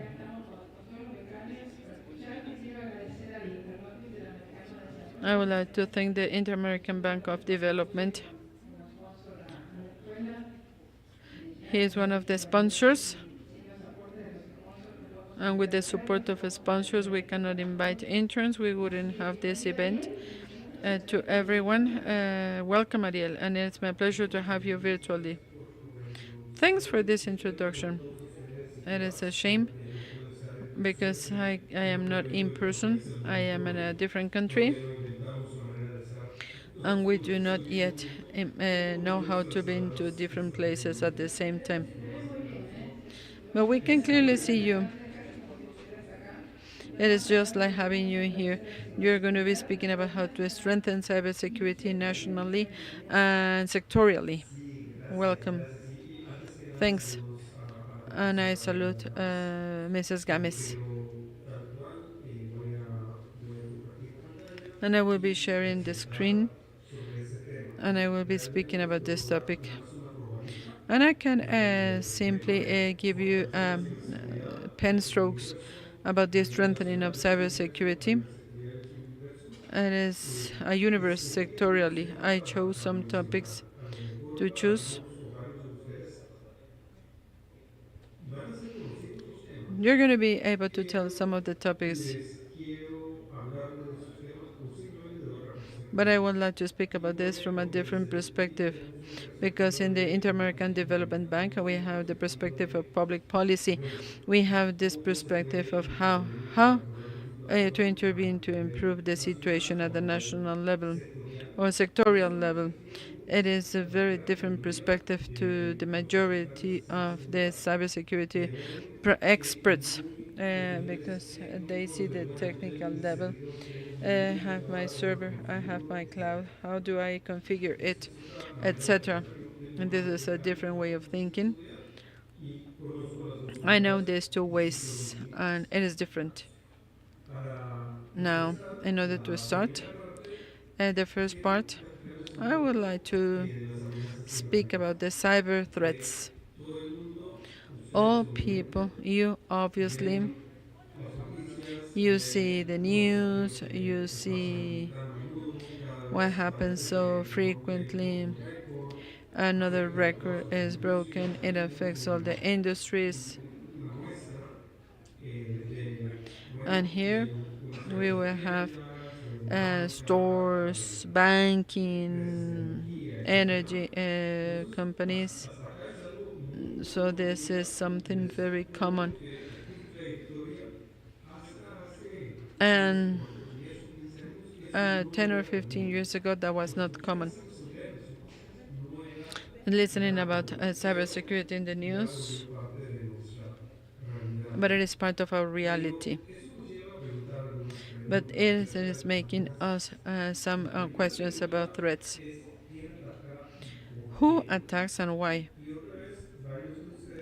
And many of you to know several of those categories. It is important to bring it to the table because it is leading all the protection efforts. The intelligence of threats. But if we want to protect nations, for example, it is going to be very different from protecting in light of internal threats. And each organization will have a profile, and many organizations will not be worried about nations attacking. And if they worry, there's nothing else. There's nothing to do. So you can leave it like that. And each motivation for each type of attacker will also inform our protection measure.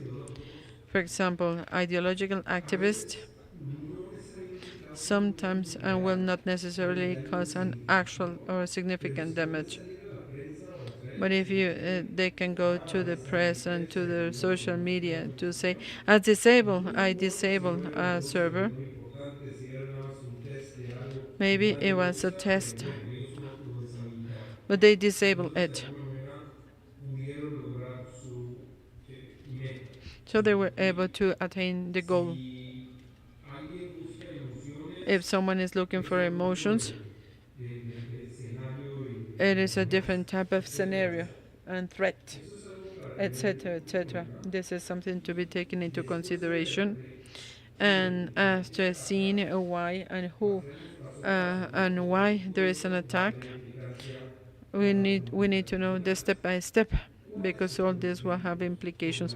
Which are the critical sectors that can be attack targets? The answer is everyone. In fact, all sectors. You know it. In this case, we take information from a European observatory, incidents detected, and it is just for critical sectors. And we see that most of the sectors are here: health, finance, energy. Some sectors attack less, and this is interesting. Space, because it is a small sector. The food sector, and maybe because utilization didn't reach this level of vulnerability to be attacked, and the same in the water sector. And it could be in places with less digitalization compared to other sectors such as research. But these are the critical sectors. This is something we need to have in mind in the sectorial service. How much is it? How much is all this?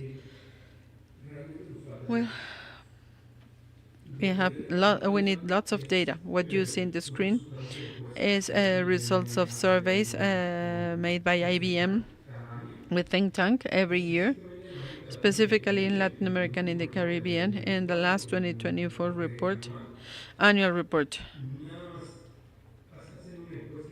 they did a survey and they asked cybersecurity officers and managers of companies which was the average cost of data filtration incidents.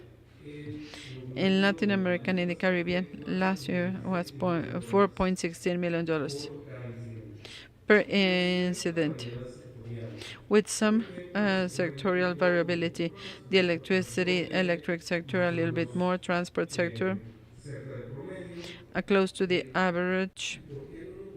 And why do I say it? Because since this is an organization or a company, we always think the damage to the company if someone is in charge and if decisions are needed and to invest in cybersecurity or to leave it like that, or maybe I am not certain. I will see how much damage it can cause, and this is damage to the company. Certain category of incidents. And there is a variety between big and small companies. What these numbers do not take into consideration are damages, or what the economists call externalities, damages to others because the company was attacked.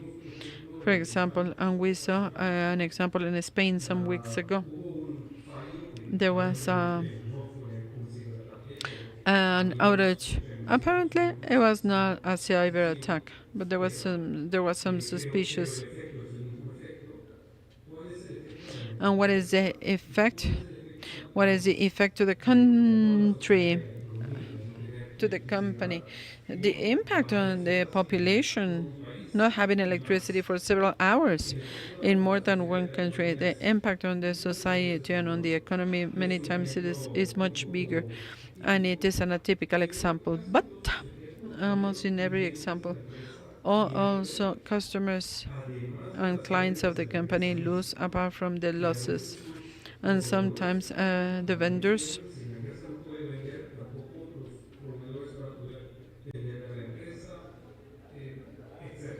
etc. There are damages, spheres of damage. How do we categorize damages? If we're technical people, we think in technical damages. I have to reinstall the server. And this is like digital damages. My data was deleted. But there are many categories of damages. And this is a list of some of the most important categories. But it is not only this. We're speaking about damages to rights of people. It is different. Sometimes it is damage to property or attacks against intimacy and privacy of people. And sometimes it is damages to freedom of speech. There are several rights which are exercised in the digital world, and those can be affected by the digital world. We're also speaking about digital, and not only digital damages, but also physical damages.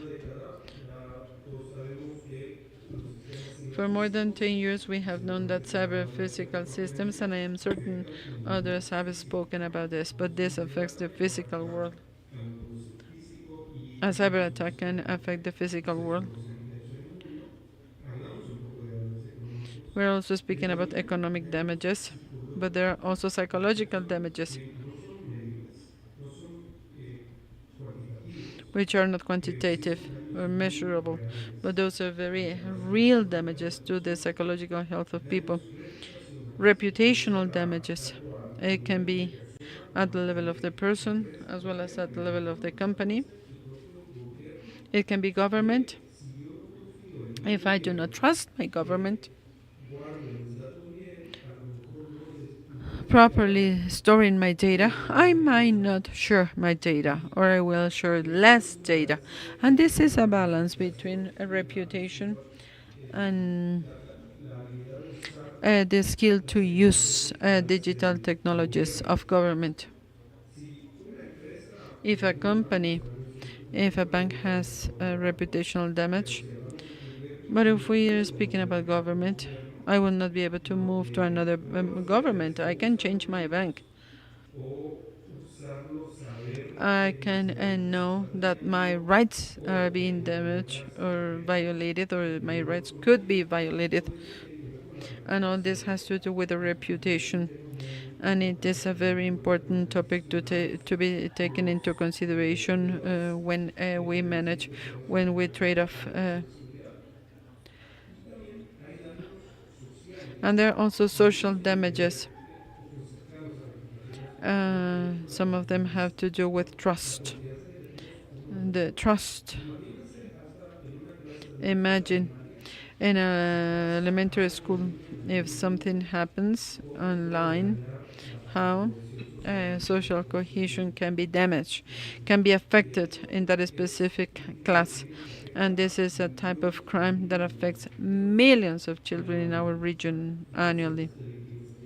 Victimization surveys, and these are very important damages, but it could also damage, as we saw in 2016.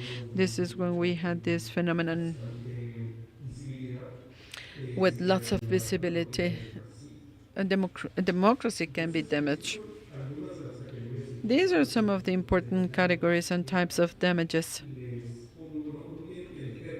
You don't have to read it. Obviously, it is not a victimologist test, but this is a chart that I took from a paper. The Taxonomy of Cybercrimes is the title of the paper. It is a classification of types of damages that a cyber incident can cause. We could say, and this is how the types of damages are divided, but what matters is that we need to have this vision, types of physical, digital damages, all these types of economic damages, all this. It is like 15 types of economic damages, psychological types of damages. I believe 12 reputational damages and social damages. Surely, each one of you will suggest other damages or divide them differently by the different titles, but the idea is that damages are very diverse. What do cybersecurity professionals say? And here we have a survey by a professional organization. It is a survey of cybersecurity experts, 55% of them in the year 2024, and it is interesting to see the trends and why they do this survey. 55% tells that attacks against the organization have increased in the last year, 47%. This is another organization, and I will share with you a secret. Attacks are more common. It is 47%. Those who answer a formal questionnaire, it doesn't mean that 47% are the organizations that were affected, and these are the ones who say it is likelihood. And 62% reports lack of staff members. If you do not have enough staff, how are they going to work correctly?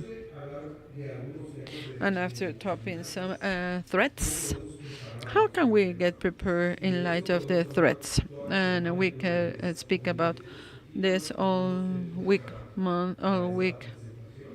long. Now, what is the public policy and what to do in the country? The first thing that I would like to say is which are the national strategies for cybersecurity.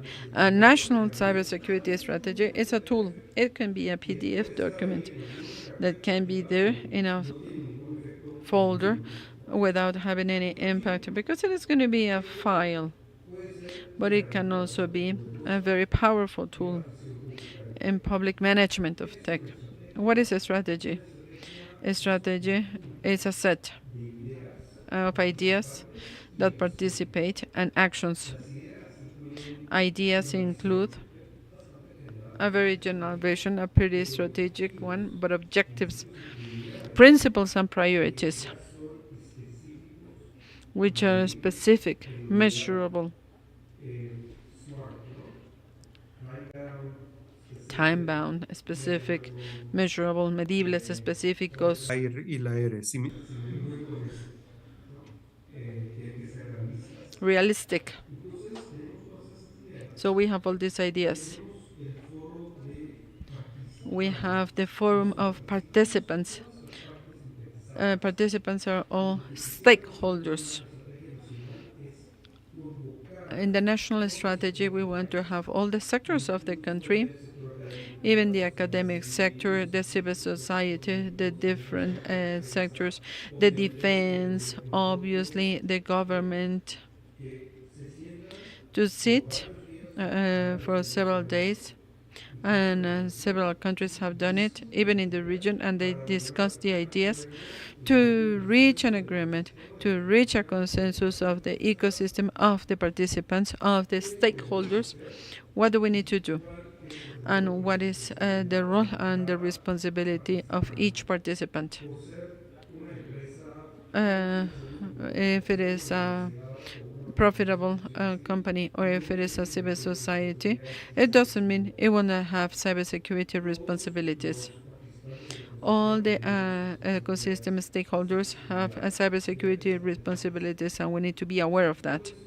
And all that, we need to put it in action. Here we have the SMART with the specific work program, measurable, the specific, relevant.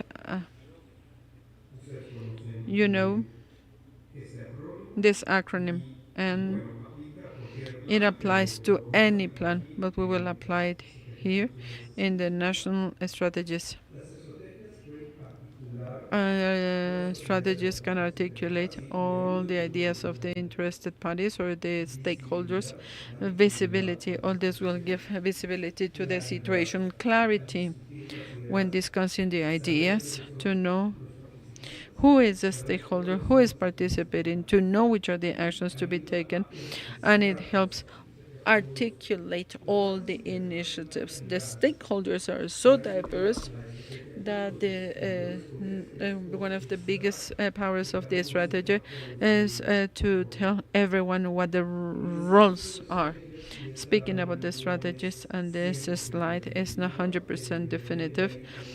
There are some countries that have a more recent strategy that is not here, but the general overview is that the countries in the region will have national strategies of cybersecurity. This was one very important public policy tool.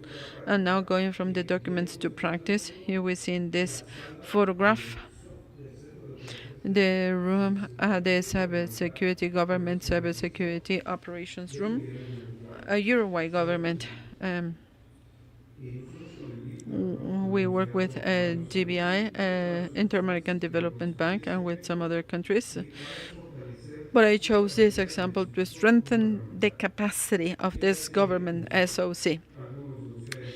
Some of you have heard, and you know this very well, but just to complement and to have a complete overview, they have two roles.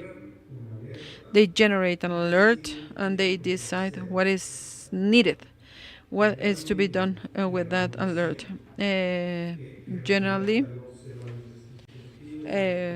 information is going to be taken from different devices, and it connects, it identifies, relates, and generates an initial alert. This is the first step, and then the SOA, which is another type of tool, decides, because it will take all these alerts and reach them with the intelligence of threats, It is integrated, and according to the manuals for on how to treat each case, a recommendation is made.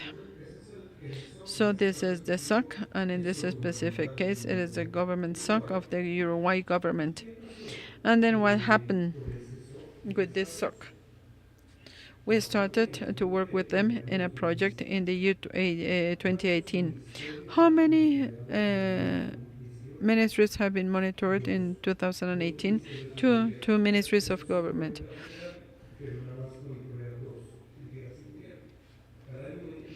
In the year 2024, and this is public information, and then 18 government organizations. How many cyber incidents were detected? In 2018, 2,000 incidents. How much it is in 2024? This is not the final number. Should be multiplied by 2 because the final number hasn't been published, but it is more or less 8 times higher detection capacity of incidents. How many incidents having a higher, very high impact? This went from 2% more or less of incidents that were serious to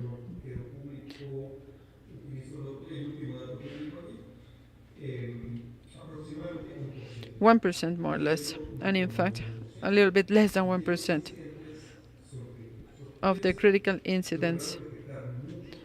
The much more was detected after reinforcing, strengthening, and creating capacity to detect more, but less incidents are high or very high impact incidents. The idea is that if the incident is detected early, and in this way, no incidents can be prevented. You should all pay attention to this.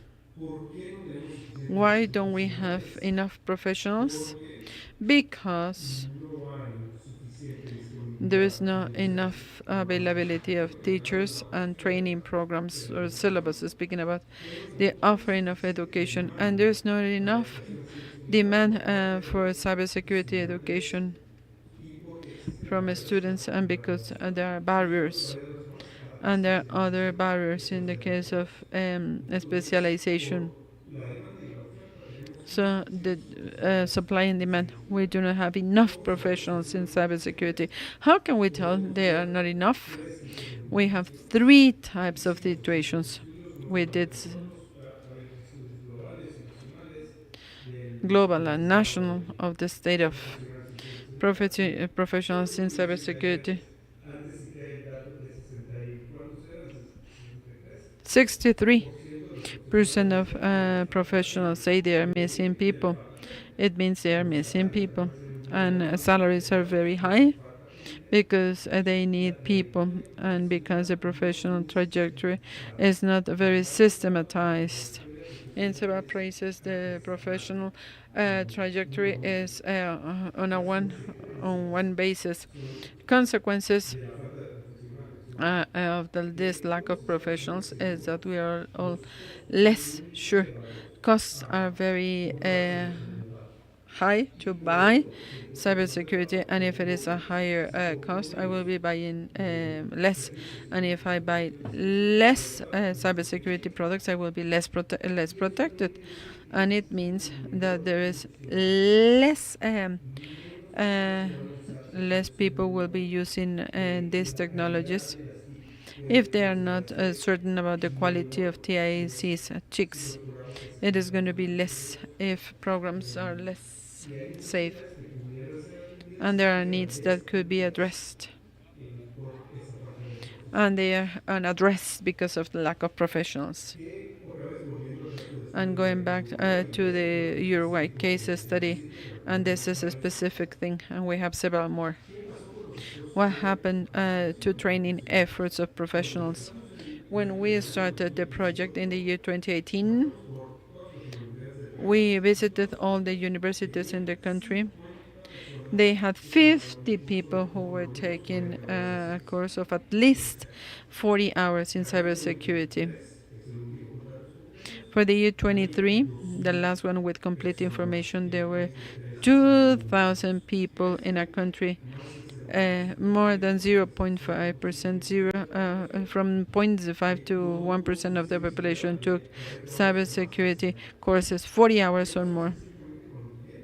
And then what happened to women at the beginning of 18? Out of those 50, they were all men. Then what happened in 2023? 37% of attendees were women. How these changes happen? How did these changes happen?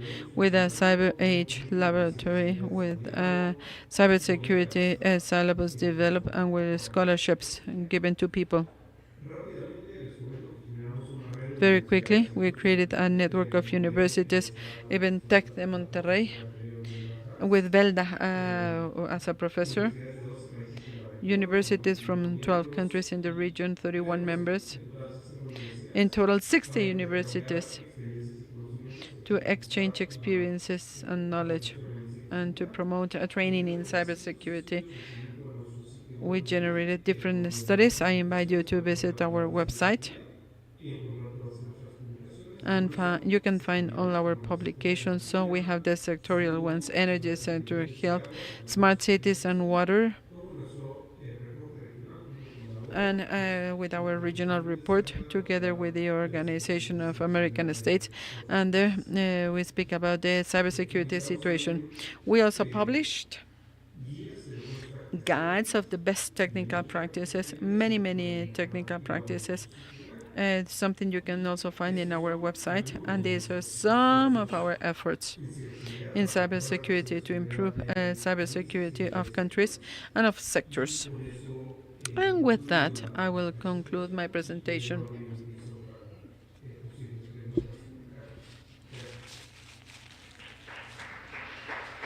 Now your comments or questions? Thanks, Ariel. I know there's something similar in the case of Argentina. I do not know what is the level of implementation. I hope it will happen. Very similar. SOC just for government. And space for training. Do you have questions for Ariel? I recommend publications. I use it for my classes, for my research work.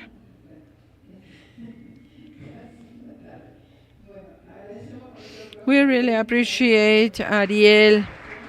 Thanks for your presentation, and thanks to Inter-American Development Bank. And we salute people there in Washington.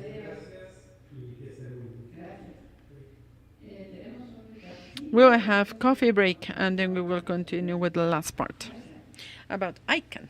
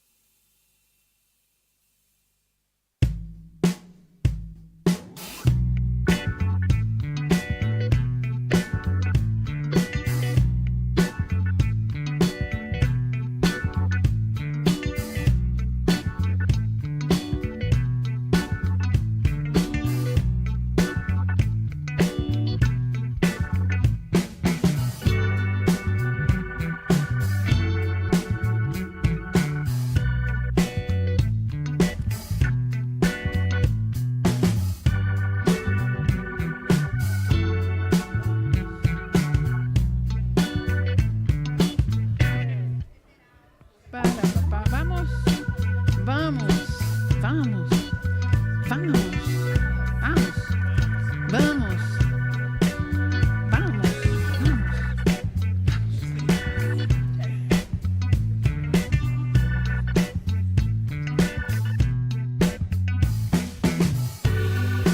Hey, hey, hello.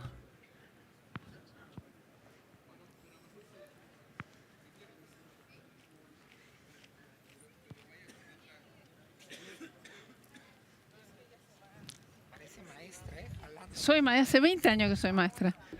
I've been teacher for 20 years. Teacher for 20 years.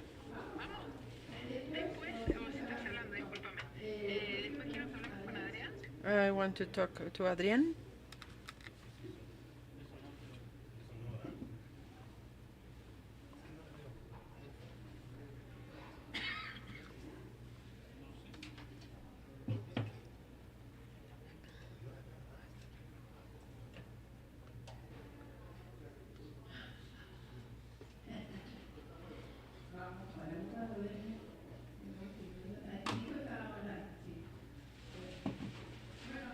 Nico is online. Let's have the last length of this afternoon.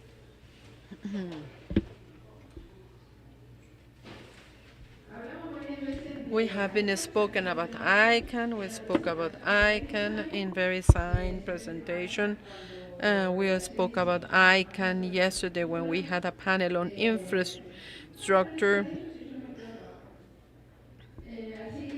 So what we need to do now is we're very pleased to have friends from ICANN. Felipe Sanchez, he's a member of the board of directors of ICANN, and he lives here in Mexico City, and he's here because he travels a lot. So we're happy to have him. We're very lucky. And Rodrigo de la Parra, he is the vice president for Latin America and the Caribbean for ICANN. He is part of the staff of ICANN doing Latin America for how many years? When was it? 2012. It was a meeting in San Juan in Cartagena, 2010. So he is our representative, and ICANN offices, Internet House in Montevideo, where we have the ACNIC office. And yesterday we had Ernesto Majo. It is in the same internet place. So friends, welcome. And we also have virtual Nicolás Antonilo. Nicolás, what is Nico's position?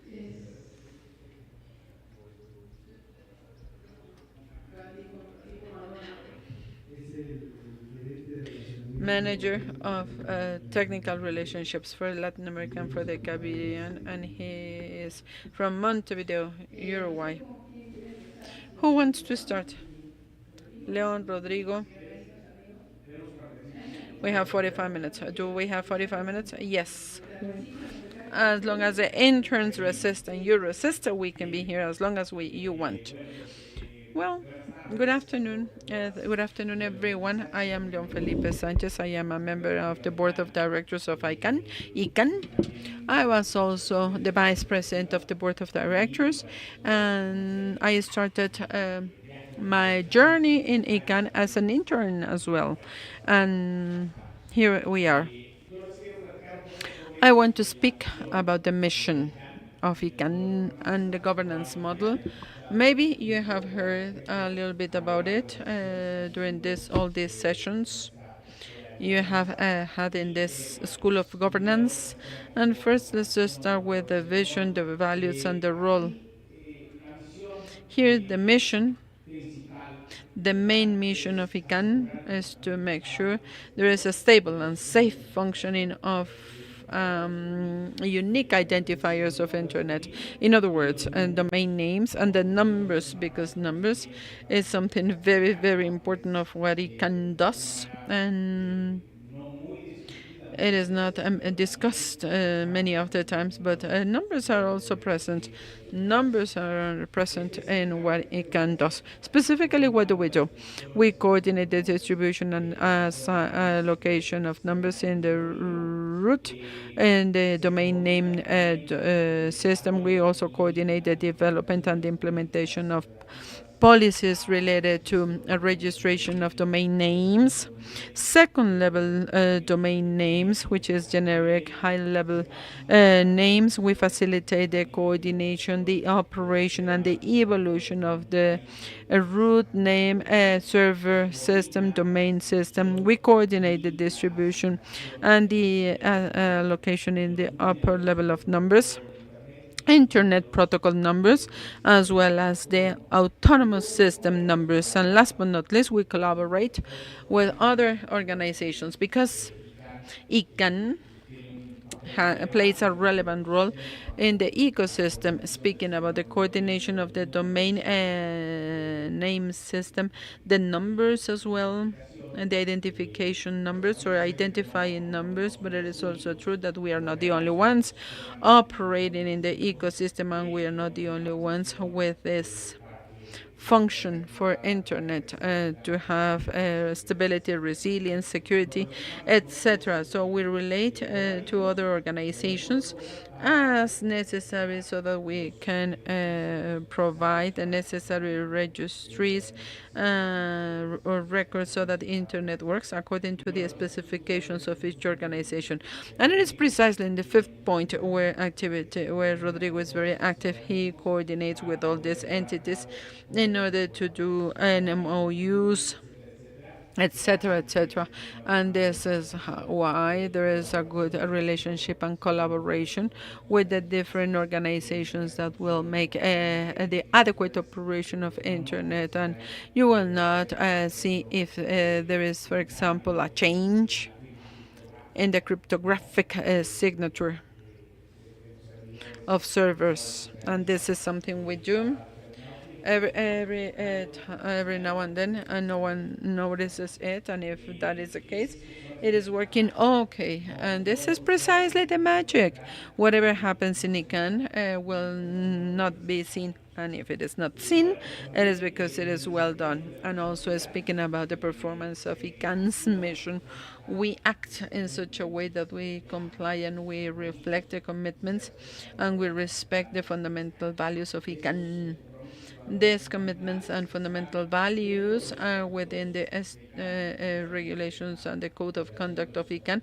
We are the regulation. There is a version of 2016 where different commitments were included on the fundamental values, and we include, of course, to preserve and to improve the stability and the flexibility, safety, security of the domain name system in internet, and to use processes to develop open systems, ascending, transparent, and multi-sectorial systems. All this is going to be based or is based on the multiple stakeholder model and led by the private sector. Last but not least, they work efficiently and in an excellent way, in a responsible manner from the fiscal perspective, responsible perspective. Speaking about accountability, in this version of 2016, this is the ICANN regulations. And why do I speak about 2016? Because in that year we did a YANA transition. It means this is the break-even point. There was a role of supervision of some of the activities that ICANN did. And last but not least, and then the relay was given to the international community. And this is the community that is supervising and is accountable, makes ICANN accountable as a global organization, and with different sectors and with different stakeholders. Speaking about unique names and numbers, I will not go deep into this because I'm certain that Nico is going to be speaking, so I will be saving and I will let others who are better trained than me to speak about it. Nico will do it. I want to speak about the multiple stakeholder model. What is this model? This model means that we want to have all the stakeholders within the ecosystem of domain and names and numbers of internet, and we want to have all those who are interested in the table talking, having a dialogue, exchanging ideas, building, collaborating, and this is why the decisions within ICANN are made by practicing this model, multiple stakeholder model, and here individuals, companies, governments, corporations and the academia and the technical sector, they all play a determining role in the creation of policies that will be implemented and that will be voted within the board of directors so that there is an implementation process and in the organization, and all these decisions will be made through the consensus, via consensus that we are trying to reach in the community, and where again decisions are made in an ascending way and bottom up, as we say in English. Who is a member of this community, of this multiple stakeholder model? As I told you at the beginning, practically all those who are interested, in the domain name system, they are all welcome in our table. Who is included? It includes businesses, engineers, technical experts, the civil society, governments, end users, and many more. How do the community works? How do the community work? Well, we develop these recommendations or recommended policies, and this is discussed and this is refined. This is refined by the community with the different sectors which are part of the ICANN community. I will be speaking about this.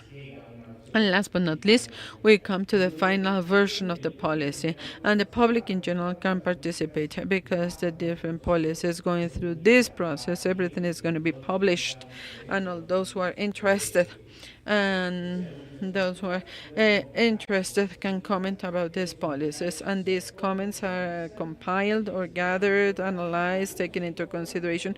Some of them will get incorporated, but not all of them. And we will not be sure that our comments are going to be included in the policies, but everything is analyzed and taken into consideration.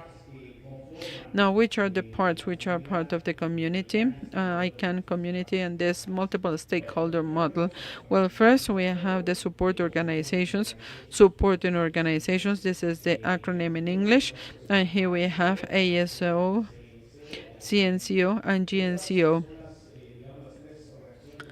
And these are the three supporting organizations where we have these policies that will be applied to the domain name system, IECO. It is numbers. And the Internet Protocol and CSNCO, this is the policies with the names, Internet, the localized domain names, and in GCO, this is domain names of first level domain names. These organizations, the aim is to make these policies. Then we have the advising committees, and here we have ALAC, GAC, RSIC, and ACSC. And the role of all this, the role is to give advice, to make comments to the board of directors in relationship to the policies which are created in the supporting organizations.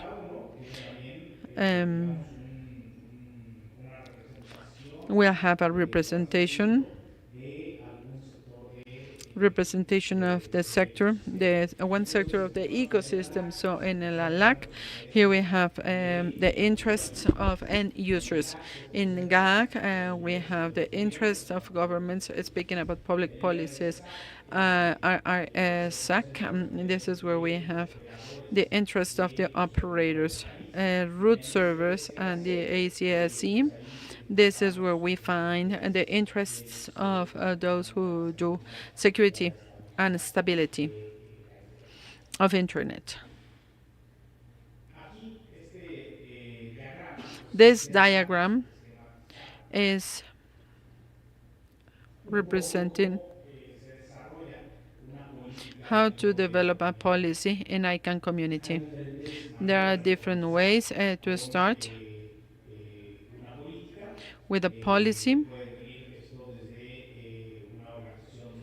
It can come from a support organization, a request of the board of directors. What happens is that there is a discussion, a theme is proposed. Studies and reports are requested, and then these are the discussions to make the policy. And once we see this, it can come and here in the second step, in the second and in the third, and there is a space for comments. And here again, it is very, very important. This is for the public in general. You should not belong to the ICANN ecosystem in order to make comments. So here, if you're interested in doing this, you can comment, and these comments are going to be reviewed, analyzed, taken into consideration, and this could be seen in the second version, in the second iteration of a policy.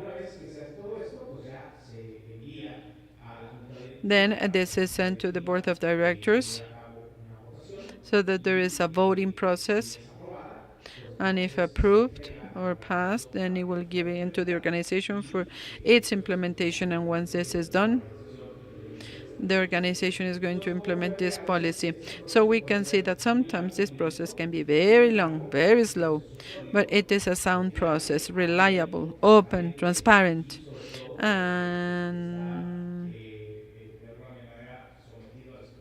it is subject to the scrutiny and accountability by the organization and by the community. In general, in the board of directors, what do we do in this board of directors? It is a group of representatives of the community, ICANN, and what we do here, we do a strategic supervision of the organization. We do not operate. Those who operate is the CEO and the president, and obviously, and the staff of the organization. And what we do is to do the supervision, strategic high-level supervision, where we obviously offer the organization our experience, our knowledge, so that we can help establish strategic plans, budget, the multi-annual budget, etc.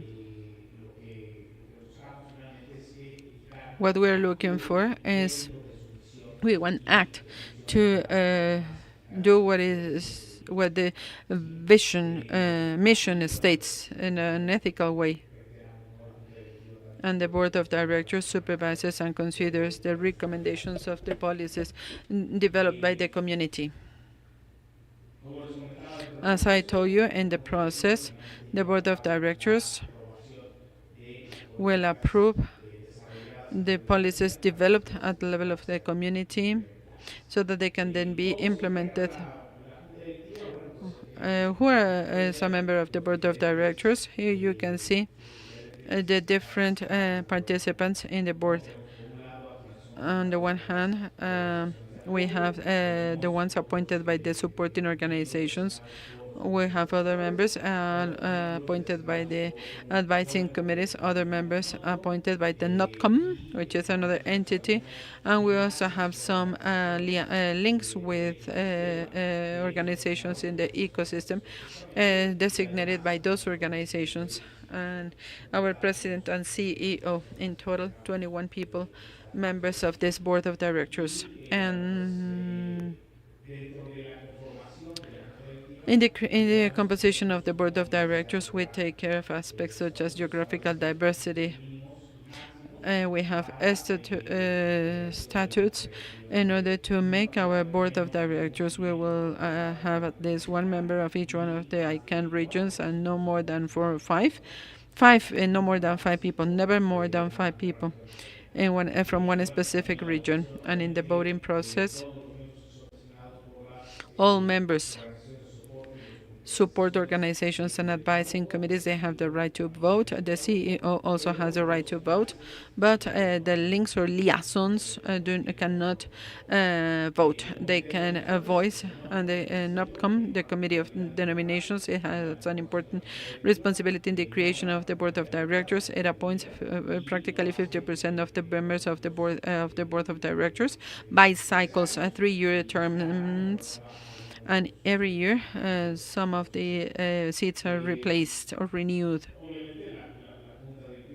The board of directors has some mandates, and we do not want to have a conflict of interest. We have a very stringent policy of conflict of interest. We're very stringent,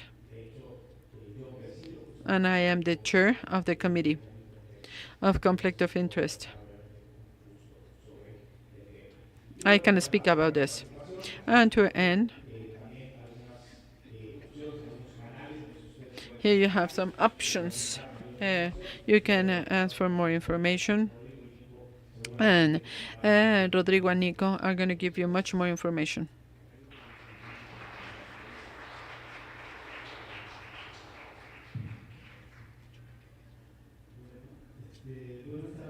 Good afternoon, everyone.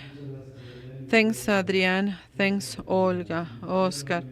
Thanks for the invitation to participate in this new edition of the South School of Internet on Internet Governance. Welcome to Mexico. This is the edition that has been nearest to me, nearest than ever. So welcome. Santa Fe is a commercial name, but you are located in San Mateo Tlaltenango, better known as Santa Fe. This initiative, together with others, is very important, not only because to satisfy a curiosity, an academic curiosity about Internet governance. As Leon said,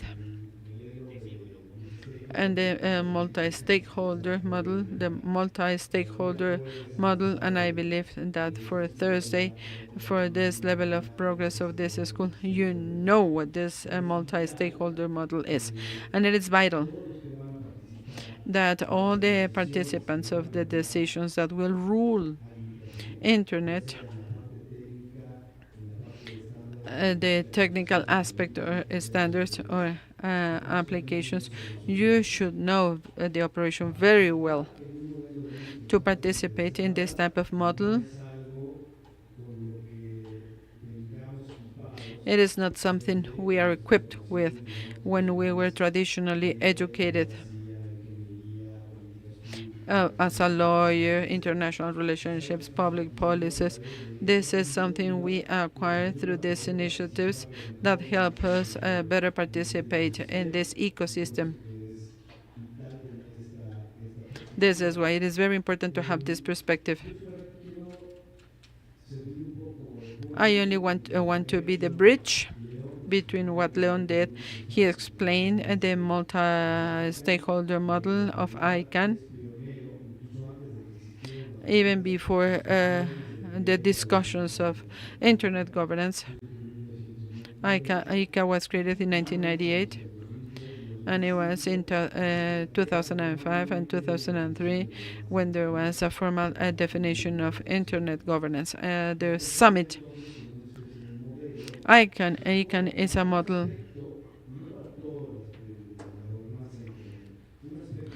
a very important aspect of Internet, which is the functioning of the system of unique Internet identifiers. can be used with this model, which is precisely what Leon described. For ICANN, this is our structure. We have 3 organizations, support, and other 4 organizations or advising committees, so that we can make decisions and give the model what it needs. And since 1998, it has been used in order to rule the operation of the system of unique Internet identifiers, IP numbers, and domain names. What is important for us, and the message that I would like to convey, is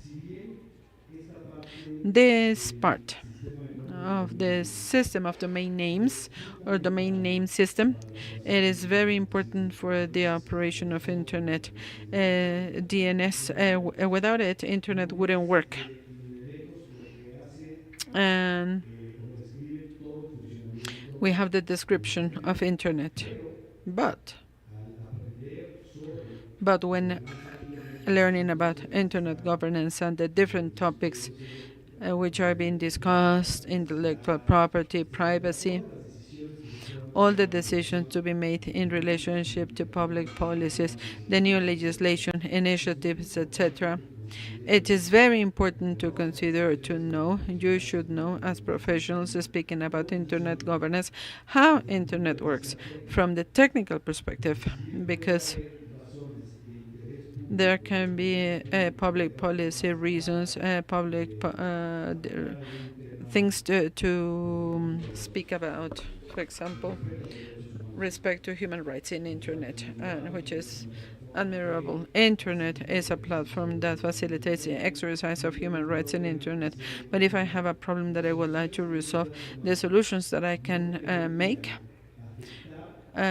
should never affect the architecture and the operation of Internet from the technical perspective. And this is the message we want to give you.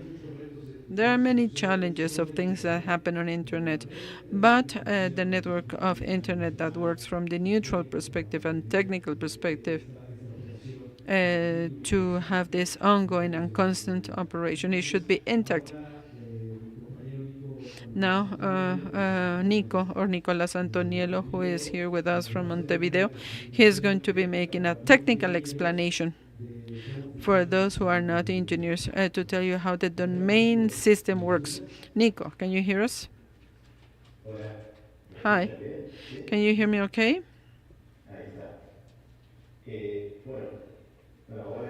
Hi everyone. Hi everyone, first of all. I will introduce myself. I will quickly introduce myself. My name is Nicolas Antoniello, and I am a technical relationship manager in ICANN. I am the liaison between the ICANN or ICANN organization and the Internet community in general terms. All the multiple parts which are interested, the liaison, a technical liaison with all these multiple stakeholders. And today we're going to be speaking about how the domain name system works, and the idea is to speak about, to make a quick review of how Internet works in order to see the domain names and to then speak about the system. Olga mentioned me and she told me that you already had presentations by VeriSign. Are you there, Olga? If you can hear me. VeriSign, I believe. I will tell you. Welcome, Nico. Welcome. You changed your look, and now you have the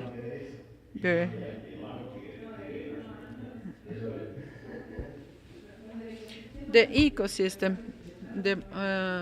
We never age. We've been young people for many, many years. And Nico, there was a presentation more focused on DNS security by that VeriSign. And yesterday we had a panel on Internet infrastructure resilient and safe. Ernesto Majo, Aaron Grego, Don Restrobar. We also had Carlos Alvarez from GFC. And I am forgetting others. And I have spoken the role of ICANN and all that, but we have never reached your technical level, so we will be paying attention. I will not be very technical. I will try to make a review and I will go back. I will tell you how everything started and I will very quickly speak about ICANN and what Leon has said and what Rodrigo said and what you saw yesterday and what you've been seeing these days. I will play this presentation, which is going to be my guide. I do not know if you see it from there. Can you see my presentation correctly? Yes. Perfect. Before this presentation, I would like to share something with you. I apologize, Olga and Adrian, for sharing this. Your celebration, your birthday. Yes, we were in Bogota. Yes, we were there. How young we were. It was the School of school, South School in 2012 in Bogota. It was his birthday. It was March 19, 2012, and we were there 13 years ago. And I look much better at that time. Very quickly, I will tell you how internet works. Just to see the whole forest, not only the trees. Internet was invented, internet or the TCP/IP protocols were invented at the beginning of the 1980, during the 80s, at the beginning of the 80s, and it was a request by the department, a sub-department of the Defense, U.S. Defense Department. The name of it is department. It does exist. It is a research, and the name of this department is ARPA, and they do research for defense purposes. They do every type of research, and they work with advanced technology, every type of advanced technology. And this department, this defense, U.S. Defense Department, asked a university in the United States to develop a system, in order to communicate computers.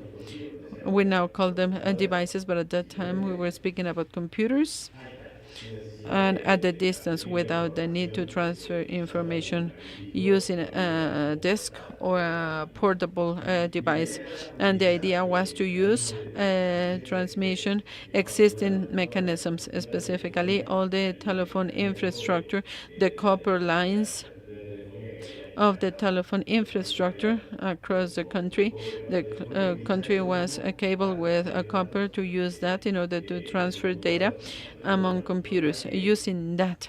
So all that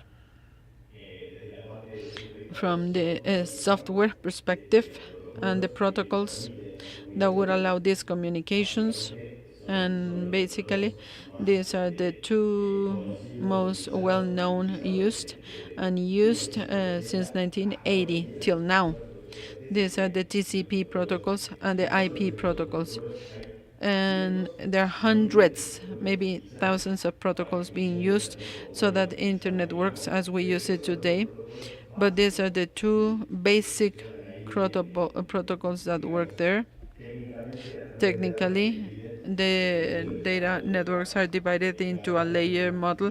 Each layer will have one functionality, and for me to have a network, I have to implement all those layers, at least one functionality in each layer to have an operational. And this is to divide the problem into smaller problems. And in each layer, we will have different mechanisms, different protocols.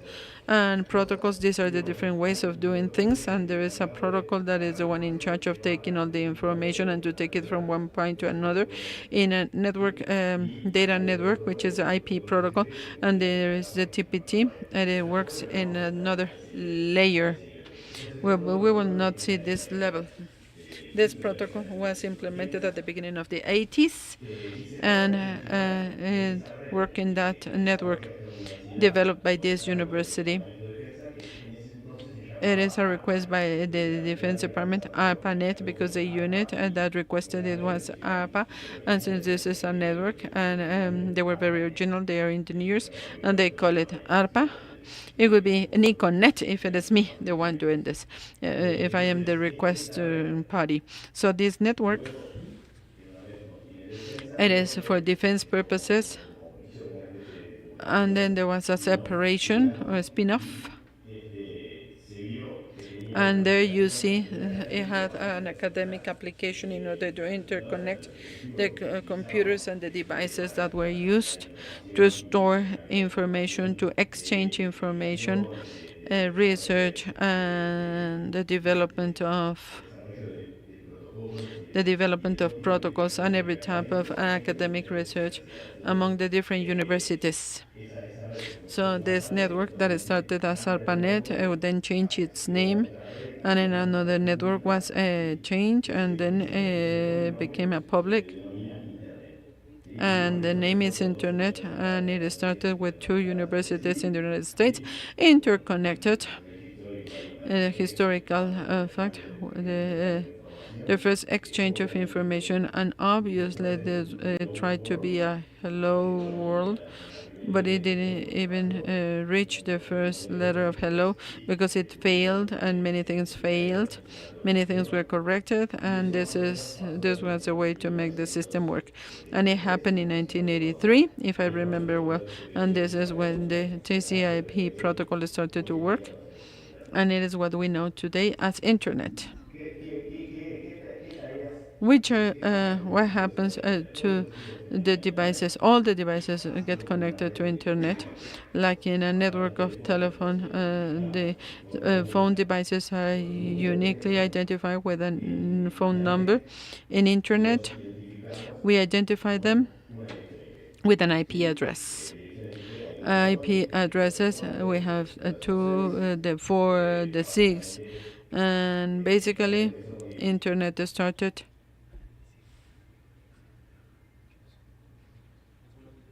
apagó su micrófono. I'm sorry, we apologize, but the presenter turned his microphone off. Now it is on. To the 32, and then it is a bunch of them, but it is not enough because there are many more of those devices connected, and it depends on how the addresses are assigned in groups and never individually. So this is a type of sub-optimization compared to the individual assignment, and this is how the protocol works.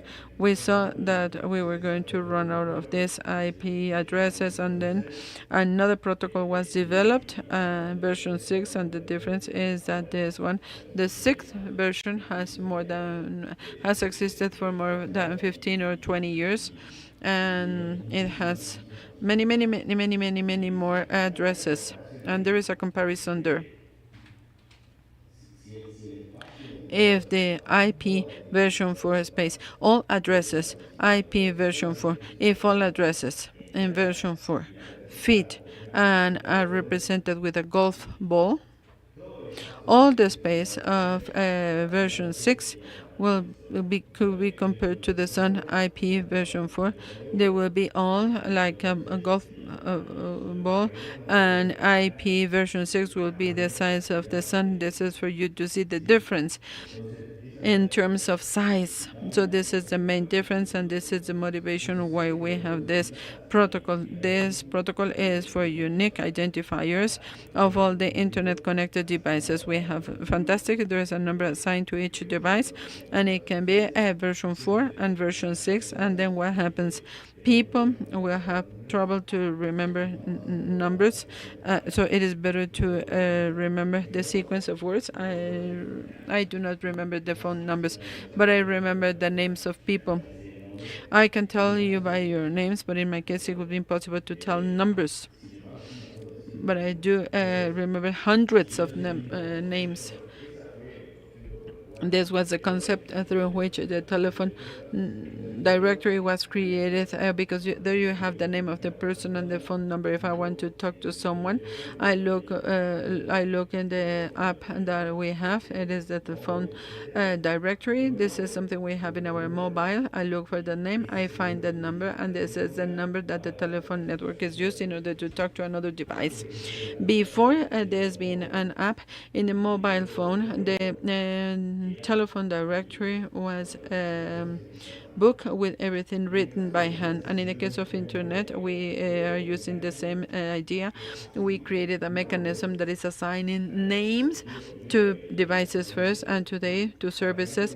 And in this, we will not have to remember the IP addresses. And this is a domain and name system. This is the name. But this system is an app. It is also an ecosystem, a huge ecosystem that, and this is why this directory of domain names and IP addresses, the system that will translate in domain names in internet equal to the names of individuals in the phone system. This is what we call domain names.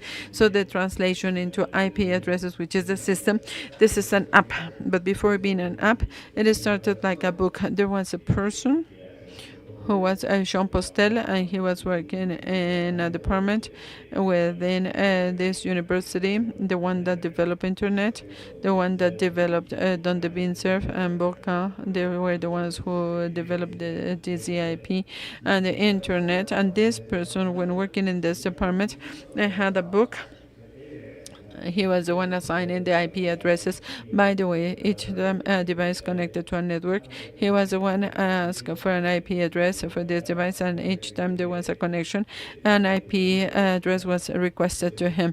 And this is exactly how John Patel made sure his office ensured that the IP addresses were not repeated, because they have to be unique. You should never have two devices with the same IP address, because we wouldn't know who to talk to. So it would be a problem. The same. This person associated names to IP addresses. I talked to them, and in my case, my device is going to be nicolas.com, and I would enter nicolas.com, and this is how it worked. And they were also doing other tasks to maintain unique identifiers in the data networks. There are some identifiers which are autonomous systems. Which are the autonomous systems? Autonomous systems, this is what internet is all about. Internet is a network of networks, but in fact, it is a set of autonomous systems which are interconnected. What is an autonomous system? An autonomous system is a set of networks managed by the same entity or organization. An organization that is managing its own networks, and it will get connected to another organization managing its networks, and then with another, and then with another, and it is going to be the set of autonomous systems of networks interconnected, and this is what we call internet. There are protocols, and there are identifiers for those different autonomous systems which are unique. So this person and this office where Jean Postel was working ensured and maintained that the assignation of autonomous systems were unique to all the ones connected to management of IP addresses, to ensure unique autonomous systems, and to manage the domain names. These were the three responsibilities. And then internet grew, and it was not possible for only one person. I am simplifying my presentation. Rodrigo and Leon, Olga and Adrian, and those were experts. You know, this is a very short summary, a fast summary, but since it was seen that it was not possible for only one person to working in that office, the decision was to create an international organization without profitability, without being profitable. And there was a name of that office: Internet Assignment Names Authority to assign internet names. It was an assignment of names and IP numbers. IANA, this was the name of the office, and this work by John Potel, where this transferred to this organization created in 1998. The organization assigned these IANA functions is ICANN.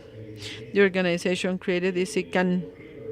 And the aim of the initial object of ICANN was that to perform the functions of IANA, to make it like the house, the home of all these functions, the home, and this is the creation of ICA. And in that process, before the creation of ICANN, yesterday some people were, and Ernesto, for example, who is the CEO of the National Regional Registry for the Caribbean, there were some regional registries before ICANN, if I remember well. ARIN, RAPE in CC, the one of Europe, EBRI, which is the regional registry for the assignment of addresses for Asia and the Pacific. And after the creation of ICANN, the NIC was created, the National Registry for Latin America and the Caribbean, and then the last one to be registered was the Regional Registry for Africa, which is AFRINIC. Before the creation of ICANN and before the creation of the regional registries, the decision was to generate a protocol in order to automate and to scale up the transfer and the assignment of domain names and IP addresses. And here the standardization entity for internet protocols, ITF, created a protocol. It created a protocol, DNS, which is a domain name service system. And this is the protocol that tells you how a DNS works, which is basically an application and an ecosystem, a more complex ecosystem, but we will try to review it very quickly. How are we doing so far? Olga? Good. Rodrigo, Leon, everything is okay, Olga says. Are we doing well? Yes. Can you hear us? Yes? Okay. Okay, I will continue. And I didn't. It is feedback because I didn't know if I was talking to you, if I was talking to people. So DNS. Let's very quickly see how DNS works and some of its characteristics. The domain name system, as we said, the what for? It is created to associate names to IP addresses because initially it is easier to remember names than numeric sequences. It is easier to remember names than numbers, and obviously there is a bunch of other characteristic advantages and functionalities. This is more technical, and we're going to be speaking about this during this presentation.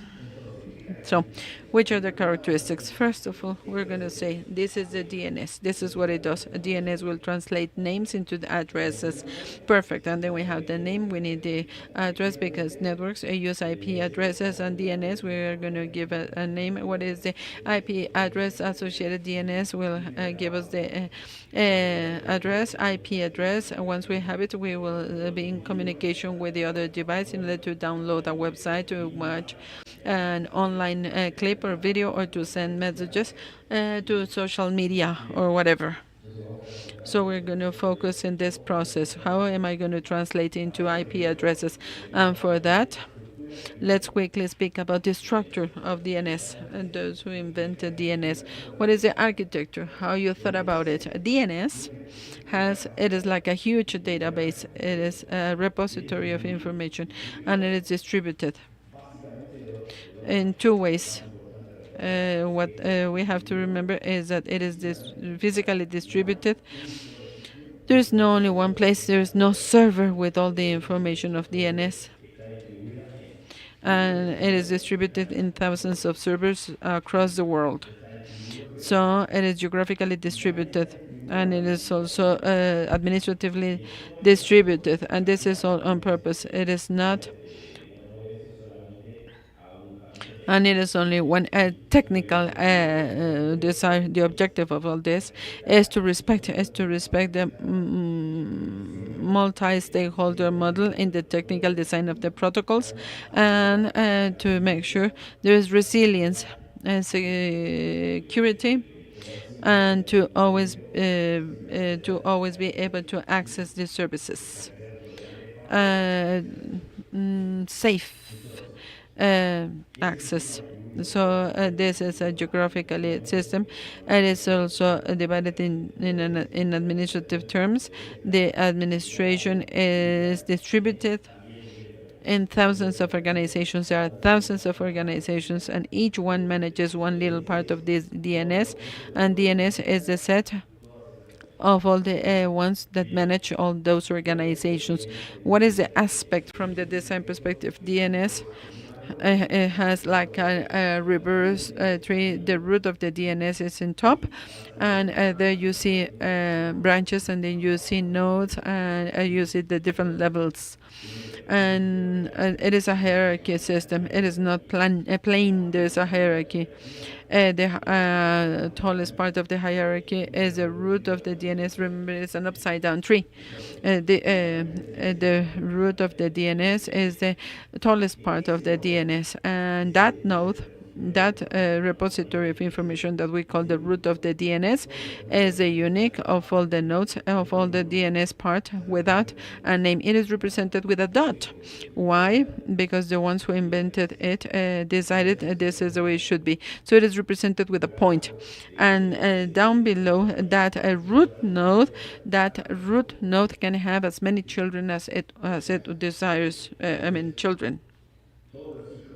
So all children of the root is the first level. Root is like level 0. All the children are the first level, and at the same time, each one of those nodes of the first level can have children, offspring.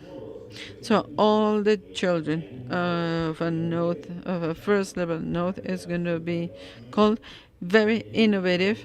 It is going to be second level nodes, and all the nodes will be the third level nodes successfully. And you can ask up to how many levels in the DNS.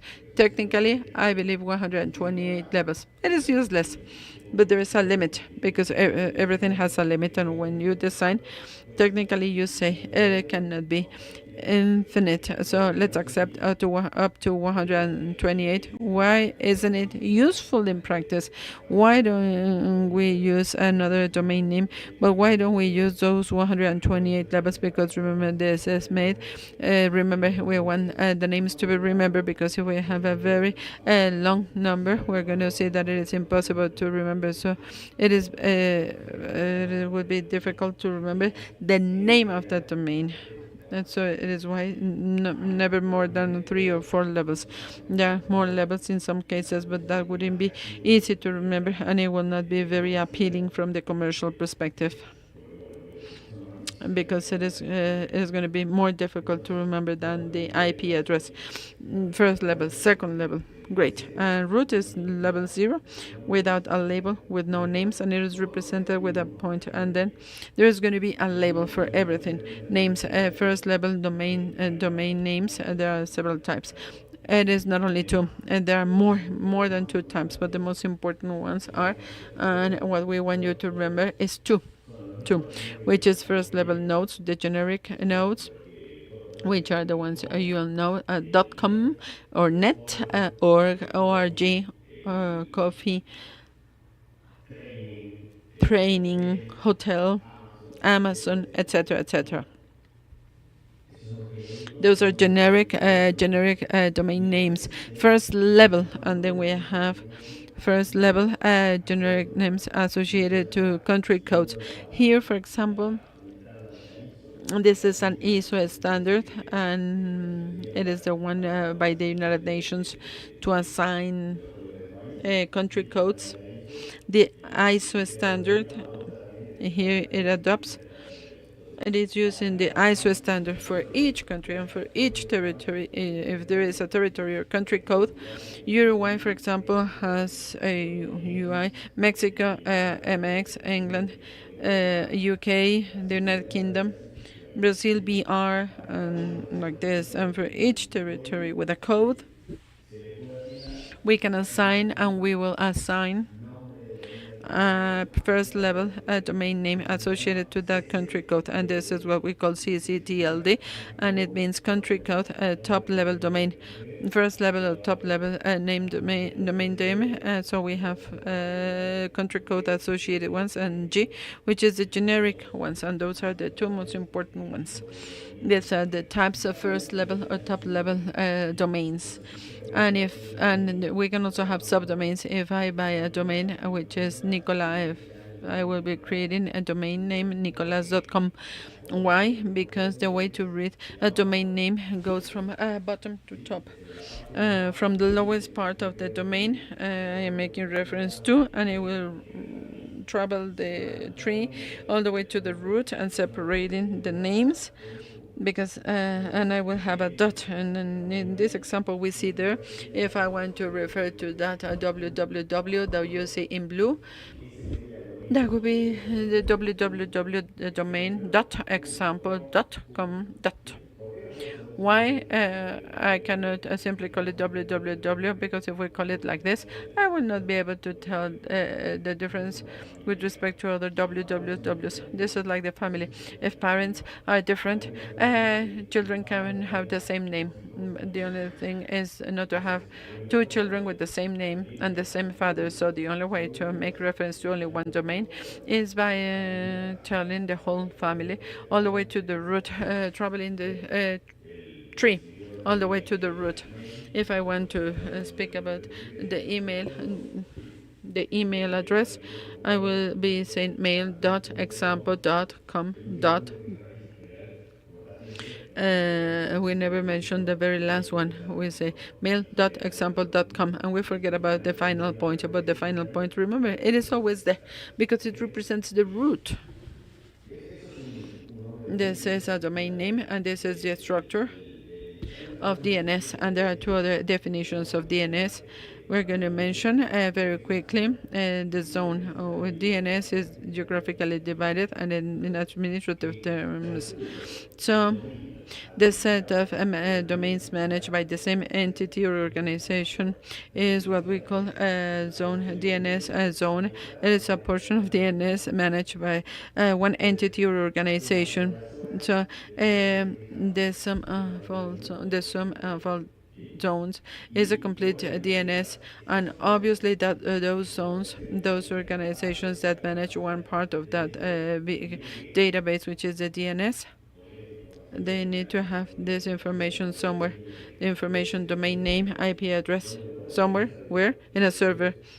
Servers can be physical servers, virtual servers, in the cloud, but it has to be implemented somewhere.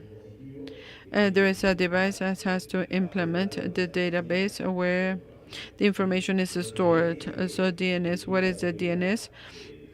From the hardware and equipment perspective, it is a bunch of servers which are distributed all over the world and managed by a bunch of different organizations, and each one of those servers will contain the information for a specific zone. It can be one or more than one zone. It depends on how it is technically resolved, but this is what matters the most. Each part of the DNS, which is one zone, is going to be implemented in one server. So if I look for information in this database, I will be looking for information that is in a specific zone, that is in a specific device. So I will find the device at the DNS server that will have this information with the zone, and then I will ask this DNS server, tell me what is the IP address that this name corresponds to. Now we're going to see how you should look for this, but this is the definition of domain, and this is the definition of the zone.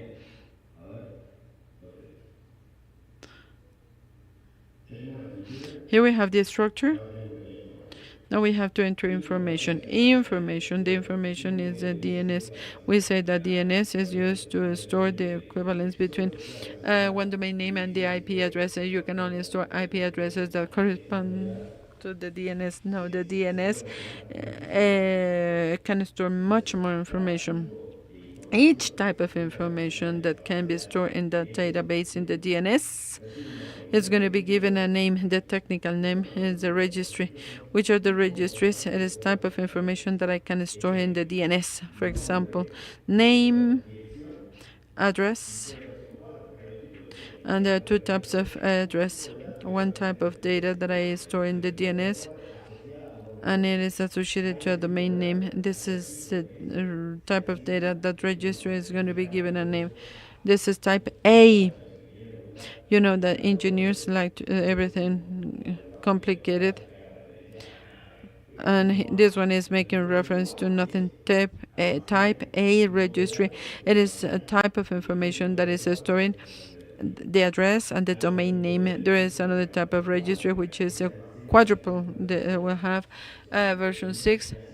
domain name, and this is how there are many registries. There is a lot of different information that I can store in the DNS, more than 85 different types of information that I can store in DNS. I mentioned only two.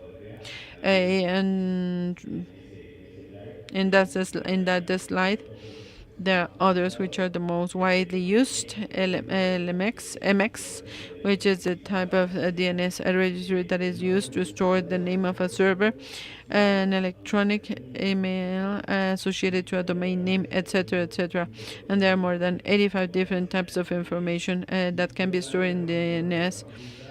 And the most important ones and the most widely used are the A and for A, because this is the one that will map and related to a domain name, which is the original reason for the creation of the DNS. Now we spoke about the DNS, we spoke about how the information is stored, and then we're going to be speaking about how to look for the information. That process of looking information is what we call the DNS resolution process. And before speaking about the DNS process, we were going to speak about a couple of things. All those servers implemented in the devices that store one zone, all those servers that store one zone of the DNS, which is one part of the database of the DNS, those are authoritative servers, because it is the authority on applicable to a specific set of DNS data. Only one zone. This is why we call them authoritative servers, and then we have the ones looking for information. Why? Because when I want to know what is the IP address that one specific domain name corresponds to, my device, a web I have my navigator, and to download a website, you need to know the IP address of that web server. So a question to the DNS system has to be asked. I want to use this. I want to know the IP address associated to this domain name. It is not a web service. That is not the device doing the search. It is the device, the one that will transfer the search to one of the servers, where the searching engines, we call them recursive servers. So we have two types of DNS: the authoritative servers, the ones which are part of the database, the ones with information of its own, and the recursive servers, which are the ones looking for information in DNS. So to look for information, I will give it to the recursive, and then it will look for it, and once it is found, I will get it.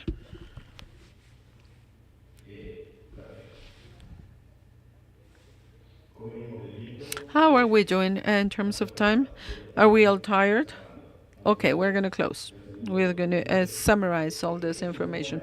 So this is the structure of DNS and how it works. And here we have an example. In the presentation here I have an example of how to do this search of information. Here it is like a device that has a navigator. No, it is not a navigator. No, the scroller. It will be given to the server, and it will be looking the DNS system, and questions will be asked to the different authoritative servers, and once the answer is there, it is going to be given to the server. I have a couple of questions for you. The idea is not to answer all your questions. And once, for example, one of the questions is, what happens? We said the structure of DNS was a reverse tree, upside down tree, where the root is the tallest part of the tree. And if one of those DNS nodes stop working, what is below the that specific node is not going to be accessible, because in a tree structure this happens. If one is not accessible, all the children, all the downward tree is not going to be available. And if the root is not accessible, what will happen? If the root cannot be accessed, what will happen is that we wouldn't have DNS, because if the root disappears, which is the father, then the whole tree is going to disappear. We will have no access to this tree. So there is a mechanism to make sure the root is always available and it's always functional.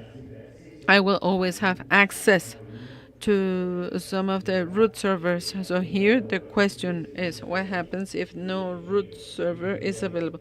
If no root server is available, I will have no DNS. So how can I make sure there is resilience? How can I ensure resilience?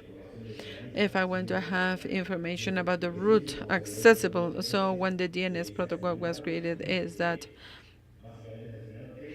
13 root servers, different IP addresses were assigned for 13 devices that we were going to have exactly the same copy of the root zone. All those servers will have the same copy, and it is in the same zone. I will have 13 root servers. If one falls, and if it is without power, if one fails, I will have 12 more. So I have resilience. More than one can fail, and I will have access. And the technique is used. There is a routing technique, a network technique, which is EDICAS. Each one of those 13 root servers can have multiple copies, each with exactly the same copy of the same information. How many root servers exist today? Today, there are more than 1,950 root servers. There are more than 1,950 servers allocated distributed all over the world, each one with exactly the same information, which is root. And if there is a failure at the level of the root, those 1,950 servers would need to fail. And in practice, and that is impossible. And since DNS was invented in 1980 till today, the root has always been available. DNS root has zero downtimes, downtimes. Since internet exists, it is an evidence that the system is very resilient, and this is its purpose, its design. And I had another question, which is less technical, and a question more related to the internet governance model. And there is a trap, but the question is, if there is control over DNS and over internet, the answer is that yes, but no. First, if someone can control the whole DNS, yes, internet will keep working, but since there is no system to translate names into directions, if someone turns DNS off, it is like deleting my directory in the phone. I will not be able to remember, so it will be useless. It wouldn't make sense because I will not be able to use it. The same happens with the DNS here. Well, internet will work, but since there is no system to translate names into IP addresses and no one remembers the IP addresses, we cannot use it. So it is like turning DNS off complete, and it will be like turning internet off, but there is no one controlling DNS. And because it is a distributed system, and it is widely distributed, super widely distributed. So this is to understand why this DNS distribution. And there are technical reasons and governance, internet governance reasons. Olga, Olga, Leon, you are there. You are experts. I only would like to give you the context. Nico, because you are not here. Thanks, Nico, for accelerating right at the end, because we have a decision to make. We can leave ICANN as this very interesting organization, pioneer of the multi-stakeholder model, critical for the internet functioning, or the one between the end of this day and to rather go and have some tacos. It's been good. I believe everything was very, very clear. And before Olga, asking questions and listening to the answers, I would like to run up what he said. Why is it important for us? Why is it important for those who are not engineers? Why is it important to understand this very technical aspect of how internet works? When we think in some decisions different from this one, we should not affect these things, the reason why internet works. And just to give you some practical examples, Nico and Leon, things that we have seen in the ecosystem, two things come to my mind. In something very, very interesting. Now, something we saw with the war of Ukraine and Russia, and as you remember, after Russia invaded Ukraine, there were many sanctions, but there are some private companies and other organizations, and was openly asked to sanction Russia. And the sanction you can make is to take down .ru.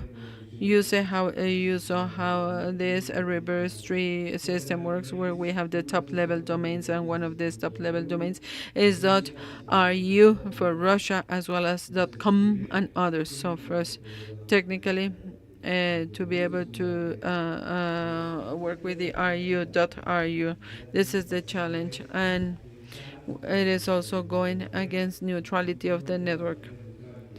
I do not mean the neutrality. The network from the technical perspective is going to stay there. It is important to understand the consequences, because how many people are in there and organizations. It is not a matter of sanctioning the government, but to affect one zone of internet. And that's the way it looks. And there is also betting, a problem with the bet sites, those sites that allow you to bet.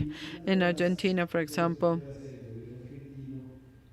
one of the things that Argentinian government and some authorities of the Argentinian government can do is to decide to talk to CISPs, is to ask them to block, to suspend this site, to talk to the CCTLD of Argentina in case these betting websites under .ar, to block and take those sites down. It is bad to have these places where people bet, but how can I implement, how can I make that happen? To finish without this bet in place, without affecting internet, and this is where the creativity of the public policy comes. This is when we interact with those who are judges and prosecutors and policymakers. How can I prosecute crime in internet? I need to know how the IP assignment system works, and the delegation of domain names, and the country code, and generic.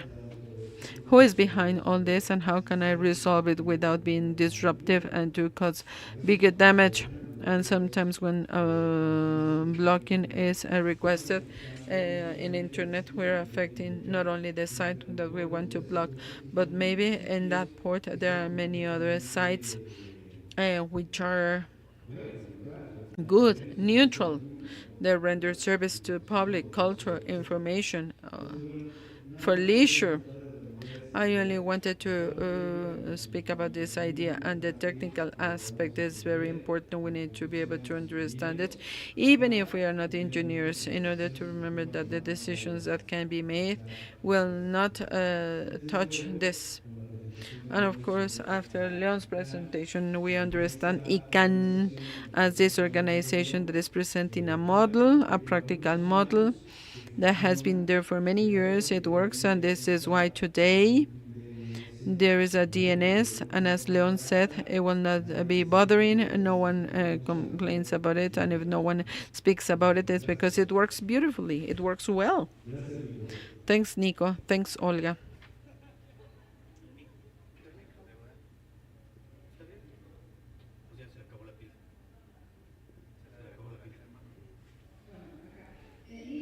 Nico, there is one new slide, the one for of the 13 root servers. I hadn't seen that.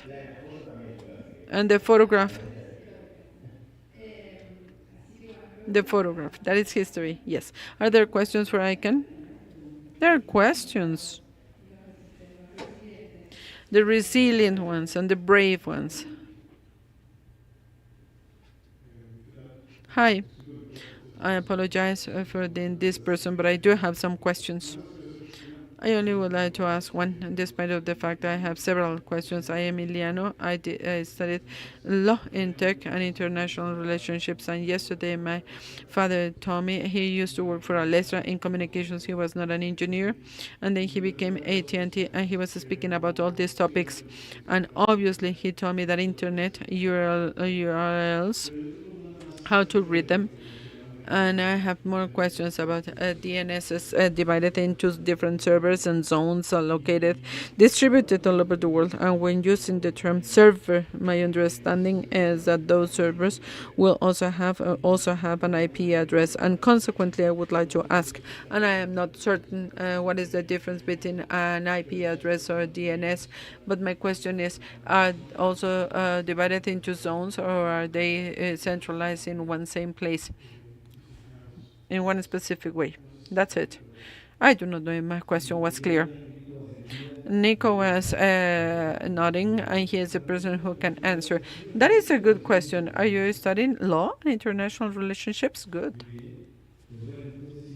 Well, Nico, can you hear me? Yes.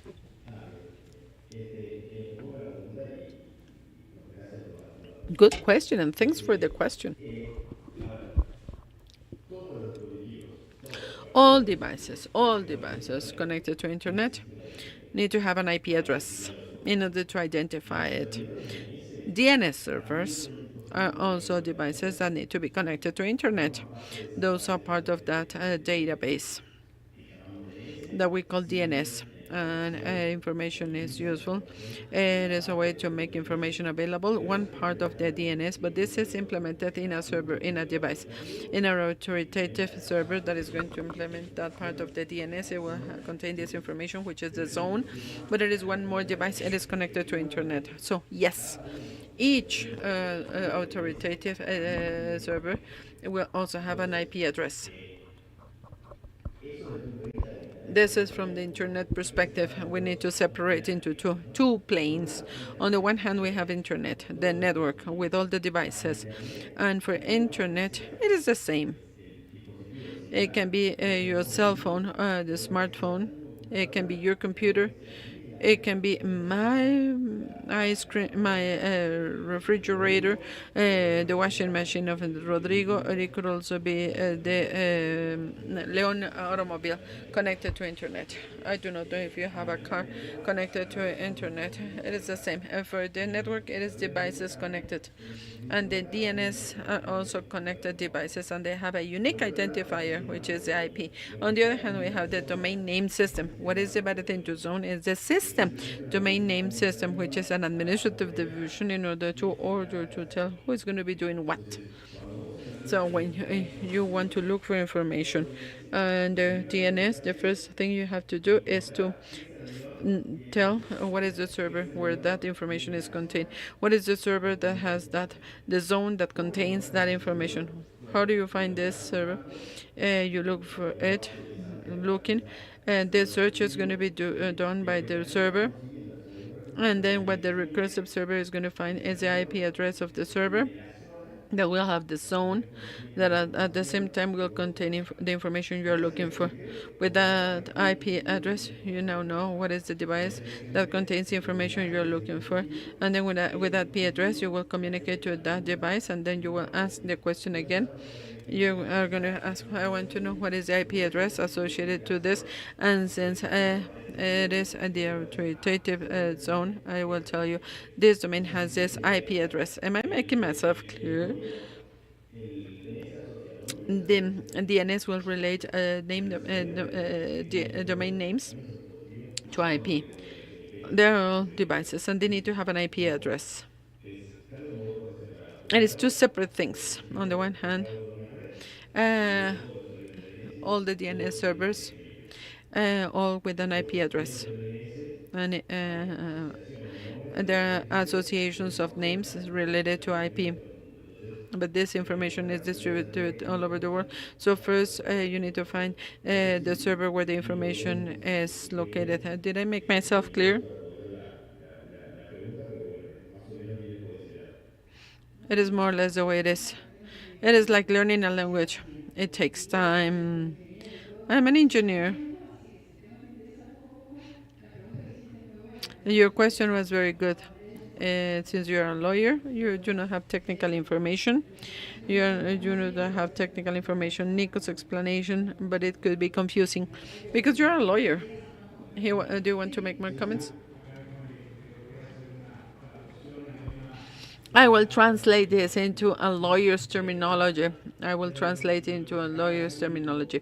After listening to Nico, what I can tell you as a lawyer is that the domain name system is going to include domain names and IP addresses, and behind a domain name it will always find an IP address, and it will allow you to reach an internet resource, a server. Now, speaking about your question about the regionalization of the IP addresses, and this is something that Rodrigo and I were speaking about. And as Nico, after listening to Nico, for administrative matters, the world was divided into 5 regions: Latin America, the Caribbean, North America, Europe, Africa, and Asia. And in each one of these regions, there is a registry of internet addresses.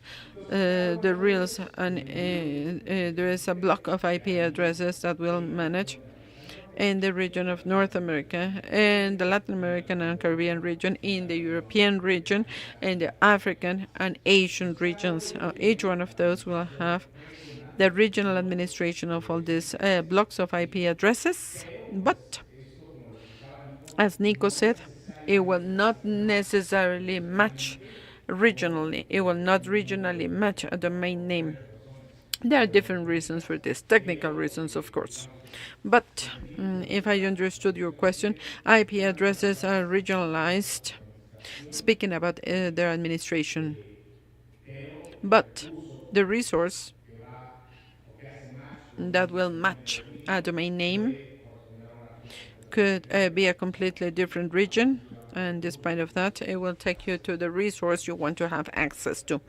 The resource you want to access, and to make you even more confused, to confuse you even more after listening to Leon and after listening to Nico, and of course after listening to your question, what happens is that the zones, as we see them in the DNS, zones are happening in the cyberspace, digital zones in the global internet.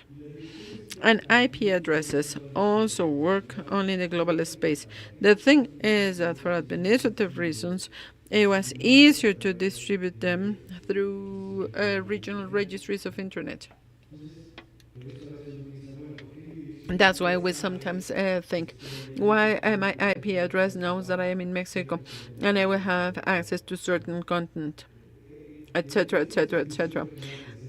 Out of that regional distribution of IP addresses, this is the reason to take other measures. But the difference between the zones of DNS, which are global zones, those are zones that have to do with a global definition.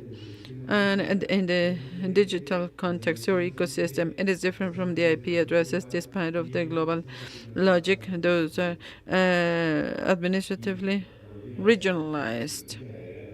And if I may, I would like to add, and I will, now the teacher comes technically, the technical aspect, technically, the grouping of IP addresses has a name. A set of IP addresses is a network. A network is technically, the network is a set, is a little block of IP addresses. From this number to this number, this is a network. All the addresses within this range is what we call network. So the equivalent in the world of IP addresses, how this is associated, how IP addresses are grouped in the DNS world, the domain names are grouped, as Rodrigo said. what Leon said, which is zones. And in the world of IP addresses, the set of IP addresses are grouped into networks. That is it, networks. Again, one more question. Thanks. Good afternoon. A while ago, you spoke about impact on a country with that specific domain, and you also spoke about the impact on a domain name. It could damage an institution. What about impacting a user? I will give you an example. There is a website, a web page, where the Mexican passports are produced. That page has existed for years. The website it hasn't been able to, no one has been able to take it down. There are many reasons for that. I will tell you why. And that website is going to charge you 2,000 Mexican pesos to do the corresponding procedure. I will not file a complaint. This is a requirement in order to legally prosecute the case. And I will spend more than 2,000 pesos to do this. I need to work with a lawyer. I will be wasting my time, money, and we will not be able to proceed as expected.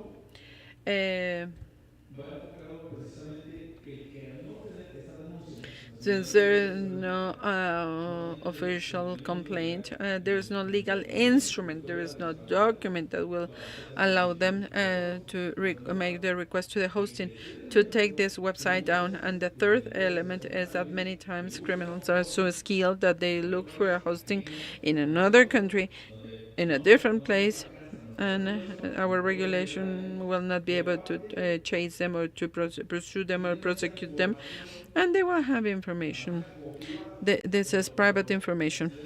When we access a website like yours to look for information of who is, we get no information. We do not get any information. And if that website today, if five people log in, it is going to be 10,000 pesos, and in a week, 70,000 pesos multiplied times 365. And imagine that website has existed for 10 years without legal complaints. So how would it be possible? How could I can help the cyber police or cyber law enforcement to receive those complaints without having the actual legal complaint? Because there are many reports. Unfortunately, the Mexican citizen doesn't file a complaint because they will be losing more by doing this instead of recovering the money. And the very last factor, in case we find the criminal, we have a legal term that is redressing, or I will pay you 4,000 pesos if I owe you 2,000. So how can you help on that? I mean, redress or restitution of damage. Do people what about the passport? No. There is an official website of government where you can do it. It is for free, but as he said, there are different sites which are prank. They offer you to help you as for a passport, for a visa. Officially, you wouldn't need to pay for this. It is just a way to steal from people. It is. I share your concern. Unfortunately, there is lots of misinformation, and what we need is to give tools, and we need to educate people so that the end users can take care of this type of problems. Why do I say this? What you say to us, it is DNS abuse or misuse, and this DNS abuse or misuse is prohibited in our statutes, and there is a classification, a very specific classification of what we recognize as DNS abuse or misuse. We have fishing, farming, botnets, etc. And this could be phishing, a fraudulent website.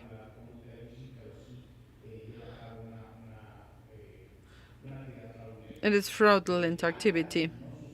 ICANN doesn't suspend sites. ICANN, what it does is to establish the policies that will coordinate the system, which is domain names. We are the coordinators of the domain name system, but we will never take them down.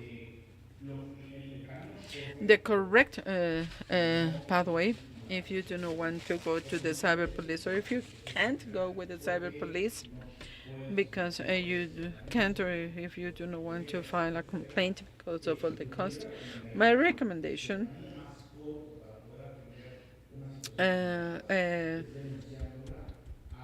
what you need to do is to send an email to the abuse of the registrar.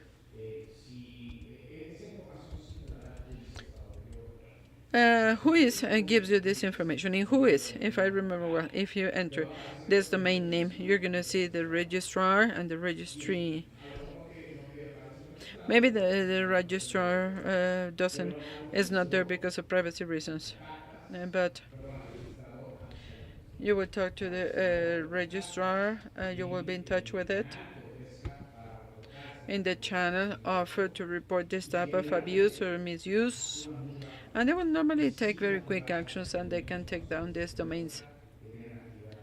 As long as you can prove that it is fraud, and the registrant cannot do it, you can take it up to a level up, the last instance where this type of conduct can happen. It wouldn't be impossible. So my recommendation, you need to file a complaint through this contact and submit, produce the evidence to determine there is fraudulent activity, and they will take it down and make it inactive so that no more people is subject to this, and criminals will move their sites to other domains or subdomains. It is a game. It is it is an endless thing, but this is the only way to fight this type of situation.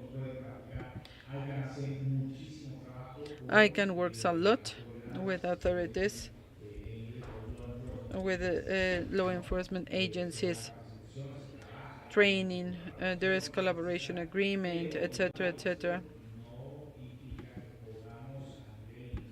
But at the local level, we cannot skip the legal processes as needed. I do not know if you want to speak about what you do. Leon, would you please tell us what we do? We organize workshops with law enforcement, with judges, with prosecutors, so that they know how this happens. And as Leon said, when you say you do not find the information in Whois, we had to redact the Whois information because of privacy reasons. But there is an obligation to maintain this information, to make it available to those who show a legitimate interest to have access to this information. And this is what you need to do in the different jurisdictions. In Mexico, we have some jurisdiction channels. In ICANN, what we did was to install a system, and the name is RDRS, which is a homogeneous system, so that the information requests by interested parties, not only law enforcement, and to be in touch with the registry of that domain, and to this is the only way to have this information. We want to expedite this process, the law enforcement process. Rodrigo, can I add? I would like to say something important technical aspect. It is important to take into consideration, and Leon spoke about it, but I want to be very specific on this.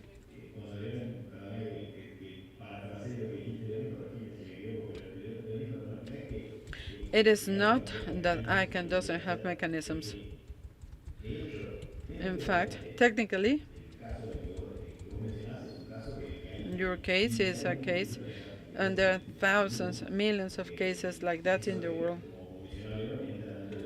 It is within a categorization of abuse of the domain names and the registration of domain names for malicious purposes. It is a discipline, and it is a set of techniques to look for information and to try to find this information. And if someone can take it down, to do so. What I want you to remember is that even if ICANN wants to take it down, it is not possible because it is a distributed system. ICANN doesn't manage that part of the DNS. ICANN only manages. It can only act with the root of the DNS if you have a domain in one part of the DNS, and if it is registered for fraudulent uses in one specific zone. What as Leon said, you need to be in touch with the administrator of that zone through the registrar. So you will first be in touch with the registrar, the one that sells the domain names. And a registry is the one that manages, and they're the ones that can take it down. ICANN can't. What we do in ICANN, as Rodrigo and Leon said, we can give training to all these organizations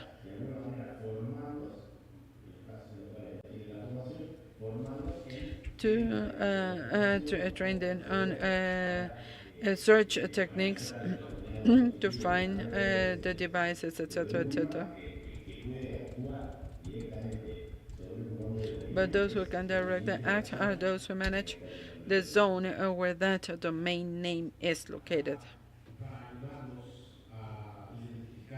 To help them identify the contact, the point of contact to report this abuse, there is a tool implemented by one of the groups, the Registrar Holding Group, and the name of is Asset Tool. AssetTool.com.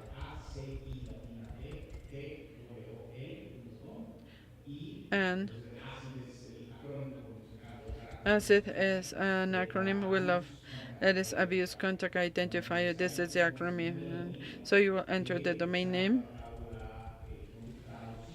the one that is abusing, and the system will give you back information about the contact.